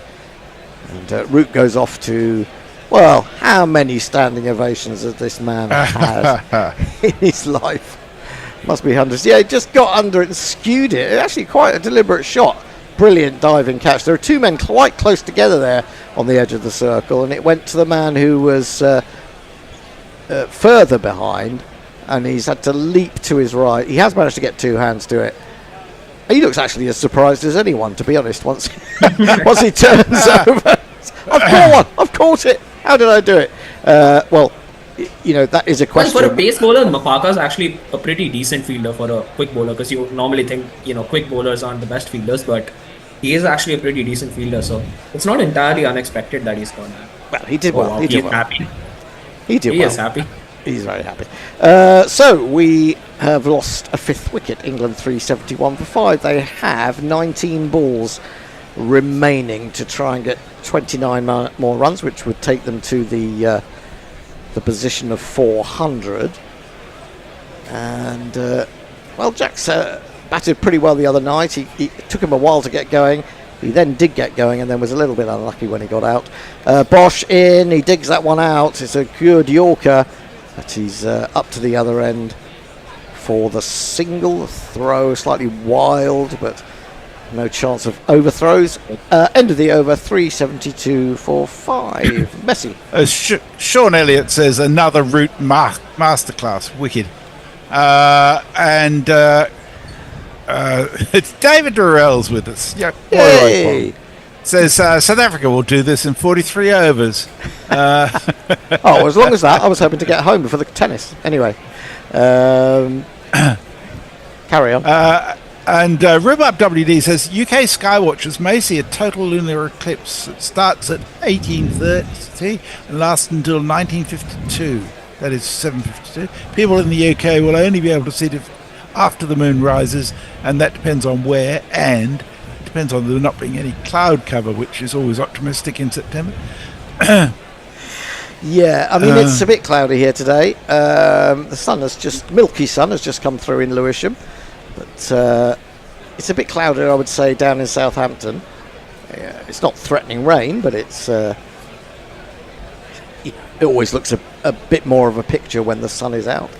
Berger is back into the attack. 8 overs, none for 63. Hasn't really been his day so far. And he's coming into Will Jacks. And Jacks drives to the edge of the circle. They're quite happy to let him have one there. Although, I don't think he took it. Oh, yes, he did. He goes to 2 off 2. Brings Butler down to face. I guess none of the South Africa bowlers have really hit their mark today, except Bosch to some extent, I would say. Mulder was wild. Berger isn't having a good day. That's why they had to bring Brevis on in between as well, which... Well, and Brevis didn't do too badly, did he? Brevis, sorry. Yeah, because I was quite surprised to see him bowl, because I don't think I've ever seen him bowl before this, but... And especially when you got Markram on your team. Yeah, that's a good point. This is clipped away by Butler to deep square leg. Only a single. South Africa will be happy with that in the circumstances. Yeah, I mean, there hasn't been... I think, it may be that, as you say, they've just taken the foot off the gas because they've won the 2. But I think a lot of it is to do with the fact that it's a much better pitch for batting. He's in again, bowls a short one, and Jacks doesn't pick it, and that's really given as a wide. He seemed to watch that go past his chin.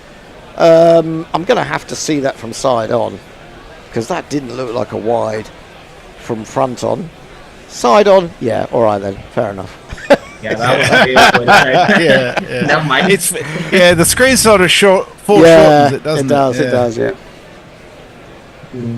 375 for 5, 16 balls remaining. And Berger is in, and he's looking for the Yorker just outside leg, but it ends up being a full toss, and it's worked by Jacks. Mafaka is out there at deep mid wicket, so it's only going to be 2. 377 for 5. England need a couple of big blows now, don't they? Just to get them. I think they should easily get to 400 from here. Just 23 runs and 15 balls, which is should do. Yeah. I mean, I'm almost inclined. I mean, Cast might come in next, but I'm almost inclined after watching him the other night to bring in Jofra Archer. Anyway, Berger Yeah. on his way into Jacks outside the off stump. That's quite wide. Now that might have been a genuine wide, but it was the length that caused Jack's I don't problems. know. May have been No, I don't know. just It was inside. around the angle. Yeah, he did get the benefit of the doubt there, I think, which is fair enough. Seen one or two go the other way. Yeah. But I'm not sure it's that easy for a batsman to come in and just hit through the line. They are bowling quite difficult lengths. No, because Jax's primary role, especially, is not really a finisher. He's being asked to play as a finisher here, but Well, he's got a top edge to that attempted pull, and it's evaded the leap of Rickleton. Berger may feel he's a little unlucky, and it's gone down to the boundary for another one of these. It's Nissan She. It's Nissan She. It doesn't matter how fours come. It's a really good leap from Rickleton. Got well off the ground, but that shows just how high it was. Right, it's almost 3 o'clock, so we should all be getting the government warning us about nuclear war now. Which, when it comes, none of us will really know about. I don't think it'll all be over. Berger in. You can do a lot in 4 minutes. Up in the air. There's no one back there. Has it gone all the way? I think it has. And that is the kind of blow that England were looking for. All the way for one of these. Damn! That 6 is on fire. 10 off the last 2 balls of that over from Berger. 9 overs, none for 78. There it is. There is everyone's holding up their phones in the crowd. Everyone's rushing for the exits. They're looking for the underground bunker. Oh dear. And, there was a wonderful sketch in the original of Beyond the Fringe. Oh yeah. Where I think it was Peter Cook was saying, some people in this great country of ours can run a mile in 4 minutes. I was reading a piece the other day, though, that's saying that you wouldn't... oh, no, it was about a new film that's coming out. Catherine Bigelow, who did... what was the famous film she did about Iraq? I can't think what it was called now. Hurt Locker or something like that. She's done a new film about a nuclear war starting. Bosch around the wicket, driven over mid-wicket by Butler. Good tumbling fielding out there by Brevis, I think it is. They get back for 2, 389 for 5. It's just been shown at the Venice Film Festival or the Vienna Film Festival, and it got a very Toronto one's going on. Sorry. I think the Toronto Film Festival just happened recently as well. Oh, okay, fair enough. There's lots of film festivals, aren't there? They all seem to be going on all year. Now, Butler tries to play a very strange shot indeed. He's bowling around the wicket at him, and he's tried to play a reverse flap stroke pull, which he misses.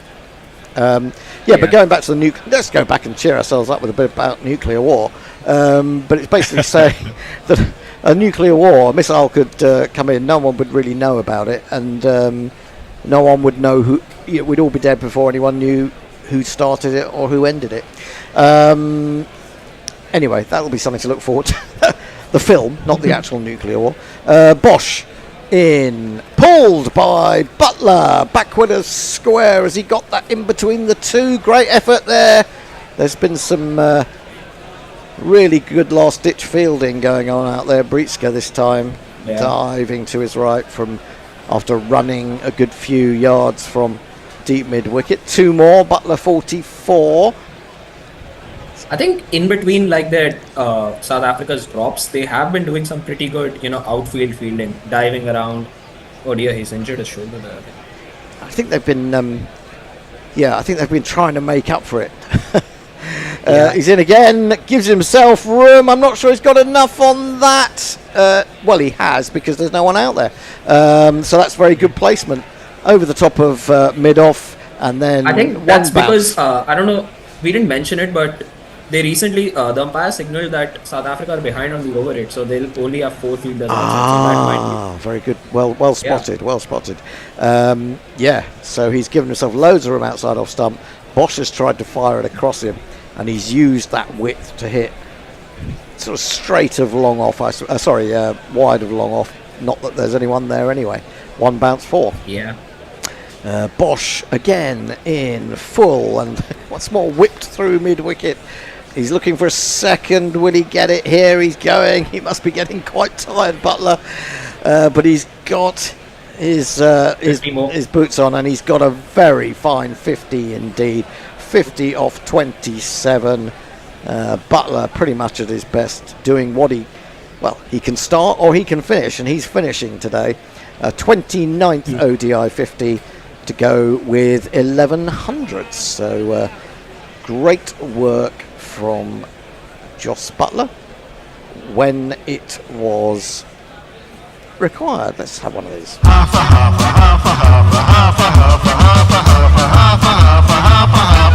a century. And plenty of activity. The final ball of Bosch's spell finishes with 2 for 79. Butler came racing down the wicket, smeared it on the ground. Huge amount of power, if not timing. And Bosch, a big man, did very well to just stick out an ankle, really. It was almost past him. Then he practically trying to get back to his feet to prevent them coming through for the single. And he was falling all over the place. It was ungainly, but it was effective. And they didn't, in the end, take the run. And he sees a rather funny side of it. There we go. 1 over to go. And England are on 397 for 5. They should get past 400. It's just a case of how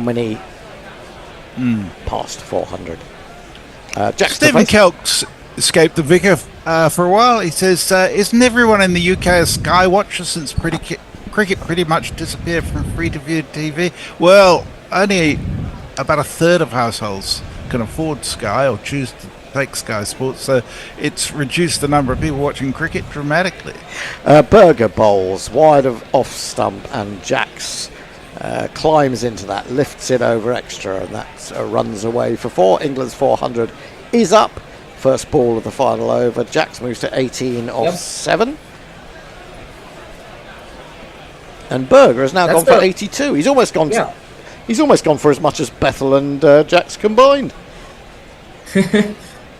Well, that's the second time that South Africa have now conceded 400 in the dead rubber in a 3-game ODI series. Yeah, it's quite interesting, that, isn't it? It does make you think. It will make us think even more if they come and just collapse. Berger in, fetched by Jacks, who wanted to cut it square, but it was probably a bit too slow, 75 miles an hour. And he then ended up having to heave it onto the onside up to mid-on. They get through for a single. Not necessarily a bad thing. Butler's on 50 off 28. And a couple of sixes from him would do very well. But I think the signs are there that South Africa, I guess it's explained by South Africa not playing their main bowlers in these dead rubbers, not getting the 400, conceding 400. Very good hook shot, this from Butler. And he's got it away for 4 more behind square. On the onside, 406 for 5. England, Butler onto 54. Butler's on fire here, I mean. He's come in and played a blinder, absolutely. He really has. That was almost a bit too slow for him, and he was almost through the shot, but just managed to hold himself. Certainly in terms of his hands coming through the ball, his body and his head was turning away. Berger in, he's down the wicket, completely done by that one, which was a very slow, short one. Through the shot far too early. Yeah. So misses out there. But I think England will be pretty happy with that scoreline. Oh, most definitely. Because, South Africa, I feel like they will be put under significant pressure because some of their batters are inexperienced, like Brevis. Pavuma is not in form, really. And, they've really relied on Breedska in the last 2 games. So clever from Butler. He'd gone across to his off stump. He was looking to pick it up on the onside. It ended up being a full toss, sort of close to his waist, if anything, and he just turned the bat up and let the ball run off the face of it down to third man for 4 more runs. Yeah, He goes to 58. That's an incredible shot. Beautiful Look at shot, that. isn't it? Wow. Really, really good. And that's again, just with Butler, when he's seeing the ball this well, he can do almost Yeah. anything. Berger then, final ball of the innings, and crunched back straight by Butler. It's being chased. No one's going to get it. It's going to be 4 runs. Butler goes into the 60s. Really good knock from him. England end up with a run rate of 8.28. 414 for 5, which is going to put pressure on South Africa. They're going to have to go relatively early, aren't they? They're going to have to get runs in that power play. And, not that they did the other day particularly. They had a good opening partnership, but they got only got 70 odd in that power play. But it was really the brilliant middle order batting of Britska and Brevis and Stubbs, wasn't it? Anyway, brilliant from Butler. He's ended up with 62. Absolutely not out. fantastic. I mean, that's his role in the team since being, since leaving his captaincy. He's just kicked on to. He's been playing really well, and I guess that's good signs for England, especially in the middle of not the best period for them in ODI cricket. That their best batter, let's say, is hitting it very well. Yeah, I mean it's good to see him, and I felt the other day looking at Joss, he looked a bit forlorn in some respects. That you would say that probably his career is ever so slightly over its peak, and he's already captained England. He's not going to get another Test match, so it's franchise cricket and short form international cricket that he's got left, and he's going to have got 2 60s in a row, which coming in at 5 or 6 is not an easy thing to do, and it was a very difficult shows you the wicket. quality of the batter. Yeah, It was a very difficult wicket on Thursday for him, but much more to his liking, I would say. Smith made 62, was dropped on 37. It was a funny innings. It was a really awful drop. Duckett made 31 from 33, looked better, but got himself out pulling. Root 100 off 96. Jacob Bethel, a first professional 100, 110. Harry Brook, the Mad Harry, as I think we need to call him now, ran himself out for the second time in this one-day series after facing only 2 balls. Let's look at those figures. Berger, none for 95. Yusuf, none for 80. Bosch, 2 for 79. Maharaj, 2 for 61. Mulder, none for 64 from 8. And Brevis, 4 overs for 28. I felt like Brevis bowled more overs than that. But he was he was the most economical. When you look at it, just goes to show you, the part-timers. Go on, man. Go on. Yeah, the part-timer is the most economical bowler, I guess. Just goes to show you, South Africa did not have a good day. I think, sometimes though, I think none of us knew anything about Brevis's bowling, and I'm pretty sure the England batsmen probably didn't. So I don't mind England, when they were going along pretty well at that point anyway, just having a little look to see what he's doing. And to be fair, he bowled flat, but he bowled fairly accurately. So it wasn't easy to get underneath him.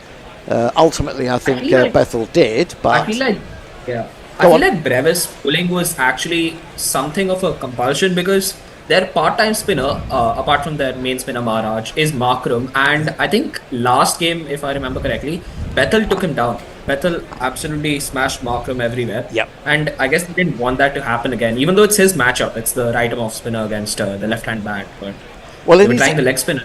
And being a more orthodox sort of bowler, they know what they're going to get from Markram, really, don't they? And it's possible that it would come onto the bat a little bit better. When he's kind of an old-fashioned off-spinner. He does try to give it a little bit of air, and they didn't really want someone to give it air, did they?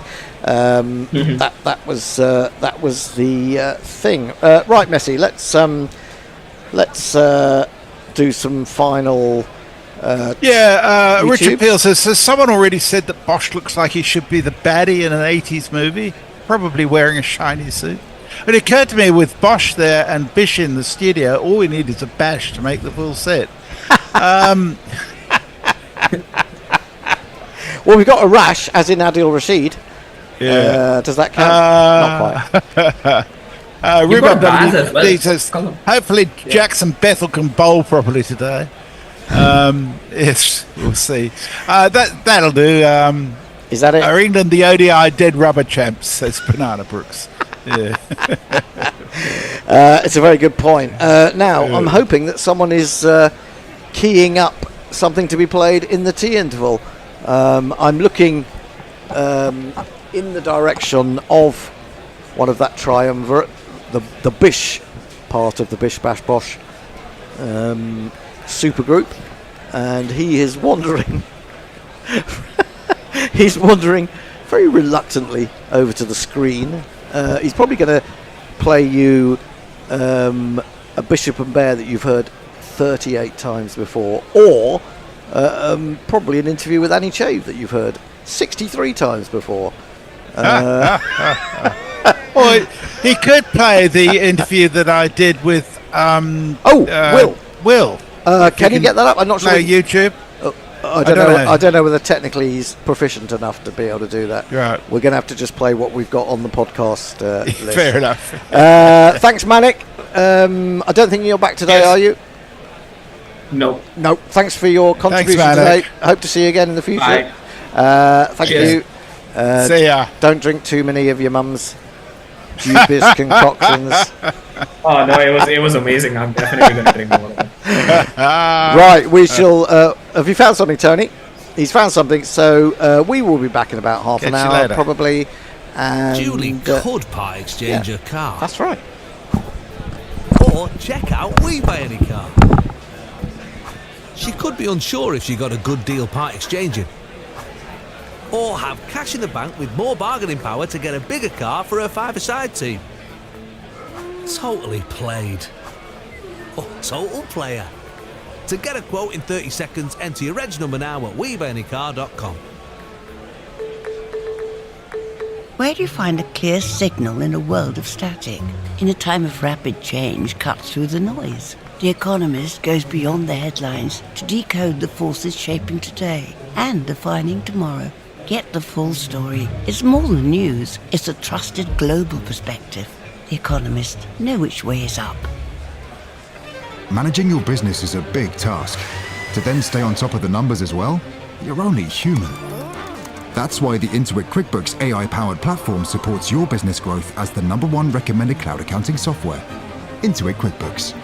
Based on a survey of 506 UK accounting professionals. Verify at quickbooks.co.uk/verify. The Bishop and the Bear, the Bishop and the Bear, and to the delight of everyone, they are here to share jokes and rants and guests and things. Who knows what any fun they'll bring? Not affiliated with the Mad Bishop and Bear pub at Paddington Station. The Bishop and the Bear, bands beyond compare, buckets of savoir-faire. The Bishop and the Bear. Welcome back to the Bishop and Bear. We probably have just about got over the excitement of that India series. We're not sure Hendo has, to be perfectly honest. No, I'm sure he's collapsed in a heap somewhere. He's gone for a long lie down from which he's yet to formally emerge. But he'll be back for, as we will be, for the forthcoming one-day series with South Africa, which starts on the 2nd of September at Headingley. That's Tuesday. And we're really quite excited about that for all sorts of reasons. Not least of which, South Africa's form.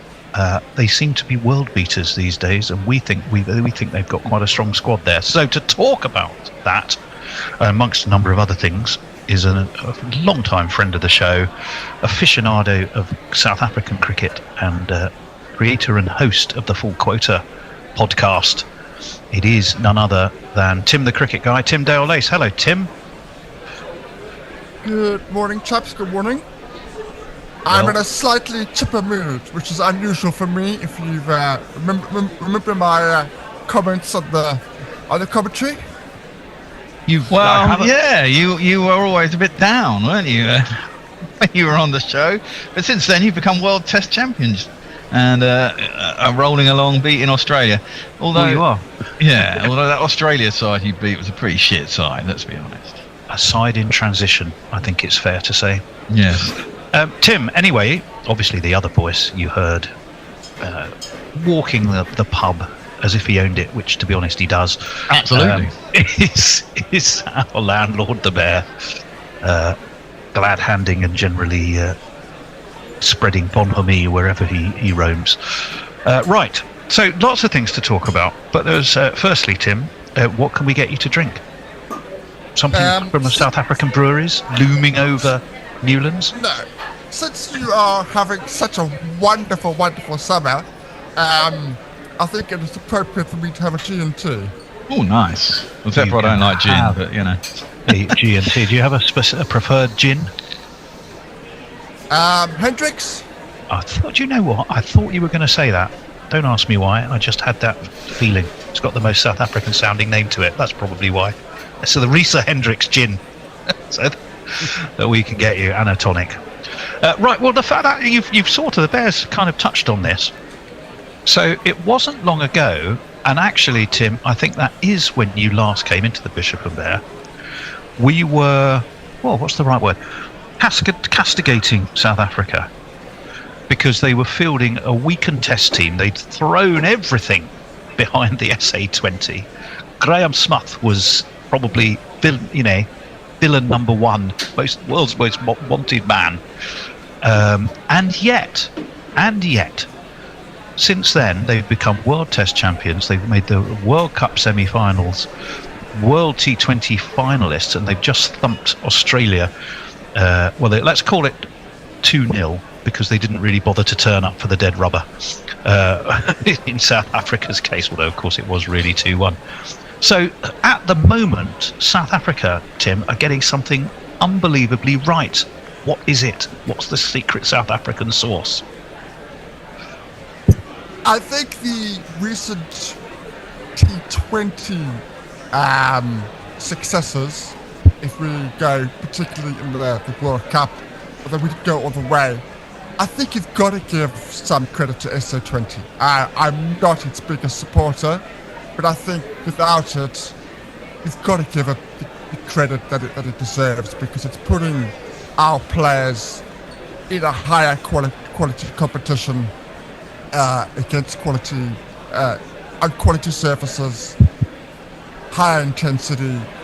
So the T20 form has to go down, at least in some part, to SA-20. That's undoubted.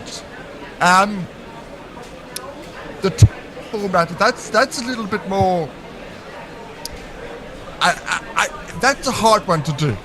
But what I think it is largely down to is Shukri Conrad. Shukri Conrad has created a certain ambience within that squad, which definitely was not there in the previous 3, 4, 5 years. There was a tension. There was certain players that were on the fringes didn't necessarily know where they stood.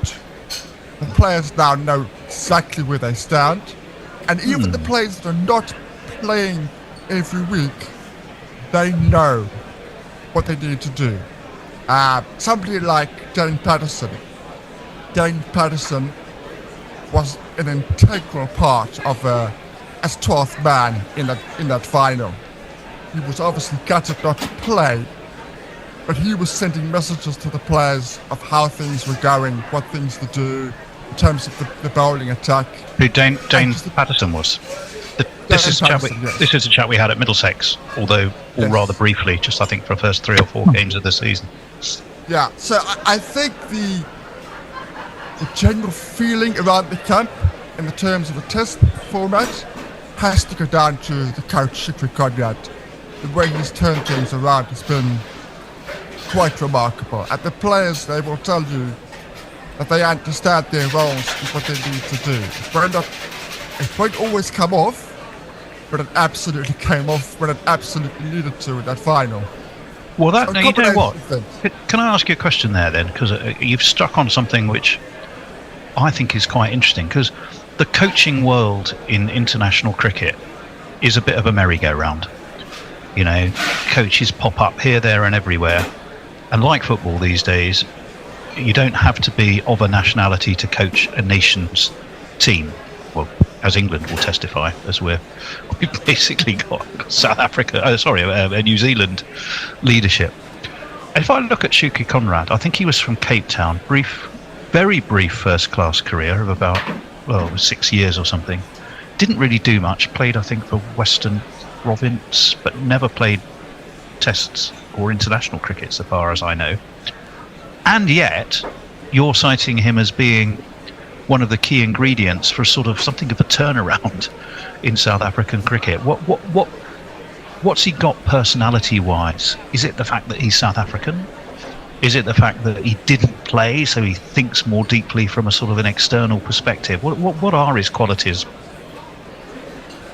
So he is coached within South African cricket at every single level. He's coached at the provincial level, at the 19 level, the A side.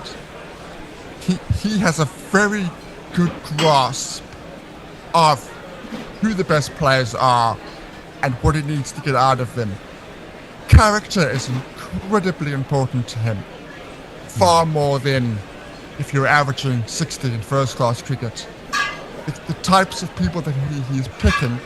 For example, if you had said to me, South Africa needs an all-rounder, I would have given you 4 names ahead of Corbin Bosch. I would have said, these 4 names are ahead of Corbin Bosch, but he saw something in him. He saw a particular type of guy that he needed in tight situations and important situations. And he has been a revelation. Put him in a green shirt or a white shirt, Corbin Bosch has been an absolute revelation as a Proteas player. So it's knowing what he wants and getting the best out of those players. He is absolutely instrumental in turning people's careers around. He's made some hard decisions, i.e. getting rid of Dean Algar, which was, at the time, a very harsh decision on the surface, but we don't exactly have openers knocking at the door. Don't forget, you have to give Dean Algar. You need to give Dean Algar his full name. The nuggety Dean Algar. You can never say Dean Algar on its own. He always has to be nuggety first, remember. Wasn't he retiring anyway, or was that kind of off? No, absolutely. No, right. Okay. It was very much, I'm retiring because this relationship isn't working. It's very clear that there was a clash of personalities. Very clear. Shukri wanted to go a different direction. He wanted a different captain. He wanted a different style of play.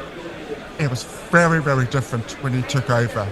Is he quite authoritarian in his approach? He is. Is he like a nut job who takes hold of the Proteas, the rugby side, the Springboks?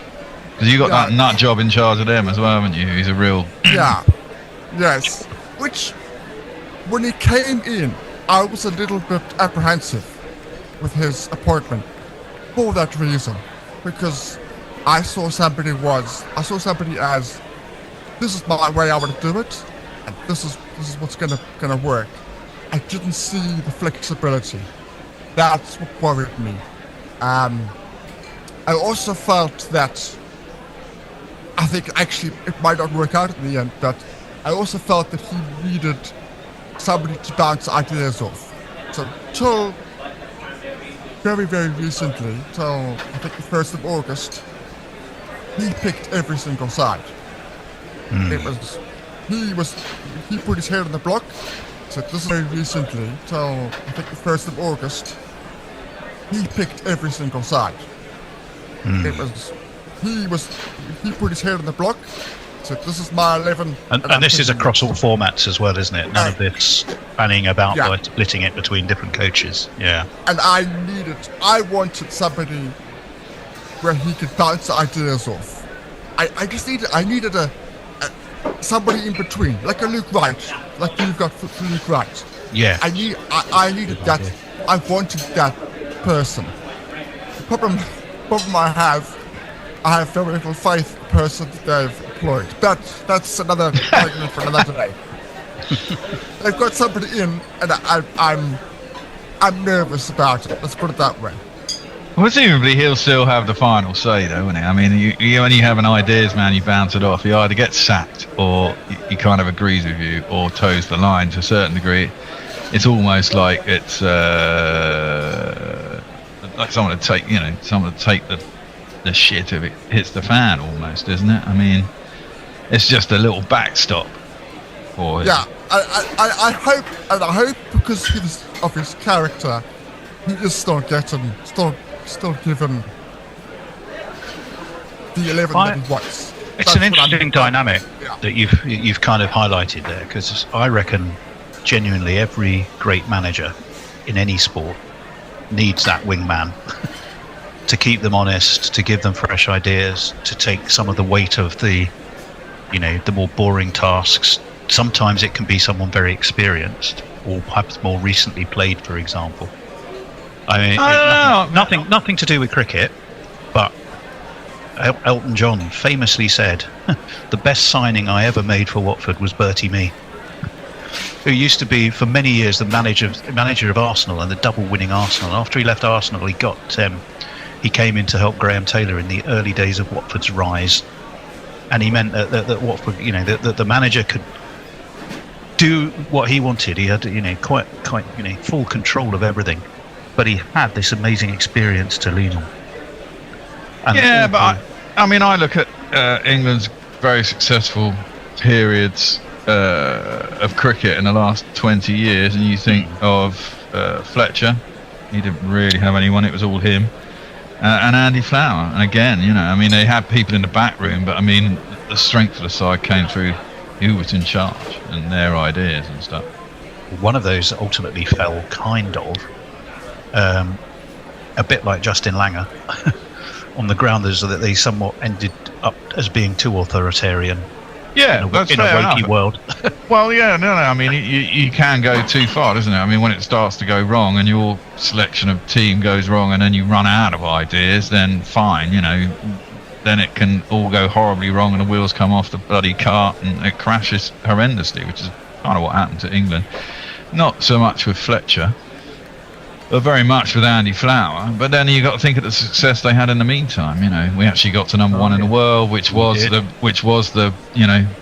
definition of what they wanted to do at the time. Beat Australia away, which we hadn't done for God knows how long, and we won one test in between. So now you've got Brendan McCullum, who he's kind of quiet. Him and actually, if you look at it, you got him and Stokes are kind of like that team, aren't they? One's actually captain of the side, but the manager definitely involves the captain of the side, and they work very well. Sometimes you do get these partnerships that work very well. Other times you get guys who, their way is the only way. It's my way or the highway type people. You look at Alex Ferguson, someone like that. Well, do you know what I was about to ask when we were talking about Shuki Comrade? I was going to ask Tim if there was a football analogy, and on one end of the scale you've got Pep Guardiola, and the other end you've got Sam Allardyce, and where roughly does he fit on that scale? Oh, he is an expansive person, so he's a risk taker, absolutely.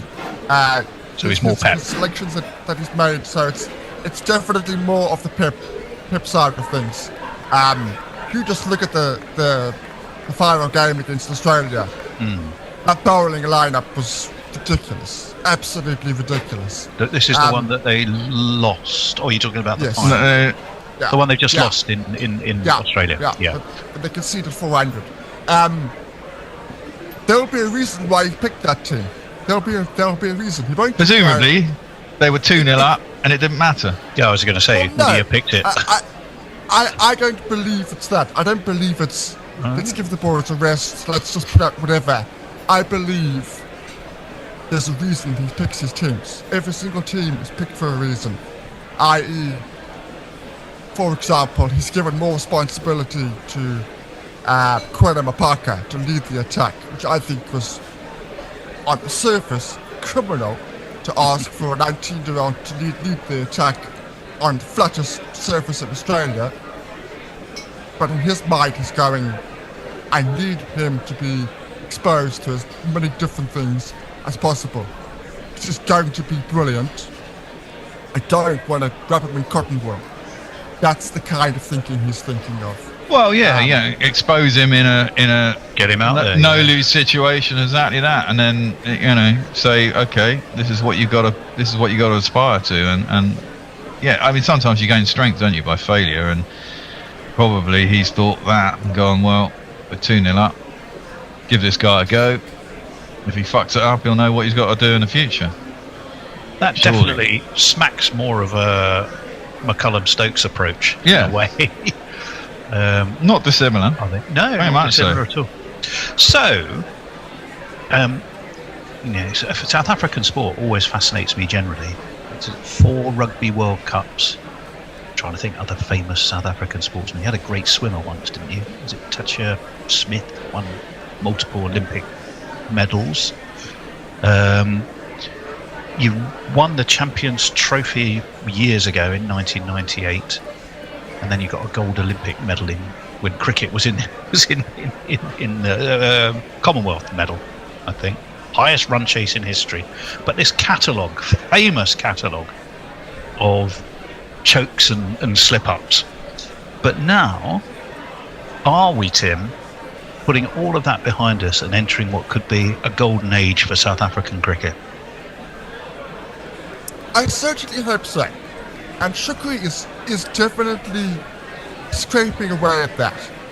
Because when we do mess up, when we have situations where you can see the team in itself recoiling, taking a backward step, you know that Shukri on the sidelines is furious. He's absolutely incandescent. He doesn't want us to recoil, take a step back. He wants us to take the positive approach.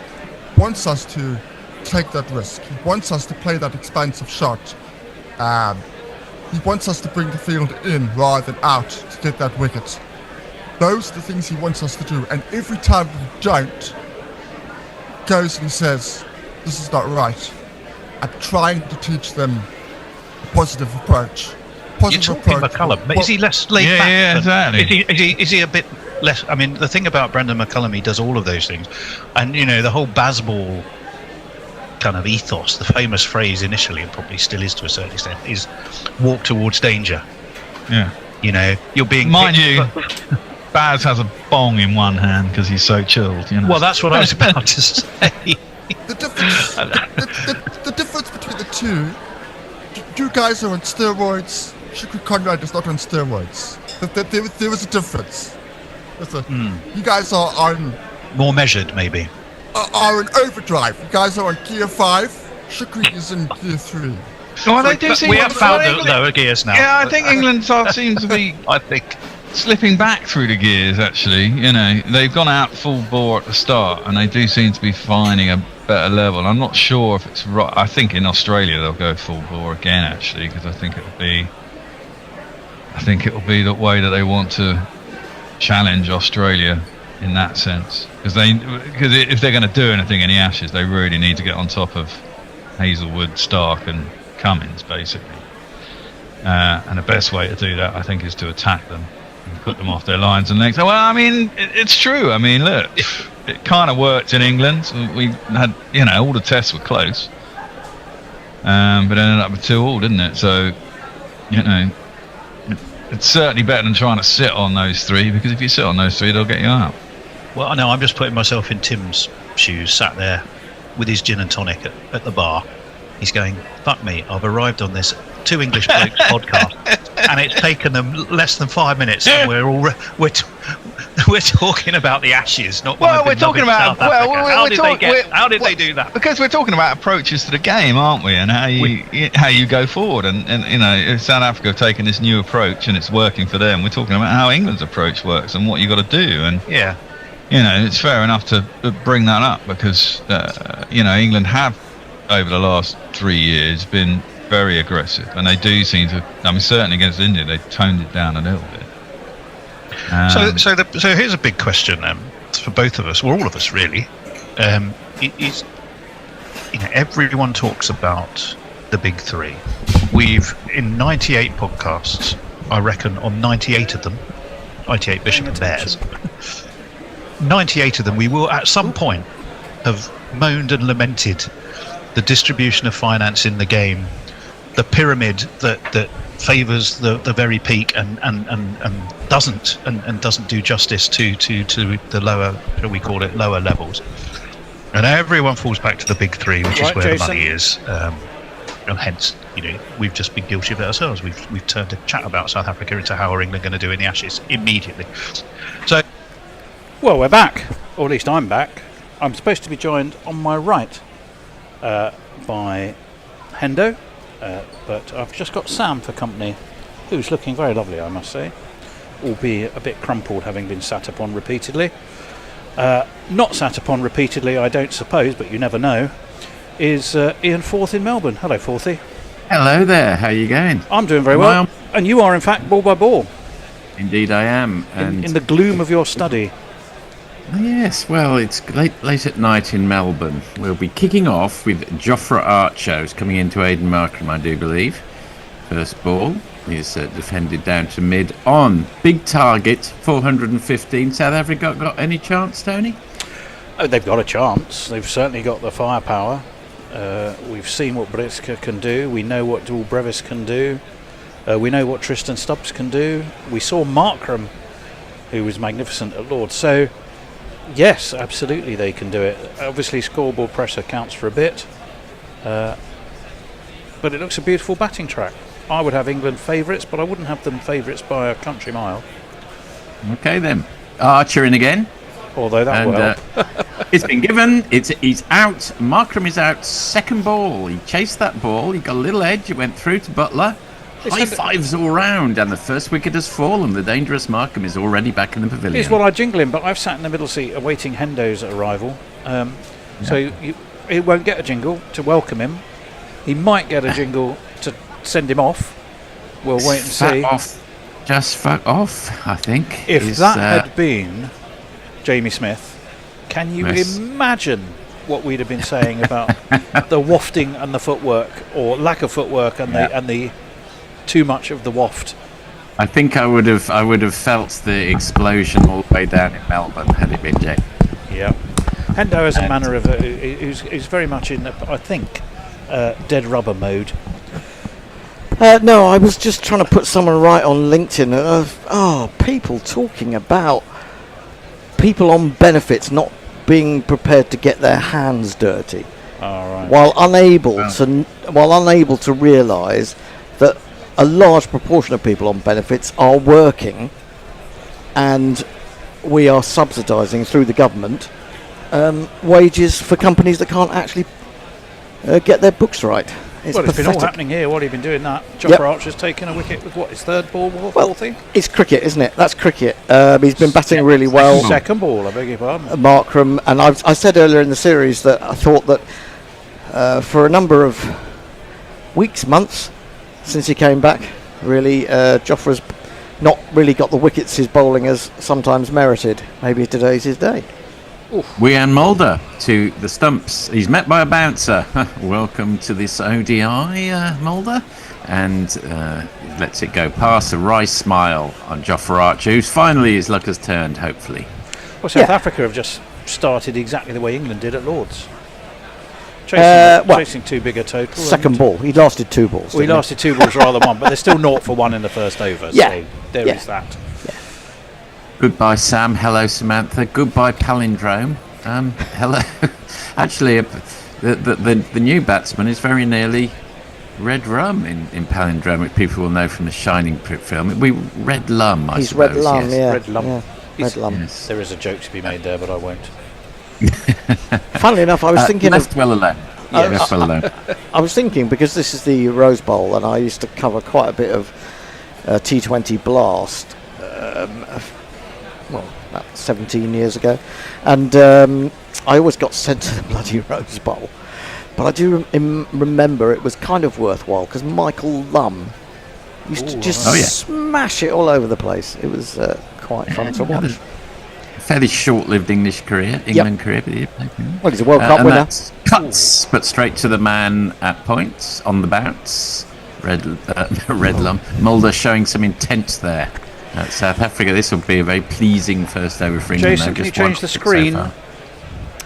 You know, we're getting so old that we've seen. I remember Michael Lum. Then Michael Lum.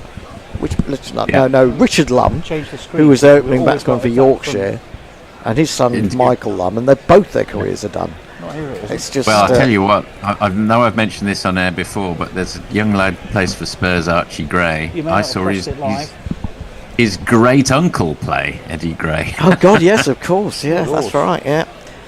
Defended last ball by Mulder, just was the one run and the one wicket off the first over, and I think we're over to Tony. It's a Waden. It's a Waden. It's a Waden. Goodness me! Right. Well, I don't know where we got to be honest. Towards the end. I think Messi just lost the will. Well, he was with Will. Has he lost him? No, he might have done. We don't want to lose Will. Oh, we like Will. We don't want to lose him. There was a whole discussion about pendants and pedants. Does anyone remember that? Muttley having a lie down to rest my arse. Oh. No, he's having a lie down to rest my arse. Not I'm having a lie down to rest my arse. Watching on TV from bed. Oh well. Hello. Why not? Talking Rhubarb WD, Leah means field in Old English. Well, talking of arses, this man is going to open. Meadow. Stick your hopes of victory up to broadcast. Your hopes and dreams are flying at half mast. When the Brighton comes a-calling, all your fools will be falling. Stick it all right up your Brighton cast. And Bryden Cars is bowling to Rickleton, and they've caught the South African disease. That goes down the leg side for a wide, poor start from Cars. We'll have a Ryan Rickleton jingle. Ryan Rickleton! Up and cover! Ryan Rickleton! Because the winner!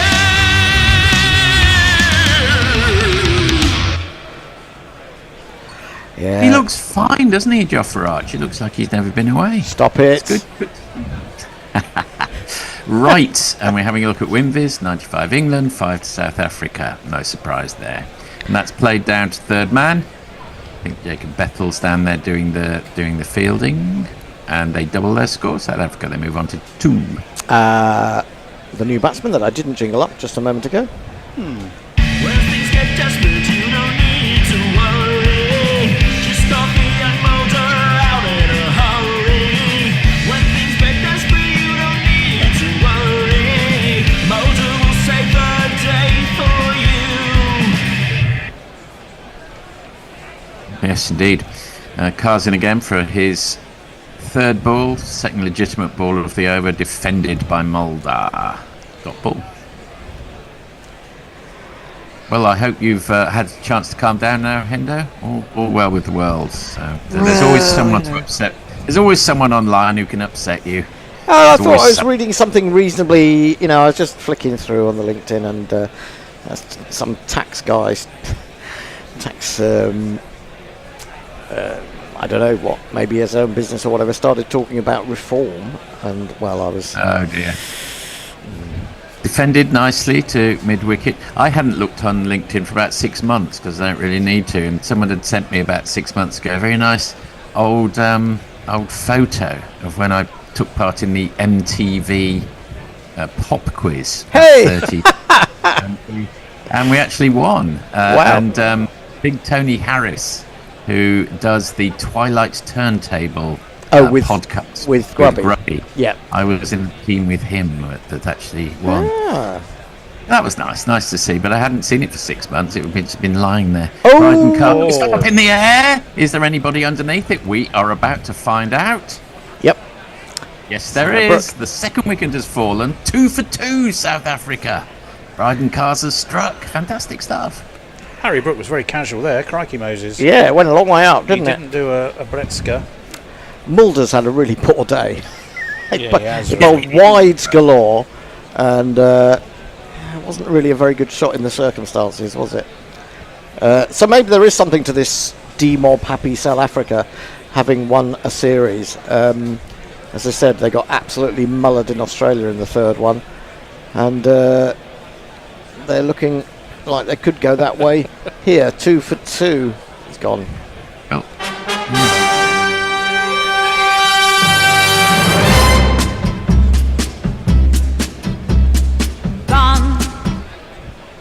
Well, Daniel Kahneman's got a book called Thinking Fast, Thinking Slow, and one of the theories he posits in it is that people have, he calls it peak ends theory, and he posits that people have got a disproportionate memory of the end of experiences. And I think if you win or indeed lose the last match in a rubber, like India felt as if they'd won that series in the summer. Yes. Because they won the last test.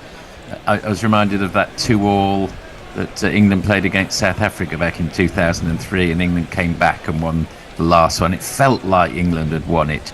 And people, whatever happens in the last, England will in fact have lost this series 2-1, but if they win this convincingly, it won't feel that way. It's a safe principle that has people talking about the stage, leave them wanting more. Don't go on till they're bored. Leave them while they're still enjoying it. We said that all about guerrilla cricket. We should go off air now. Matthew, a new man has come to the crease who will jingle up in a moment, and he plays a nice attacking shot. First, he sliced it through the offside and he kicks off with a boundary. It's this man. Out to make runs, holding his bat aloft after a ton. That is Mog in prime form, that jingle. That's absolutely fabulous. What is that song? Summer Breeze. Of course the it is. The Isley Brothers, wasn't it? Makes me feel fine, blowing through the jasmine. That's of the my mind. one, except it had a tune last time I heard it. Is that why you didn't get asked back to MTV? Very good indeed. Thank you for the friendly fire. That's left well alone by Bolichka at the end of the second over. South Africa 6-4-2 over to the Well, it was making me think of Bryden Cast. You could use Gary Newman for Bryden Cast, couldn't you? Oh, yes.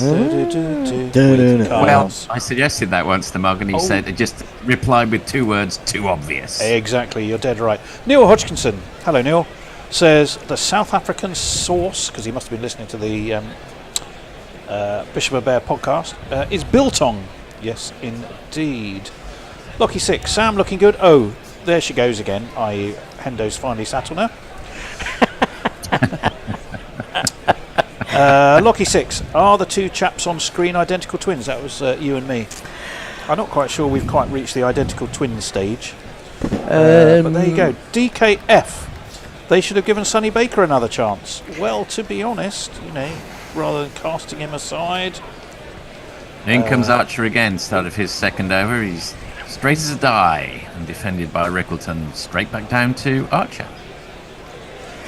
Well, you've got to say, Brewster came in and batted brilliantly on Thursday. Oh, he did. Just his whole attitude. But, I would take a gamble, maybe. And if he comes in like that, he's obviously full of confidence. I was hitting a few around. I just think I'd bring Adil on. And I think he was a bit at sea against him.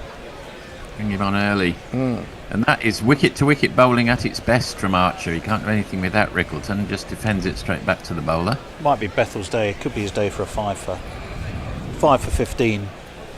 I can see it coming. 5 for 15. No. Not going to happen? No. Maybe I'm not having Jacks, it. then? I'm sorry, no. I'm not having it. I'm not saying it's not going to happen. But if it does, I will go into denial. Joe Root is practicing playing a sandwich out of the bunker at the moment. Oh, and that's hitting right in front of the stumps. The fact that the appeal is suppressed suggests that he must have got an inside edge, I think, on that one, or that it was too high. I think a little bit high. He's rubbing around his sort of hip, isn't he?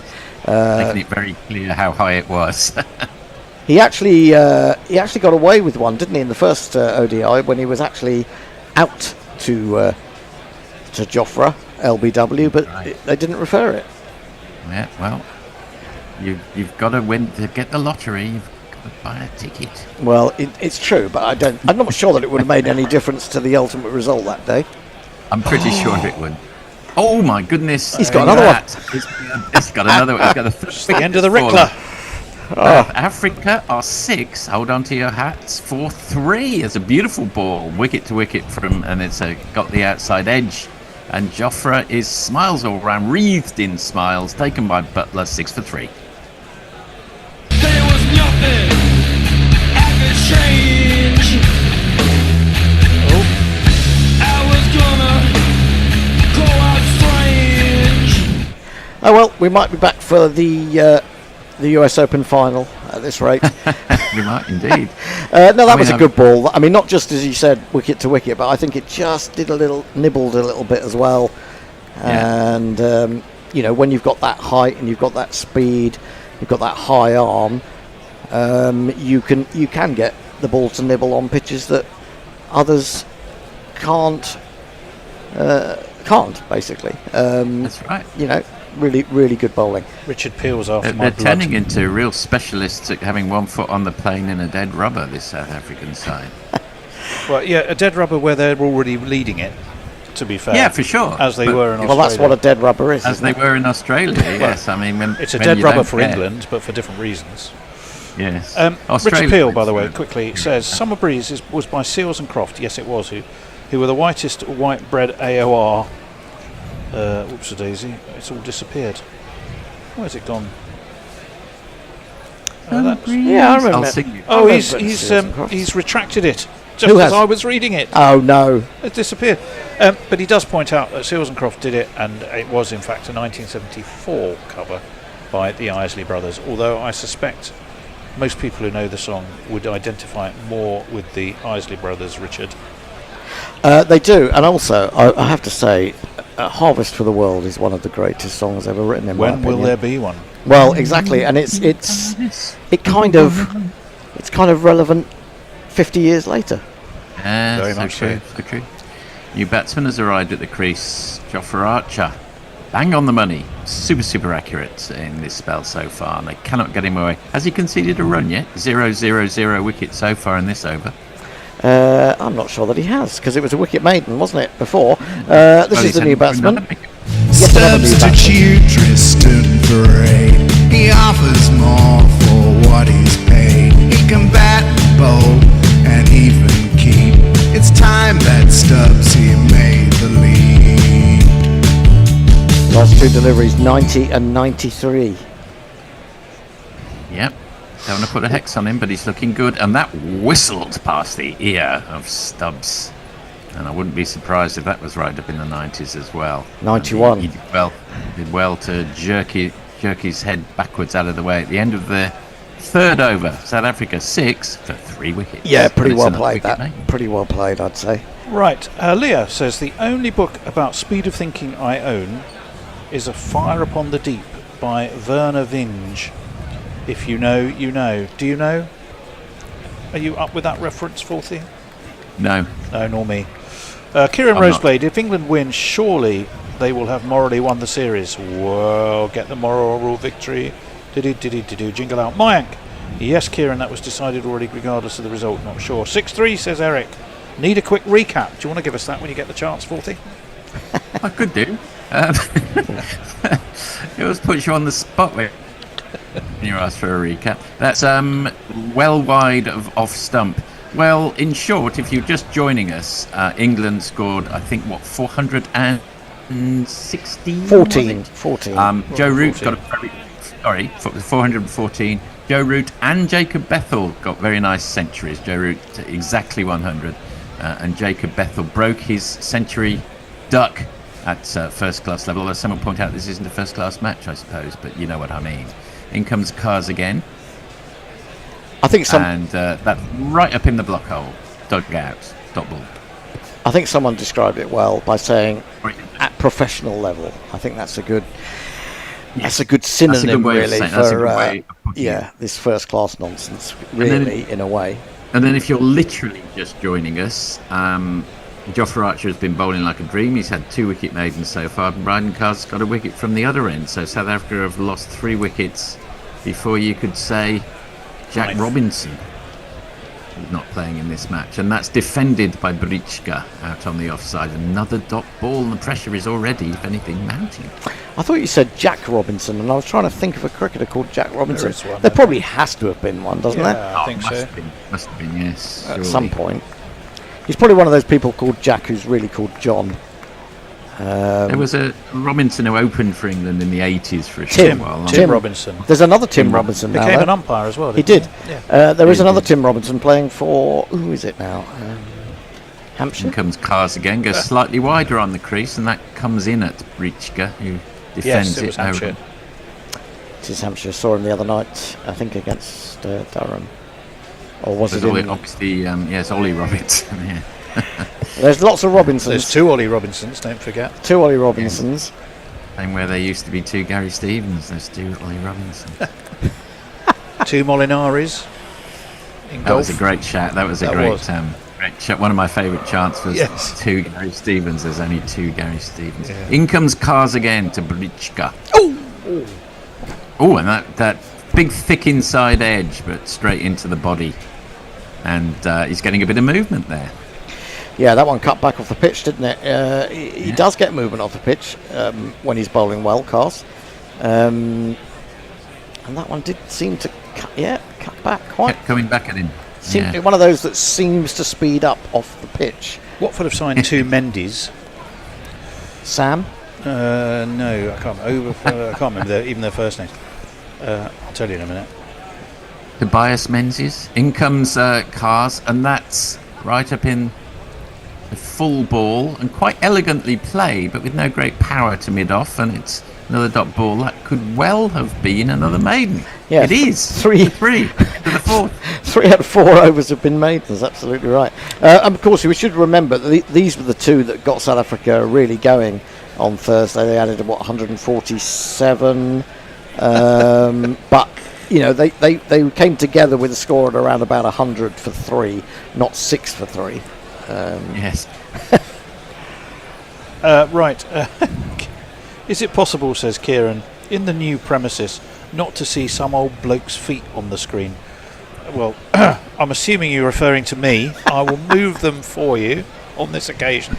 And now you've just got some old bloke's unbelievably sexy legs.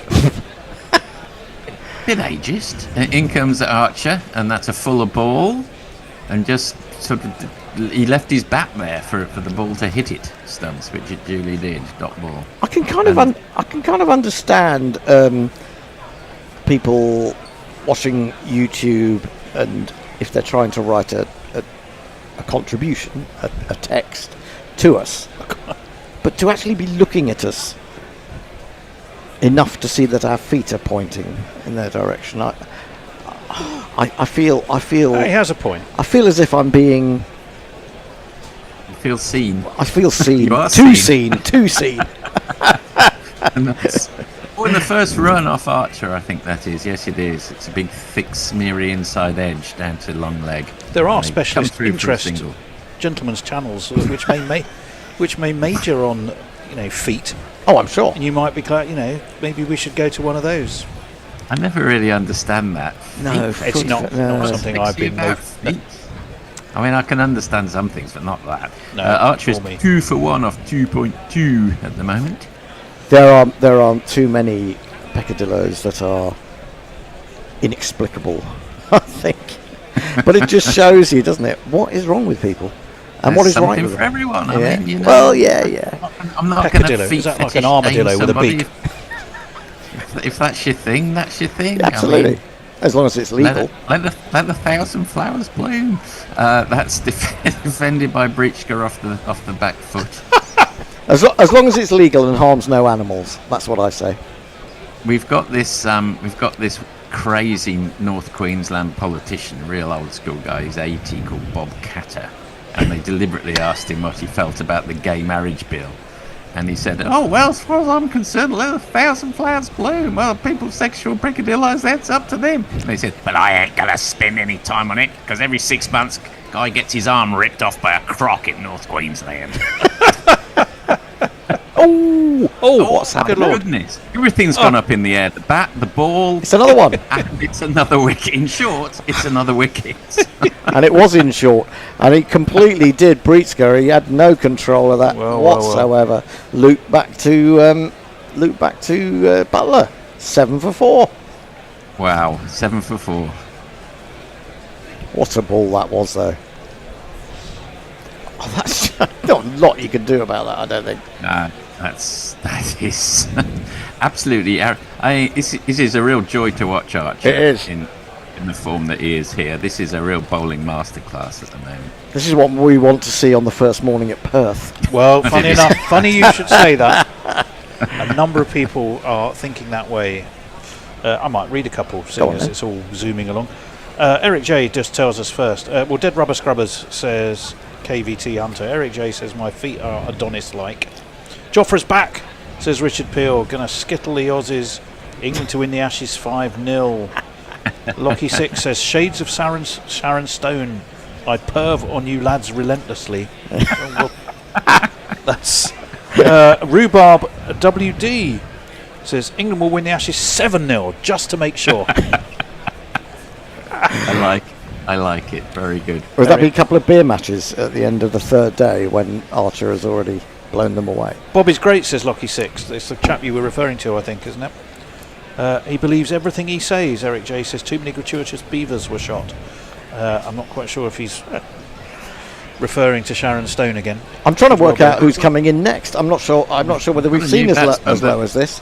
He might. Well, there you go. There's your answer. Might be reaching for the record books to discover whether England have ever taken 4 wickets in an ODI for fewer runs than 7 in history. Highly I certainly unlikely. can't remember it. Highly unlikely. What's the betting? South Africa still take it deep and get to about 340. Well, they might do, and good on them. I don't know. I'm not sure. Got to show a bit of backbone, haven't they? Archer, first ball of the man who's got high figures today, and my God, don't tell me there's another wicket. They're pretty convinced, England. He followed it, Brevis, who's the new batsman. The umpire is not convinced. If they're that sure they should appeal, why not? You've got them on the run. If Appeal, you're going to go, come on, Harry Brook, you can get excited, but then if you really think if you're going to put in an appeal like that, you're almost duty bound to. Yeah, but they haven't. To actually refer it, but Oh, they they haven't. No, they haven't. Which I don't really like that much. Oh, he's nowhere near it. I know what you mean. Nowhere near it. No, he's quite a long way away, and I'm not quite sure what they were appealing for there. A good ball, because it's at least 3 inches away from the bat, you'd say. And it's not flicked anything else either. No, so that's a little bit poor, as Hendo says, from England, I think. Last ball of the over from Archer, and it's through him like a dose of salt. 90, 90, 90, 89, 92, and I wouldn't be surprised if that was 92 as well. That's the speeds in that over from Jofra Archer. A superb over. At the end of the 5th, South Africa 7 for 4. If I'm Brendan McCullum, I'm ringing up every available pharmacist. I'm saying, give us your biggest pieces of cotton wool. I'm getting them on a tray or a trolley, and I'm getting them out there, and I'm pulling Jofra Archer off. If you're part of the expression. Well, just.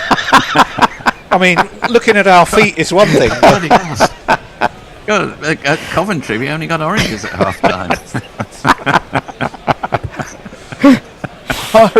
The old joke. Honestly, It was the old joke. because when you talk about he's putting his back into it, and that's when I really worry. But he might be putting too much of his back into it. Anyway.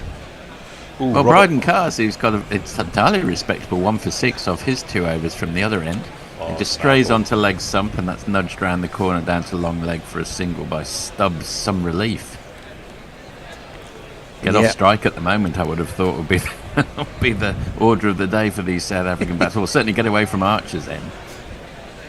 Wondering what's happened to Rassie van der Dusen. Is he out of favour? He's in the T20s. Oh, he's in the T20s. But he wasn't picked in the ODI side.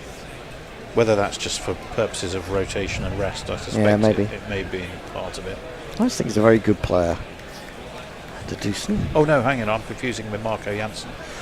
Oh, yes. Brevis, always played and missed at that one, whether it just left him or whether he just played down the wrong line. There could have been a little bit of movement there from Cars. It's the one that went the other way. And this is great bowling from Cars as well, it has to be said. I'll jingle up the batsman now. Brevicity is the soul. The Walt Disney.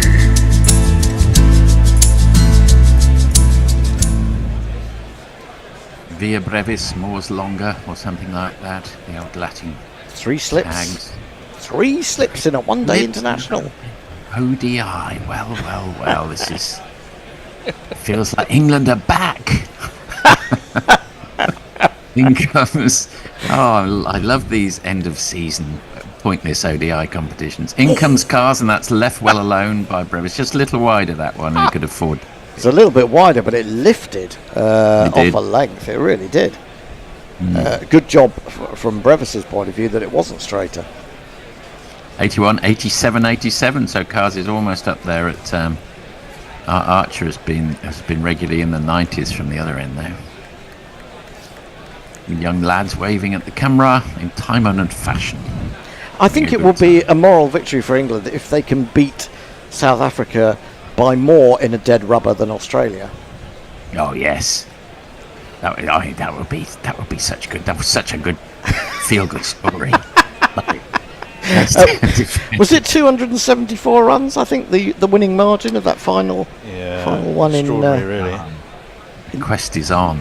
Defended by Brevis, dot ball. Where was that that final ODI was played in a place called Mackay? Was it 40? Do you know of it? Mackay.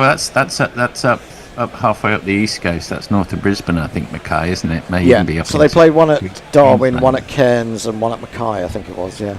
Fair enough. Yeah. Seeing the tropical side of Australia, and that's cut Brevis in two, or whether he just played down the wrong line anyway. He played and he's missed, that's for sure. And they do not know where the next run is coming from here, South Africa. I think, irrespective of the wickets, I think it's fair to say that they're getting a little bit behind the rate too.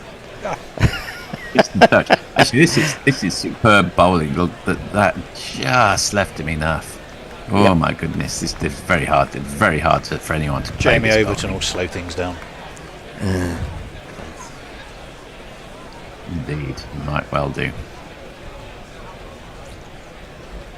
Okay, a great attempt at a pull which has struck Brevis amidships, so to speak, and he is doubled over in pain. Everyone else tries hard not to laugh. And that's the end of the 6th over. South Africa 8 for 4. Right, poor Jofra, says Lucky 6. Yes, referring to being pulled off, I suppose, by whoever. Me. It's looking like a fix, says Robert Hawkin. I'm not so sure about that, but because it is so much. Well, who knows how it will end? But there are shades of that last ODI for South Africa and Australia. Did I say Pirate Badshars as far as non-secretors go? The Kata Crocodile one is for the ages. If not, I have now.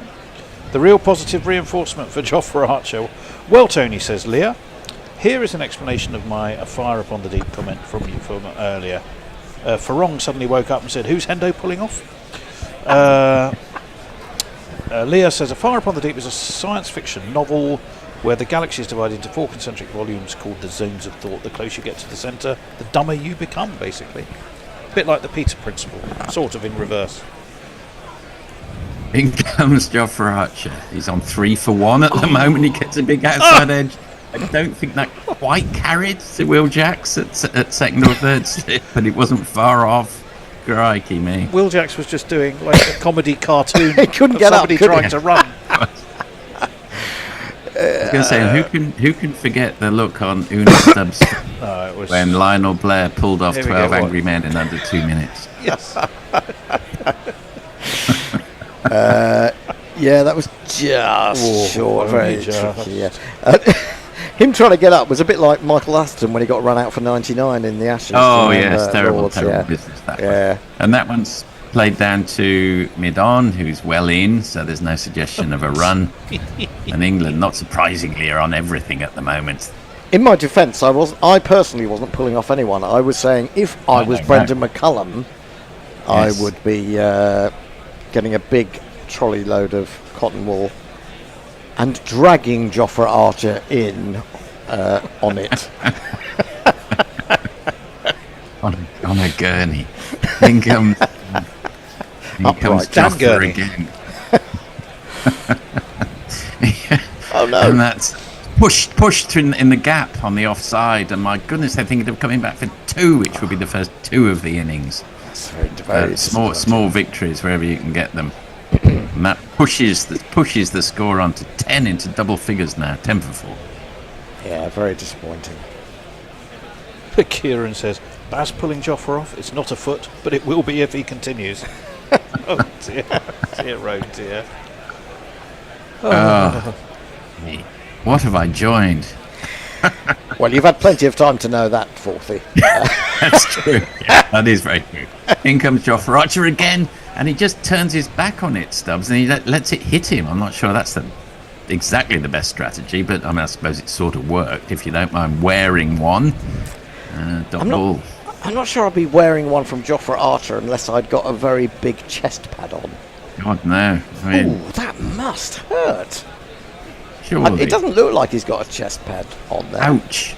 I mean, we can't all be Brian Close. No, indeed. Cricket ball doesn't hurt. It's only on you for a second. Only on you for a second. It's one of those stupid things I've ever heard. Archer, 3 for 3 off 3.4. He's in again. And that's defended down 2. Mid-off, dot ball. Stubbs is on 4. Brevis is on none off 7. Who unexpectedly got a little trundle with his arm earlier in the day, and actually didn't acquit himself too badly. No. No. Ouch. It's almost like if you're playing football and you're chesting it to by way of a pass, back to the keeper or something. Yeah, that's exactly what. And sometimes central defenders do that, don't they? Yeah. Felt like that. Archer in again. It's wide. That one's a little not as well directed and is in fact a wide as it sails over Stubbs' left shoulder. Just reminds me of when playing football in the park when I was living abroad. Jumpers for goalposts. Well, it wasn't exactly that. It was a bunch of us just having a kick around, and it weren't really any goalposts at all. Boys in the park. In the botanical gardens, no less. And it was me, some other blokes, and a female friend who was reasonably well endowed, should we say. And she made the mistake of trying to take the ball down on her chest when it was hit quite hard towards her. And it was one of the funniest things I've seen. A big edge, and it just goes over the head of Jacks at second slip. A false shot. They will come back probably for 2, I would imagine. And the score will move on, but a moral victory indeed for Archer, who finishes his 4th over on figures of 3 for 5.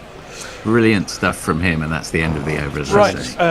Leah says, in other cricket news, Pakistan are 2 for 1 in the final of the triangular against Afghanistan.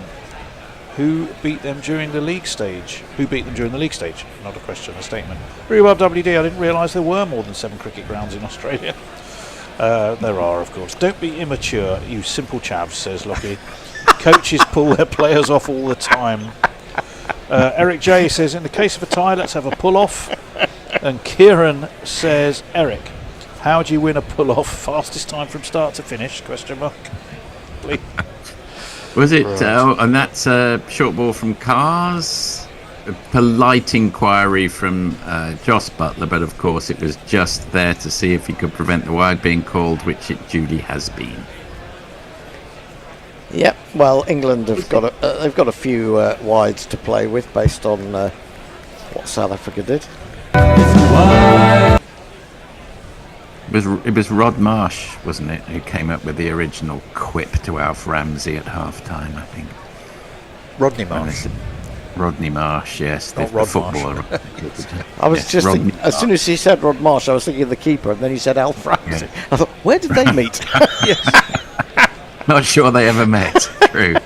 As a dot ball has just gone by. Nothing much happened there. I suppose. I mean, Alf Ramsey was around till when? Early 70s? Yeah. 73 he got the flick from England after the Poland result. Poland debacle. Tomaszewski. Oh God, yeah. Who he called a clown. That's right. Well, he didn't.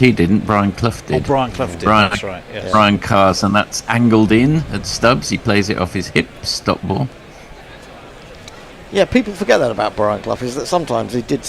I mean, apart from being quite funny and quite astute in a lot of cases, he was liable to say utter nonsense from time to time. He was, yeah. Fluffy. I remember him talking up Steve Hodge throughout the 1986 World Cup campaign, who contributed to that Maradona I hand wouldn't of say God I'm the by best kicking- manager in the world, but I'm definitely in the top one. Well, there we are. But Stubbs defends it back down to Carrs. I don't remember George Melly taking charge of England. Oh, Brian Clough. Game needs a few more Cloughies. Well, that's probably true. Yeah, it's probably true. I never quite worked out what it was about Brian Clough. I mean, he left the strategy to Peter Taylor, his right-hand man. I suppose he was a force of nature, and he had a really good eye for someone who'd been overlooked, someone like Robertson, the fullback. But I wasn't quite sure what it was, what his magic was. And that's play and a miss from Stubbs, and it goes through to the keeper, Josh Butler. Well, it's a mythology to some extent, isn't it? Yeah, and when he went to Leeds, we saw how it all kind of unravelled when he didn't have Peter Taylor with him. Indeed. I mean, you know now that you don't just have a manager or a head coach, you have an assistant coach, you have I don't know. You have a set piece coach. You, yeah, you do. You have a man in charge of throw-ins. Yeah, you do. In comes Carrs. He's bowling to Stubbs, who takes one foot back, and that's a nice shot. And that'll I think, be the first boundary of the innings. And it'll just overtake two fielders converging on it, and it's one of these. There's not one boy for me, I must have 2 or 3, I need 4. Yeah, I mean, like all these things, there's a kernel of truth, and then the myth just grows, doesn't it? And especially in days, especially I think in days when there was so little TV, or relatively little TV, you know, football wasn't as ubiquitous on the telly all the time. Everywhere. It was better for it. Yeah, that's a very good point. Edge? And that's been dropped by Will Jacks at second slip. And to be honest, it was a very straightforward catch at this level, which should have been just snaffled up straight to him, straight in, and straight out again. That's a shame. Oh, there've been some. Been nice to have got the 5th wicket. There've been a few simple ones gone down today, haven't there? That's for sure, yeah. I don't know whether it's a bad seeing ground, the Rose Bowl, or what it is, but really that's as straightforward as you get, really, as a second slip catch. Again, it's not a good shot, is it? I mean, absolutely. He's pinned without moving his feet at all and waves the bat. I mean, it's the modern way. It's the modern way to a certain extent, anyway. Rhubarb WD. For 4. Can we play you every week? Lockie 6. Will Forthy do a Forthy's book 1850 to 1910 for a $2 super chat?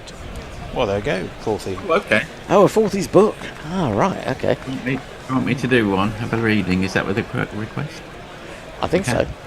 Endo could join the panel of an expert in when to pull a man off.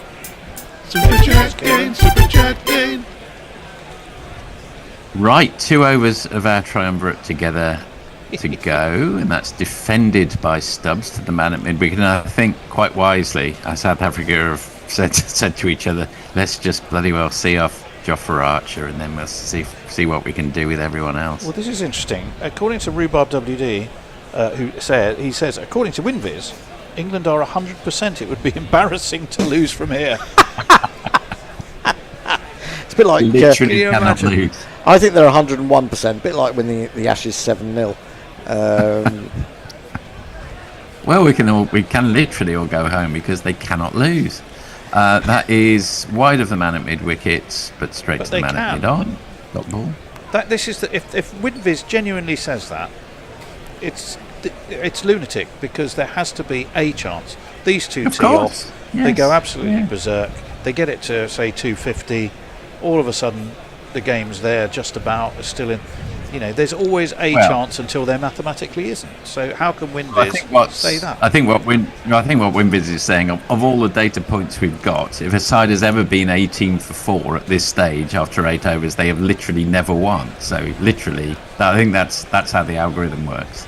Defended dot ball. But it's a fool and it's wrong, because mathematically, while there's a chance, there's a chance. Yeah. However, the chances of them scoring 400 off 40 overs, which it will soon be. With their last 7 batsmen. Yeah, it's you might be able to do it even for 200 runs, but you're not going to do it for 400 runs. I don't think. But as you said, you got 2 chances, none and Buckley's, as we would say in Australia. That's defended off the toes by Stubbs. Do you know who Buckley was, by the way? No, I was literally about to ask you. Well, there was a chap who escaped as a convict from a convict colony in Australia called Buckley. And if you did that, you were basically dead, because you couldn't survive in the Australian outback as a white man. But he was taken in by an indigenous... Go on. And they assumed he was their god. That's right. Do you know, funnily enough, Forthy, that you should mention that, and talking of books, as we will be in a minute. Oh, yes. Archer, by the way, into Stubbs, and that's a big thick outside edge. It's been caught this time. Will Jacks has taken it. Archer has got his 4th wicket. He's 4 for 5. And South Africa, England are halfway there. South Africa 18 for 5 in the 9th over. Goodness me. Another one bites the dust. I think that is going to be out, Fred. Another one bites the dust. Going back to that story just briefly that you're telling, I'm pretty sure that it's in Richard's book where he drives the truck across. I've literally just read about it, and I thought, bloody hell, that's a good story. I wish I'd got it in my book about Australia. I don't know how I missed it. Did he not go on to do some quite incredible things? Did he not get into Parliament ultimately? Did he? Well, there was one of those blokes who turned out to be a good guy, and I have a feeling that Buckley turned out to be not such a good guy in subsequent life, but I stand to be corrected on that. He wasn't the one. The one I think in Richard's book, there 2 of them are get away at the same time, and the indigenous people kill him for some reason. I think he upset them. I don't know what he did, and he upset them. But it's just saying, this other guy becomes sort of revered, And that's Buckley. And I think that was Buckley. Must be. Yeah. But I can't. I mean, maybe there's more than one. Maybe there's more than one who's been taken. Well, I mean, it is a very well-known saying in Australia. You got Buckley's, mate. And that's the origin of it. So we got a new has paid that $2. This says Jay Grover addled my brain. 4th, he guessed the book. Not quite sure. Maybe you have to. Is there a clue in the Jay Grover addled my brain? Well, I'll hold off on the jingle because there's 1 ball to go in this over. Okay, righto. So can this be a wicket as well? We've got a leg slip, a gully, 2 slips, and a man under the helmet, close in, short leg. And that is bowled at the body. And Bosch just takes it on his rump. Puts a thumbs up, not quite sure why. At the end of the 9th over, South Africa 18 for 5. Both batsmen have yet to score. Let me jingle the Bosch. Bish bash bosh, go but I never give a fuck. You wanna sim to him, motherfucker, come try your luck. You can never hit him off his line. Slam in the bat, he's fucking fine. Bosh. And over to the Bish. Right, yes, gosh. Well, lucky, I've just read that. Maybe Desi has done a Buckley, says Eric J. For wrong, Bangladesh aren't this bad. Lucky 6, South Africa's in the hotel bar. Fluff 3-0, Fluff 3-1. India give Des a pendant. Who is this Des? Who are we talking about? I don't know.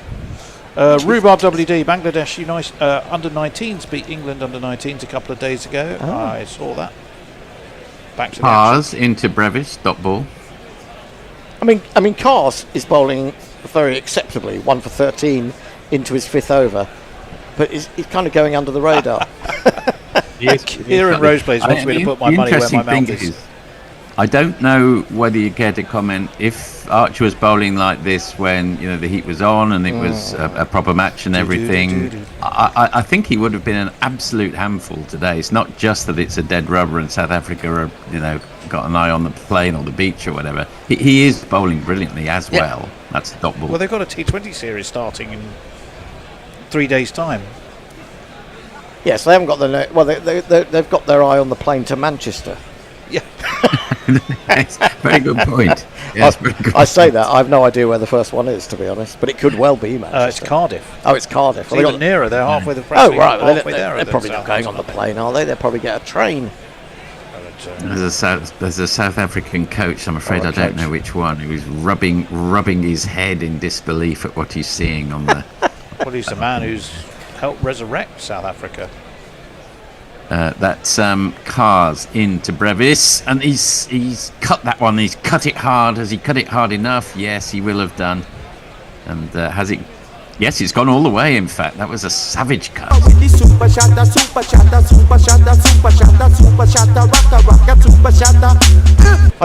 Shukri Conrad. Yeah, it's taken him 10 balls to get off the mark, but when he has, it's quite a good shot. It is. That's a question of Bish Brevis Bosch, as it were. I guess he feels that England have got a relatively attacking field. He's not got much to lose. He played it with both feet off the ground, actually. That was defended by... But you don't often see that. Sometimes often with 1 foot off the ground, not often with 2. And that was defended by Brevis. I think it happens more often than you think, and I suspect Does that it? if you're Maybe. and I think if you're a batsman, you probably don't realise you've actually done it, because you'll be back down so quickly. Maybe you're right. I'm not sure whether you would feel it in your bones. It's just, yeah. I mean, batting is so instinctive, isn't it? How else could it be anything else when you got half a second to react? Jace, can you Another one gone. That's been taken. The 6th wicket has fallen. That's gone straight into. It's Overton's hands. There is it. Yes, at second slip. Brevis is out. He's gone for 6. Another push outside of stump. Cars has now got 2 for 19. South Africa 24 for 6. Well, you know what? I mean,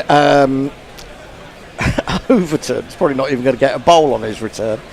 He really did juggle with that and eventually sort of held it in his arms to his body. But 24 for 6. The thing is that at least the Hampshire crowd have got half a game. They've done it the right way round.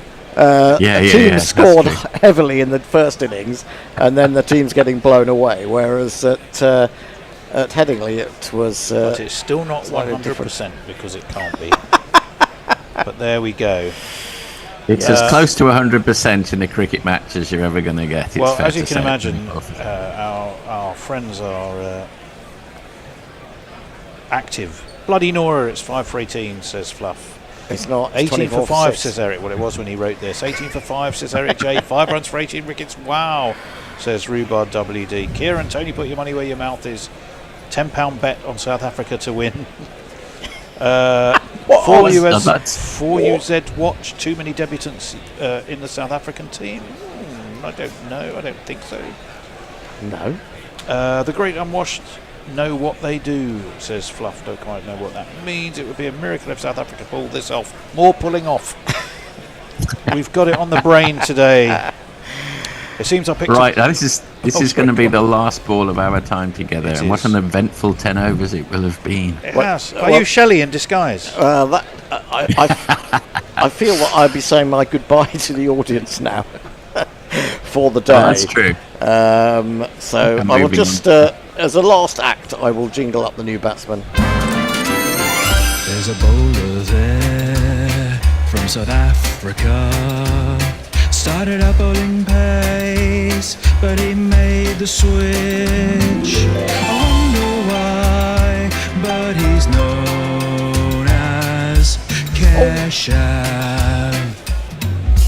Right, and it came as Maharaj as the new batsman, and that ball followed him and smacked him on the gloves hard. He defended it down as well as he could. and that turned out to be another eventful over. At the end of the 10th over, 6 wickets have fallen for just 18, and we have a new commentary trio. We do. It should be Messi coming in. I think Jason, but he's got to first of all let people in, and it should be John Batham, I hope. Ah, right. Yep. He's just coming in for the struggling to get his camera working, but at least we can hopefully hear him. He's coming in to take the glory. Messi, are you there? Are you there, Messi? Earth to Messi. Let me play a reminder of how you can help Guerrilla Cricket thrive. I wrote the as me best on. Things in life are free.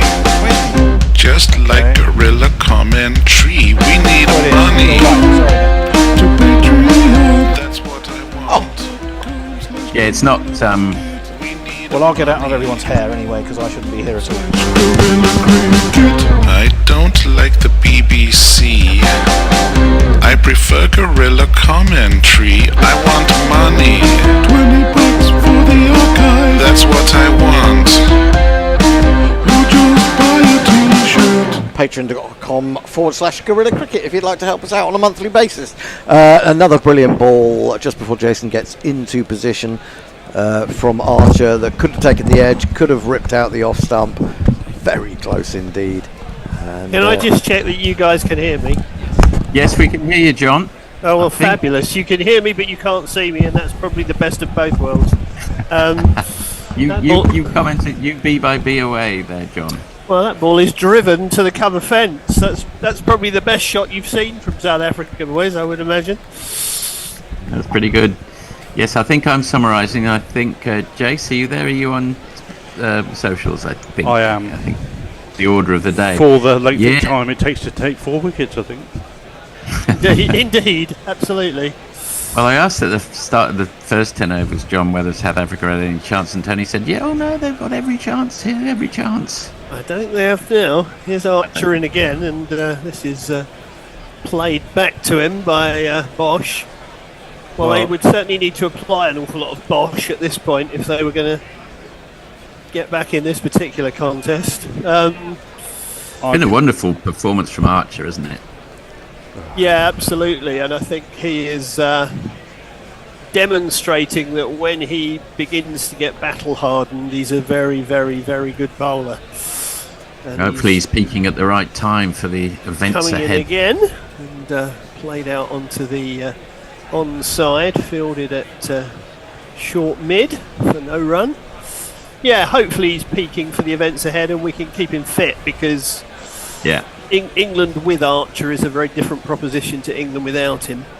100%, yeah. I think we would have to say. How many times do you see 3 slips and a leg slip and a short leg in a ODI?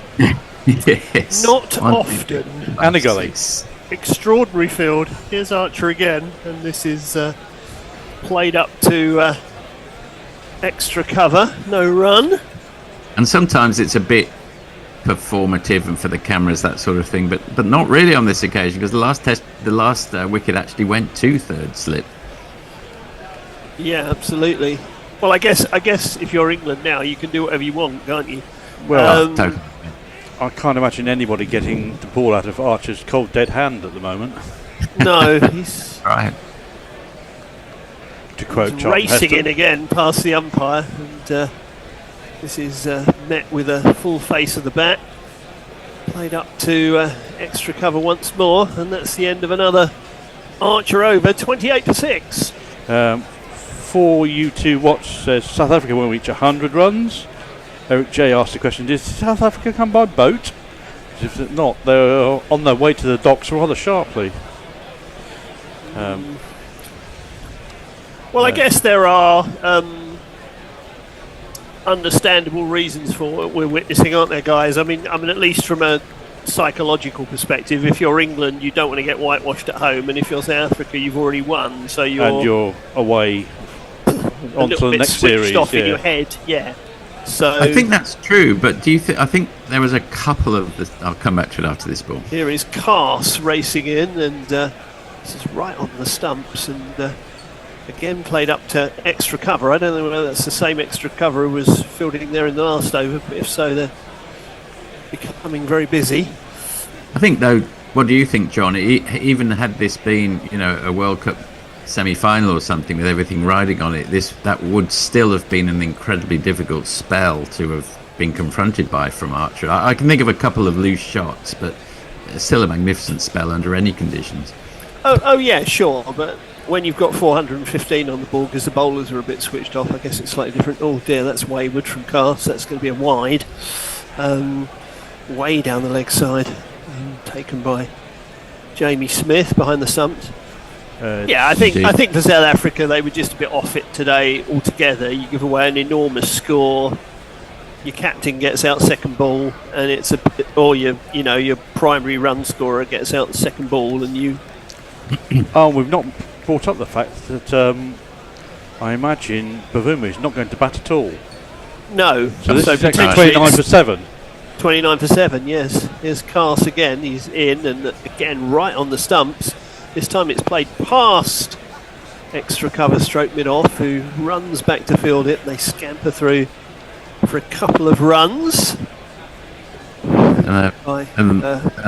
Amazingly enthusiastic piece of fielding from Harry Brook. The thought goes through your mind, mate, it's 31 for 6. They're chasing 415. Don't injure yourself. But chasing according to in Layer, a pointless the biggest margin of victory in ODIs is 317, a record that might fall today.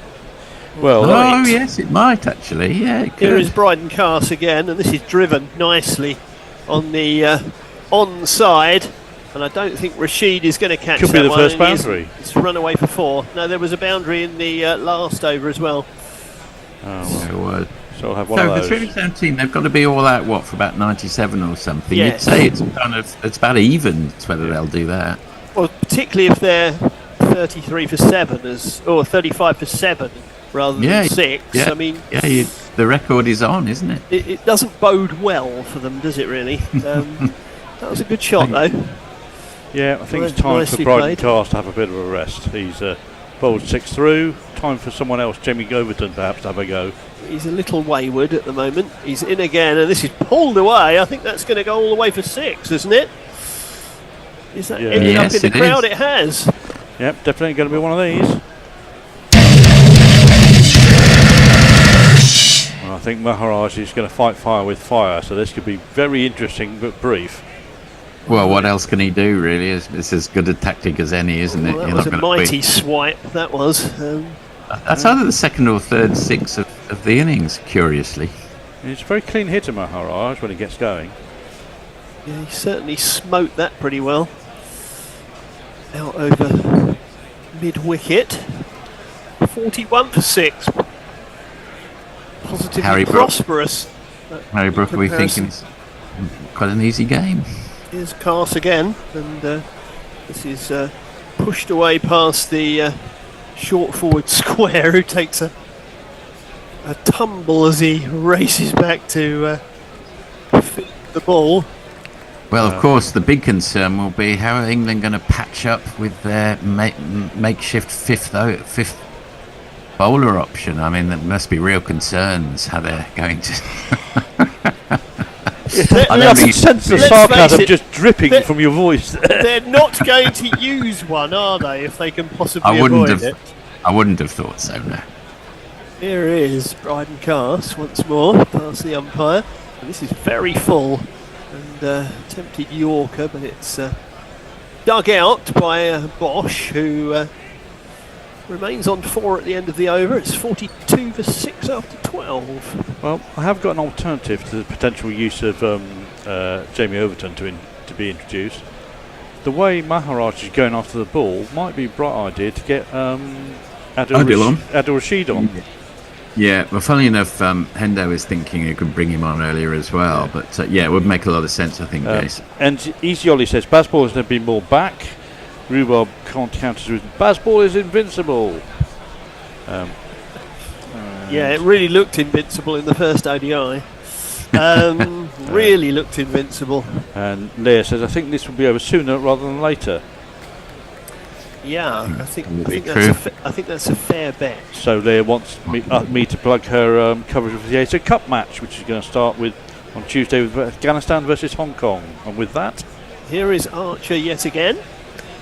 This is just back of length, and it's played back to Archer along the offside of the pitch. I think you were right, Forthy. I don't think they're getting the ball out of his hand. No, I wouldn't have said so. Anytime soon. And it's all very well thinking, oh, we'll just see Jofra Archer off. But by the time they do that, it'll be 20 overs will have gone by because I think he's going to bowl straight through. Yeah. Well, yeah, I guess the only thing they've got to watch is when was the last time he did that. In comes Archer, and this is played out to cover for no run. Yeah, you don't want to over bowl him in a situation where you've won the game, do you? Because absolutely pointless. You're right. You don't want anything happening to him that would cause an issue. I'm reminded slightly obliquely of the fact when do you remember when Joe Root got 4 for 8 and they kept on bowling him until he eventually got his 5 and he went for about 5 for about 40 in the end.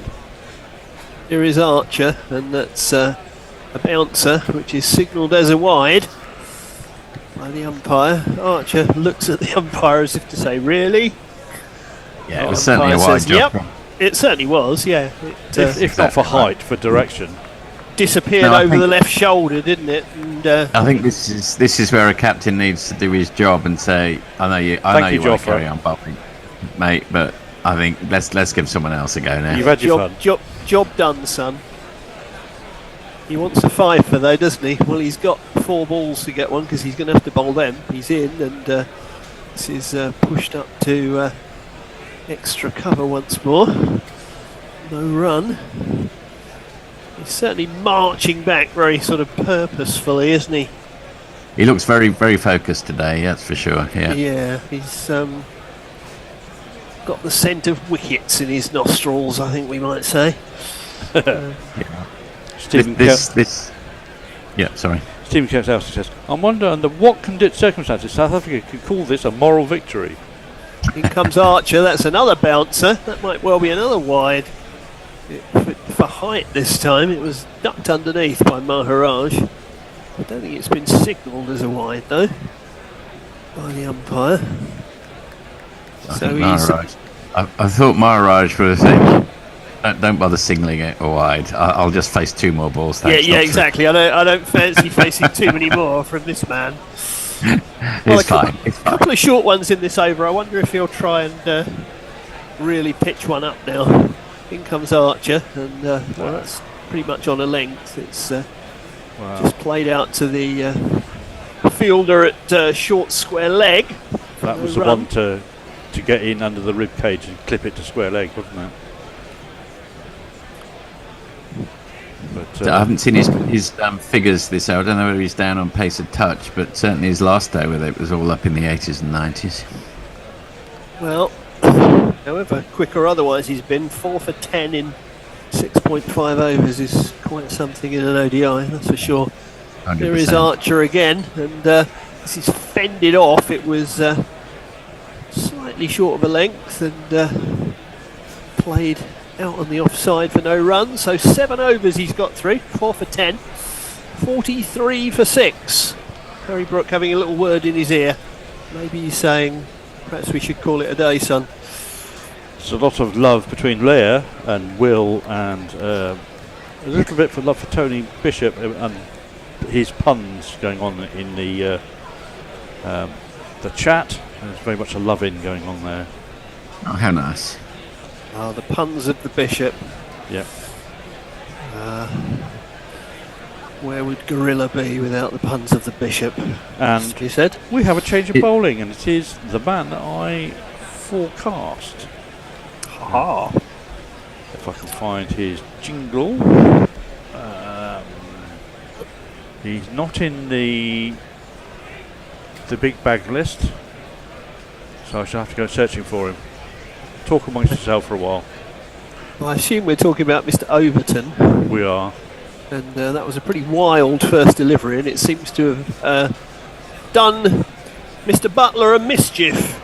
Yeah, he's limping. Oh, that's it. That was an interesting little chat between Harry Brook and Jos Put at the end of the over. I think that might have come off the glove, you know. I think that might have been a spill. Yes, it was, yes. Yeah, his voice is high-pitched and ginger hair like a pig. Not that one. Try Well, that would have been a wicket first ball. Oh, poor Jamie Overton. Jamie Overton. He's had to watch all the action from the first two bowls, and he gets that first up. Came off the glove down the leg side, and Butler spilt it. Did himself a mischief in the process. Wasn't too difficult a chance as leg side. No, it wasn't really. Quite a nice height. But then this is Joss Butler keeping wicket. I shall say no more. That one was worked away to the man on the fence at deep square for a single. Okay, let's try his jingle again, shall we? Okay. They'll get you now, Jamie Overton's how. He'll get you out because the pitch belongs to bowlers. Jamie Overton is the best of all because the pitch belongs to paceman. Jamie Overton will crush your balls. Here is Jamie Overton, and this is played back to him along the pitch. He picks it up as if to throw it back at the stumps, but he doesn't, and there is no run. Yes. Yeah, it was a funny little chat with Harry Brook and Jofra at the end of the previous over. I sensed it was Harry Brook saying, I think we ought to wind it up now, and Jofra saying you must be joking. Yeah, I think that was the general gist of it. Yeah. This is played away to the man at backward point by Maharaj for no run. Yes, I think that's exactly the flavour of it. I think Harry was gently trying to persuade him to let go of the ball, and I think Jofra said, I'm going to have at least one more skip. Yeah, that was more or less how I read it, yeah. And I don't think it was, can I have one more skip? I think it was, I'm going to have one more skip. Yes. Overton's up in the 90s, that's interesting. Here is Overton, and he's in, and this is again fended off behind point by Maharaj for no run. There is a lot of Jamie Overton to propel the ball quickly with. Now, if he gets a lot of that ballast behind the ball, then it will go places in a hurry. Yes, as the colloquial expression goes, he is a big unit. He is a big unit. Managed to replace for having a look at seeing the funny side of life on the boundary edge in the balcony, Mahmood there. Yes, here's Overton again. This is flashed at and it flies over the slips and away for four. Well, it was dug in a bit by Overton, and Maharaj just decided to give it some welly. A deliberate shot. Yeah, a deliberate shot off the top edge. Yeah. And quite a reasonably safe. Yeah, I don't think it was ever going to fly to the slips. It's flown over the top of them. I have been berated by not actually talking about the pun that started all the conversation. So here it is from Will, if I can find it again. Yes, the shelf with my vinyl on it broke. The record fell that day. Okay, very good. Oh dear. In Good the grief. Tony Bishop style. Indeed. Yeah, absolutely. Well, I was about to say, of course, Jamie Overton, the latest man to desert the good ship Red Bull cricket, of course. Yeah, I think he might have jumped before he was pushed to some extent, but he's also some people have given it some altruistic vibes. I think it's more maximise my profits while my body still allows me to vibe in there as well. Yeah, I think you might be right there, Jace. Honestly, I'd never blame a cricketer for doing that. They're a long time retired. There's a lot of money to be made over here rather than over here. And I don't think England love Jamie Overton. I don't think anyone's really taken him to their hearts. He's a decent squad player. I understand the decision myself. Yeah, I think there is good reasoning behind it from his perspective. His body isn't always as sound as it might be, and so he might as well devote the time that he can play cricket to a format where he can make some money. As you say, Forthy, I don't think he's ever going to be a regular in Test cricket, is he? So Wouldn't have said so. No, I think it makes a lot of sense for everybody. Yeah. I don't think anyone's too upset by that. Yep. If you're a big Jamie Overton man, do write in. Yes, do let us know if you vehemently disagree. We have been asked, whilst we're doing the drinks break, by Mayank, who says, where was this England the first 2 matches? Well, yes, but Mayank, I think we have to bear in mind that this is probably a psychologically different South Africa to the first 2 matches as well. Yeah. The pressure of winning a series is off. Yeah. I think it is. We're just having a look at the wickets, though, and they are proper wickets. This is that wicket we just had a look at. It would have been very hard to know what to do with it. The one that just followed the batsman. There were a couple which were wider that were one. It's a great spell by Archer. There's no disputing that. But let's be honest. If you're not at sort of this level of cricket, or at any level of cricket, if you're not quite on it because the job's already been done, then you're more likely to get found out, aren't you? Now, I take your point, Forthy, that they may well have been found out by this spell anyway, but there we are. Well, we are now going to see Adil Rashid. Yes. One of the interesting aspects of today's play so far as England are concerned, their top 4 batsmen all began with J, Jacob, Joe, Joz and Jamie, and 2 of their 3 bowlers who've taken wickets both began with J. Only Jofra and Jamie, and it's only Bryden who's broken the J's. Here is Adil Rashid, and that's driven back at him, and he doesn't field it properly, and batters go through for a single. Rashid rings his left hand. Yeah, that was hit with some pace back, and I think that stung him. Yeah, they gave that some hammer, and he went down to field it, and then wished he hadn't. I think.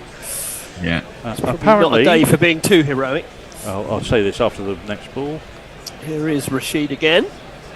He's in and advances and edges to slip. Rashid has struck. Caught at slip. There was a slip left in. He was given the charge, skewed off the outside edge. Slip took a sharp catch, and South Africa are 7 down. Another one bites the dust. I think that is going to be out, Fred. Another one bites the dust. Yeah, I think he was done in the flight there.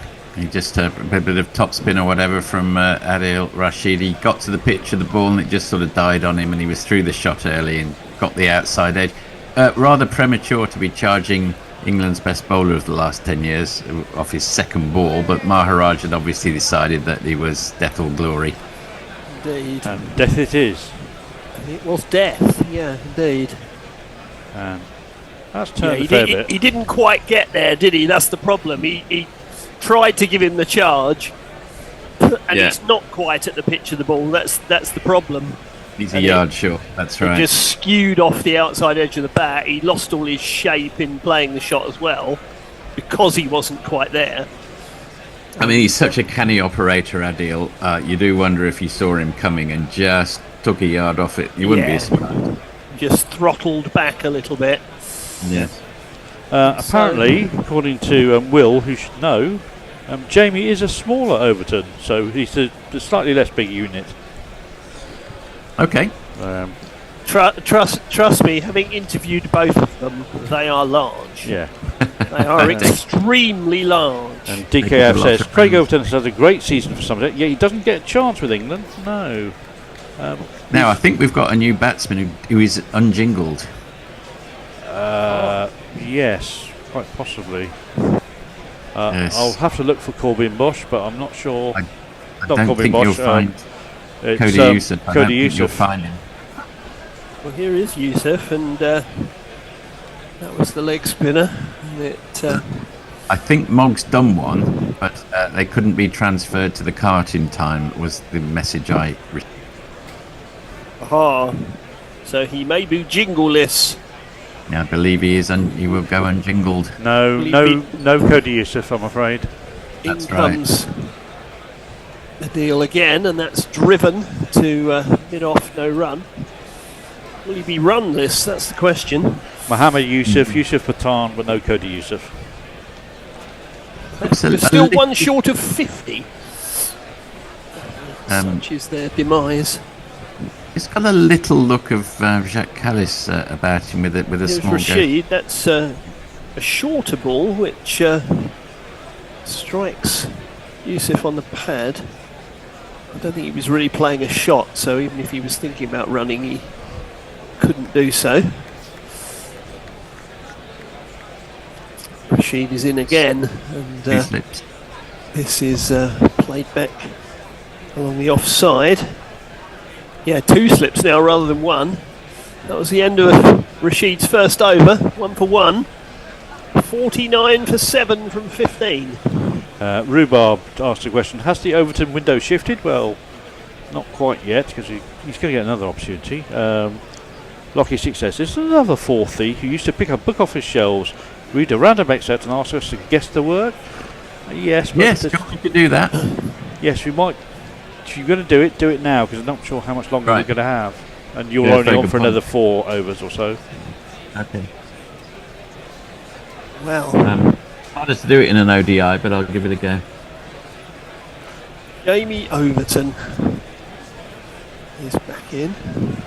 In he comes and played along the onside. Runs up to mid-on, no run. Talking about the shifting of windows, by the way, I was at a women's 50 over game earlier in the week at Chelmsford, where Freya Davis's dad was in the box and made the mistake of fiddling with a window in the media box, which had been slightly loose, and it promptly fell out. Here's Overton, who plays, and this is played out on the onside. Fielder comes in from off the boundary, and the 50 is up for South Africa. 50 for 7 in the 16th over.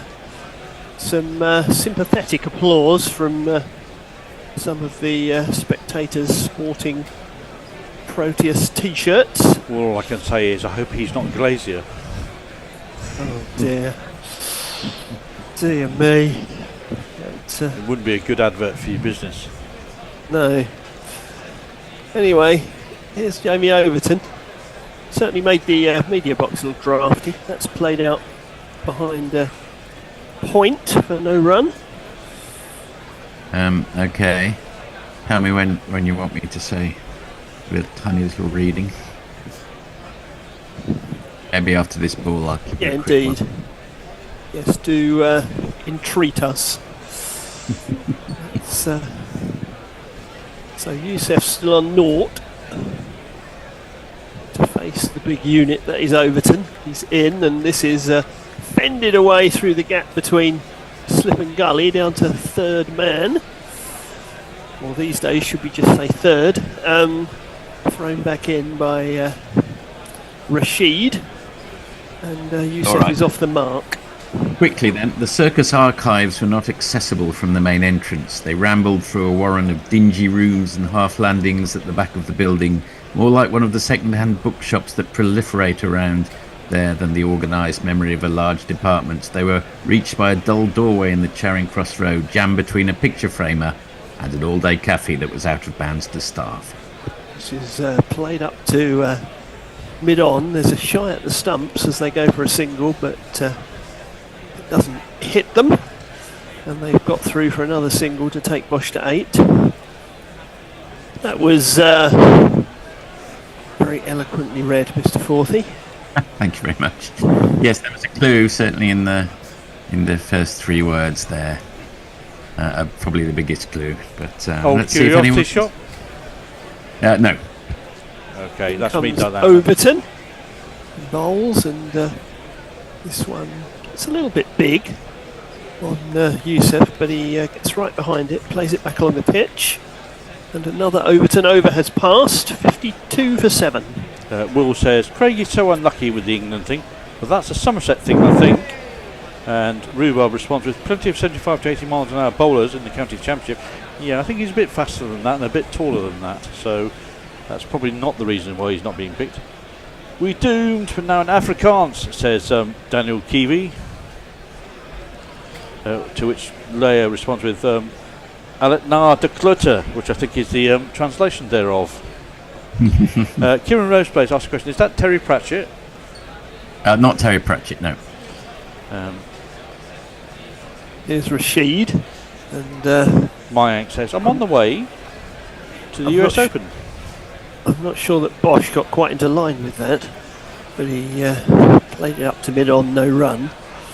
To watch the men's He looked as if he was trying to give himself a bit of room to have a whack. Looks like he's Rashid again, and he just about restrains himself from throwing everything at that. Just plays it out for a single. 53 for 7. I don't think it'll be long before he tries to launch one at Rashid.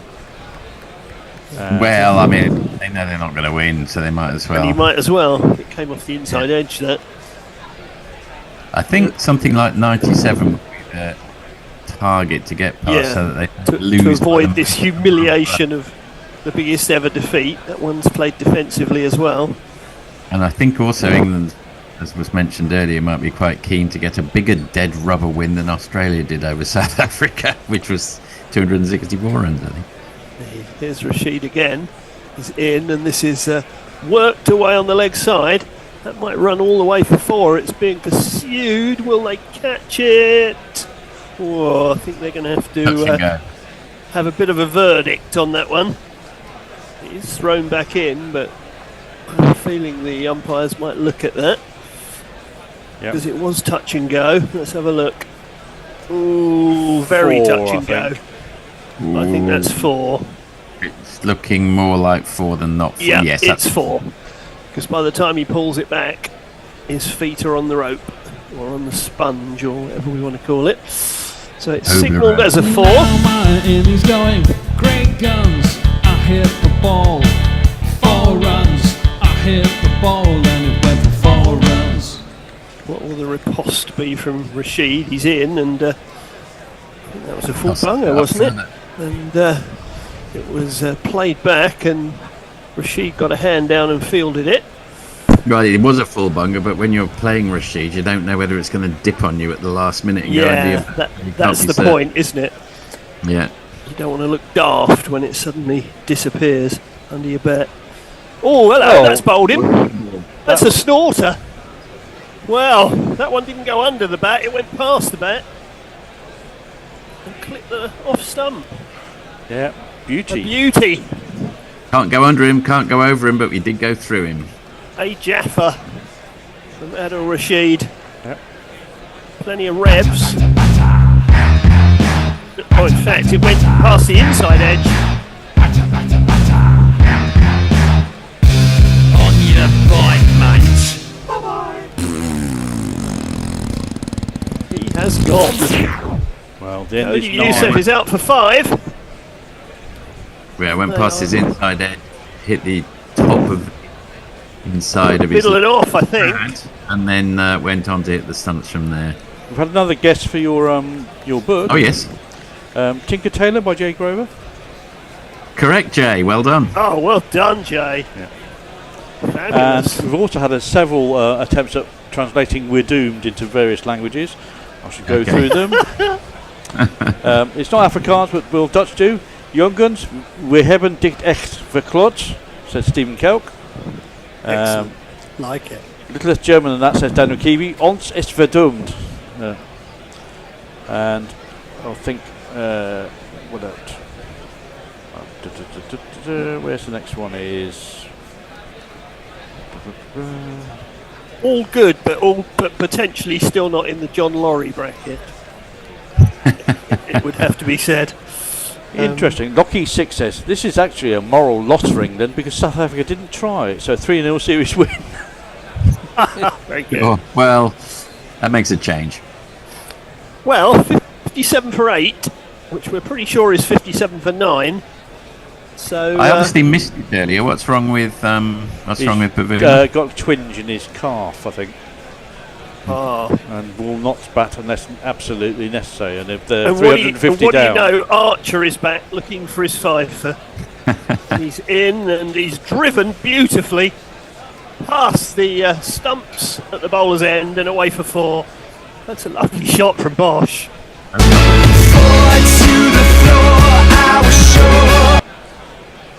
That's ruined his figures.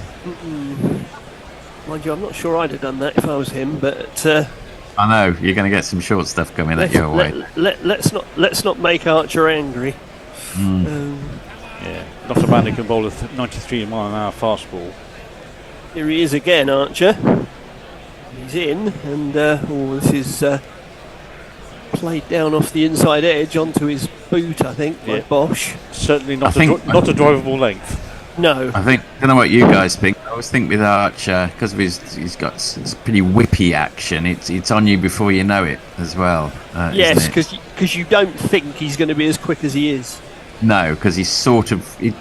He sort of lopes in and... Pass to the wicket, but it's a sort of lopey, very controlled run to the wicket. And then this huge whip comes in and all of a sudden you go, oh yeah, he is very quick.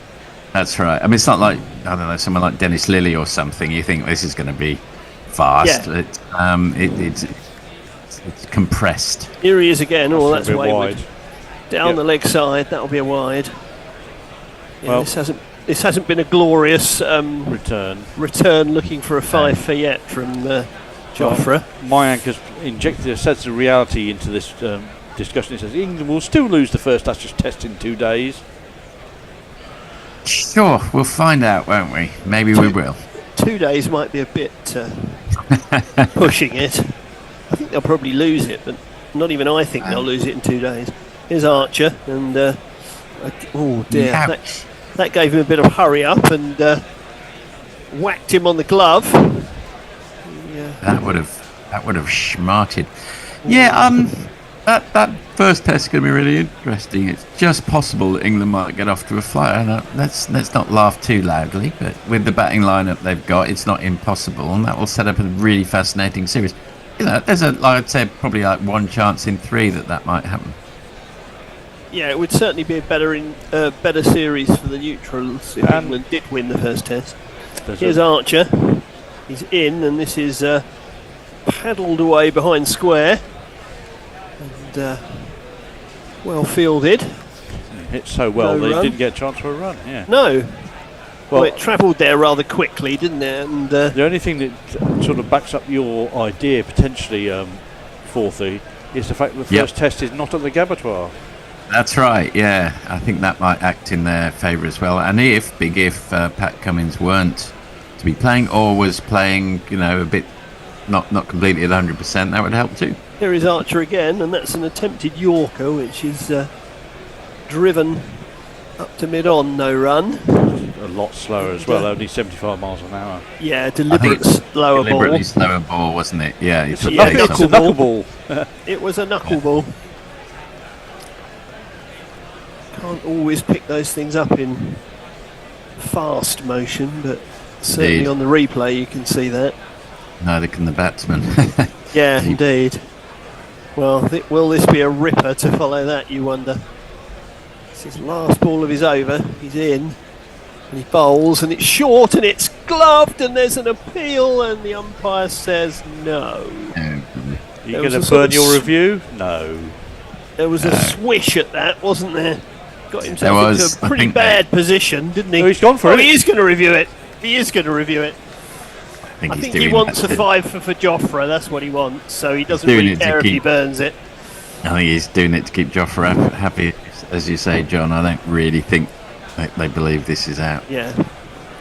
Yeah, Harry went, it's Joff, I'll review it.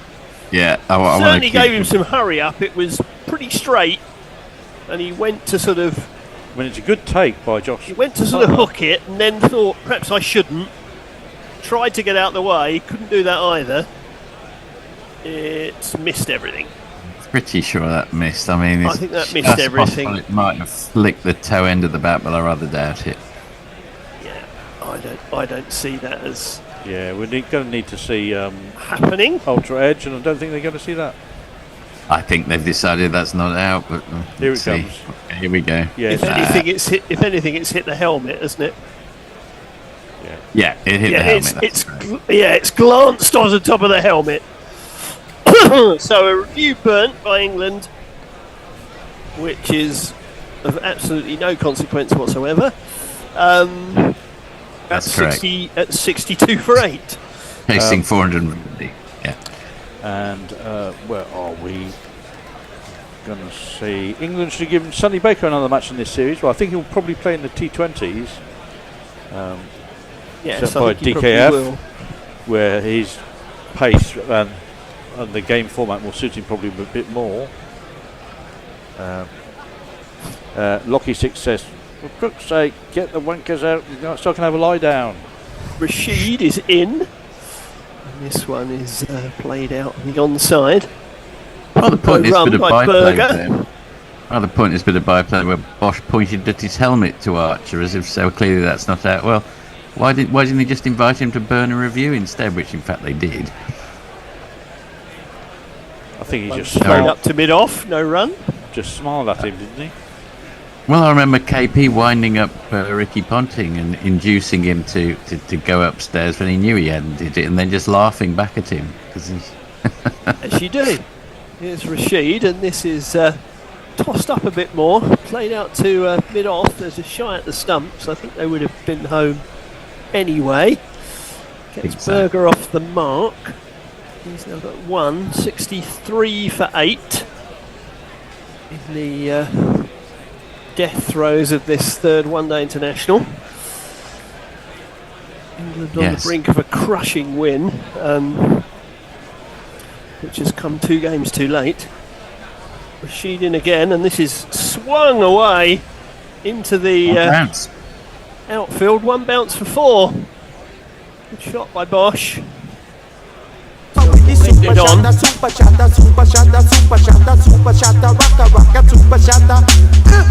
Very clean hit. Presumably, if you added up all the runs England scored in this series and compared it to all the runs South Africa, England will have secured the moral victory in the series. England would have won, yes indeed. Here's Rashid again, and this is flayed away into the offside. That may run away for 4 more. No, it doesn't. It's fielded by the sweeper out there. And Bosch is back for 2. 69 for 8. Might have been apologies, my screen just decided to go into absolutely fast motion then and made Adil Rashid look like he was bowling at 90 miles an hour, which was a bit discombobulating. But 69 for 8 it is. I do believe Bosch is now taken the lead and is the highest scorer in the innings. Well, yes, he's on 19 indeed. He's gone past Maharaj's 17. Here is Rashid again, and Bosch has played that out. It's well fielded at cover by the skipper. And there's no run, and that's the end of the 19th over. 69 for 8. Bosch has 19 and Berger has 1. There's various discussion in the chat about Ashes make-ups for the first test and whether Wood and Archer will play in the same test, in the first test. I think there's some discussion about whether Wood has had a setback in his recovery. A message just says Wood and Archer are fit for Perth. I rate England as favourites. It's a bit risky, isn't it? I wouldn't put both of them in, even if they're both fully fit. I'd go Archer, Wood, probably. And Rhubarb says Wood will play for Durham this month. We've also, the last unforgotten fast man of that trio, Ollie Stone, is now playing for Middlesex until the end of the season. Well, I think it's for 2. I think it's for 2 county championship games initially. But he certainly is in North London at the moment. Yeah. Thing is played that out on the onside, no run. 5-test series used to be played over 10 or 11 or even 12 weeks. Now they're played over about 6 or 7 weeks. Yeah, and there's no way that a fast bowler can go back to back for 5 tests unless he's absolutely Jimmy Anderson. Yeah. Unless he's a metronome, yeah. Absolute metronome, or he's a fast medium bowler. Here is Archer, that's short, and Berger ducks underneath it, goes through to Butler. And There used to be, of course, rest days as well. Back then, there aren't now. You know, so you're probably looking at going, if they're both fully fit, it's very unlikely that they will be for all 5. You probably go Archer, Wood, Archer. Do you think, John? Yeah, I would have thought so. Well, depending what all the Well, results are. unless I guess you get to the stage where you're need to win 2-2 and you that's want to win true. it, and then you gamble. This is gamble. played out on the onside again for no run. That's a good point. By Berger. Lockie 6 says, I'm reliably informed by Glenn McGrath that Australia will win the series 5-0. He says that every time. Rhubarb says, I suspect Does McGrath has predicted that before, and Leia says, interesting, he generally predicts 6-0. The thing with sportsmen are they're very good at sport, but they're not very good comedians. And I think Glenn McGrath thinks it's genuinely funny to keep saying that. It's not, mate. Archer, that's a wide of off stump, and too high. Goes through. Quick wide though, 92 miles an hour. Yeah, it was swift, without a doubt. 70 for 8. We'll have a change at the end of Yes, this is our last over as a trio, is it not? I am staying on, and I will be joined by 2 other personnel. Well, I am shifting into Forthy's chair, I believe. And I believe Messi is joining us. And Messers is joining us, yes. In comes Archer. This is played out on the offside. There was a bit of hesitation about whether they were going to go for a run, and they did in the end. If a wicket were to fall in the next 2 balls, that would probably be it. Yeah. Well, I can't see Bavuma coming in at 71 for 9. A lot of point. No. There would be absolutely no point in. As we look at a fairly distraught South African supporter looking very glum in the wrecking your groin for an attempt to score over 300 runs. I don't think that's terribly bright. Here's Archer again, racing in, bowls, and this actually hits Bosch, who stood up straight. I'm not quite sure where it hit him, maybe on the thigh pad. I think he's got a chest guard on, and it might have went hit out that. on the offside. Couldn't quite tell how high that had bounced, actually. There's been a bit of that. Oh from yeah, it did hit him in the chest guard. You're right, Jace. That's right. Yeah, there's been a bit out on the offside. Just letting it hit them. Yeah. Wearing it. Folks, memories of Brian Close. Yeah, doesn't it just? For those of you that are old enough, here is Mr. Archer, and this is very full and driven to mid-off. They're going to go through for single. There was thought that there might be buzzers there, but it was just one. So very good. Berger is 2 and Bosch is 20, and we should have a swapperoo. I believe Jace is going to take up.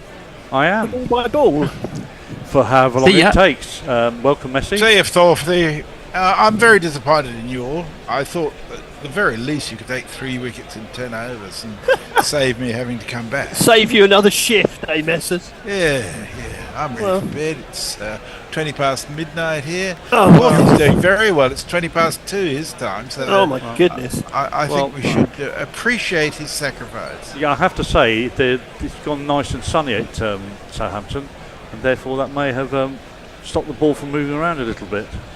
Anyway, here comes Rashid in again. It's played off the back foot, up, down, up the ground, and they don't take a run. Corbin Bosch elects not to take a run and protect Andre Berger for some unaccountable reason. 72 for 8. Yeah. Here comes, and the ball again. It's floated up, and he gives it a big sweeping Mo shot. And again, the shot is declined. The run. Yeah, the run is declined. Yeah. It was a Mo, wasn't it? Yeah. Went out to deep square. So how slow can he bowl this ball, Adil Rashid? Oh, he's gone for the quicker one, and that's down the leg side. Cannons into the front pad. Plops out into the leg side. And surprise, surprise, no run issues. Now, will they bring midfield in shortly and try and keep him on strike? This seems very perverse at the moment. Yeah, very weird. And that is that caught? As big drive. Went low and fast to Duckett, towards Duckett at mid-wicket. Duckett smiling. He did stop it, but I think that was just a little bit in front of him as it arrived at his body. Still shaking his head. Oh no, I think might he be dropped it. He's dropped that. And we've gone for the reverse sweep, and that's straight to gully. And that is the end of the match. We think Bosch tried to get a little bit too cute there. Went for the reverse sweep, just chipped it up, and at no pace, he went straight to the gully fielder. Who was it? Joffre? Joffre looks distinctly miffed at the fact that somebody's taken the last wicket, which means he won't get a fiver. And just confirming that Bavuma is not going to come out to bat. I thought that might just came off the top edge as he went to sweep. It is Bryden Cars. It is, isn't Cars, it? yeah. Yes. Who had to jump a little bit to catch that, but it wasn't coming very far. So, and he's a tall lad. But yes, that is the end of the game. They are indeed shaking hands.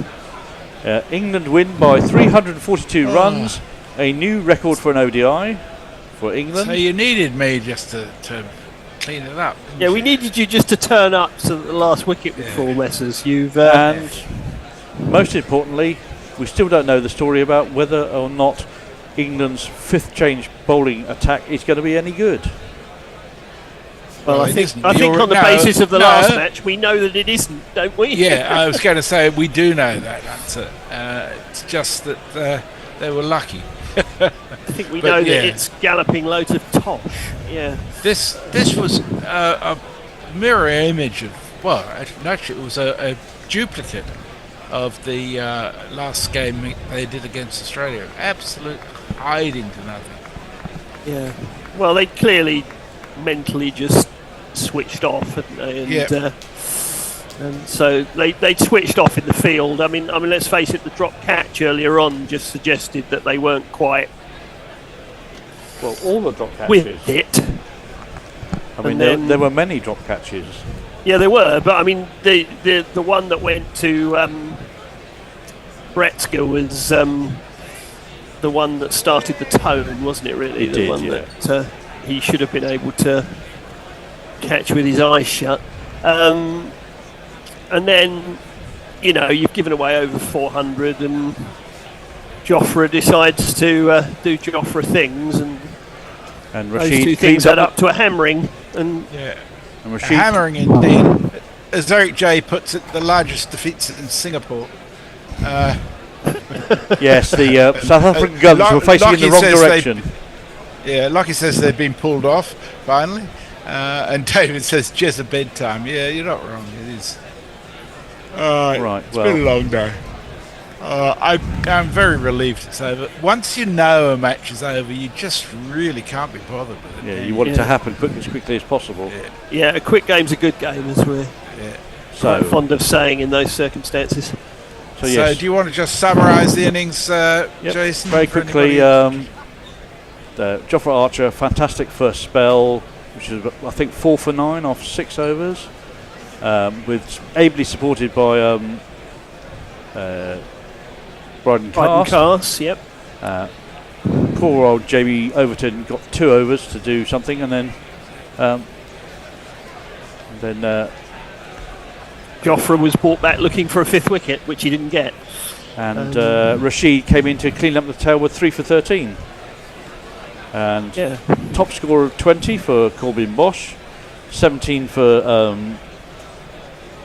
Maharaj, and the rest don't really matter. Yes, didn't really trouble the scorers very much. Yeah.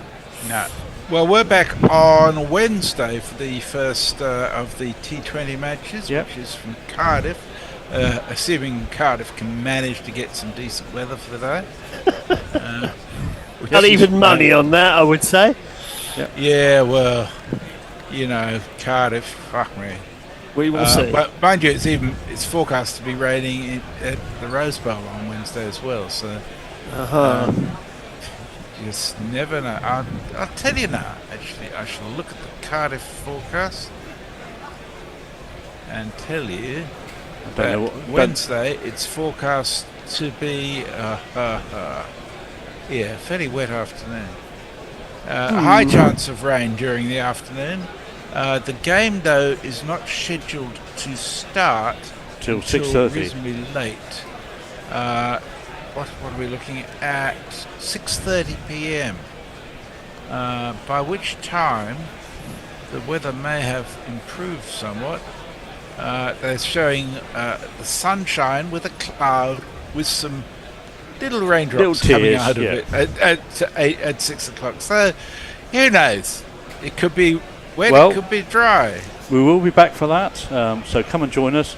But for now, I think we're going to wrap up quickly and get out of here. And some people are going to go to bed straight away, I think. Yes, good night, Messi. And good farewell night. Thank you all. And good night, and India earlier. Come see us on Wednesday. And with that, ta-ta. Bye-bye. Guerrilla crickets. Whoa. Guerrilla crickets. Whoa.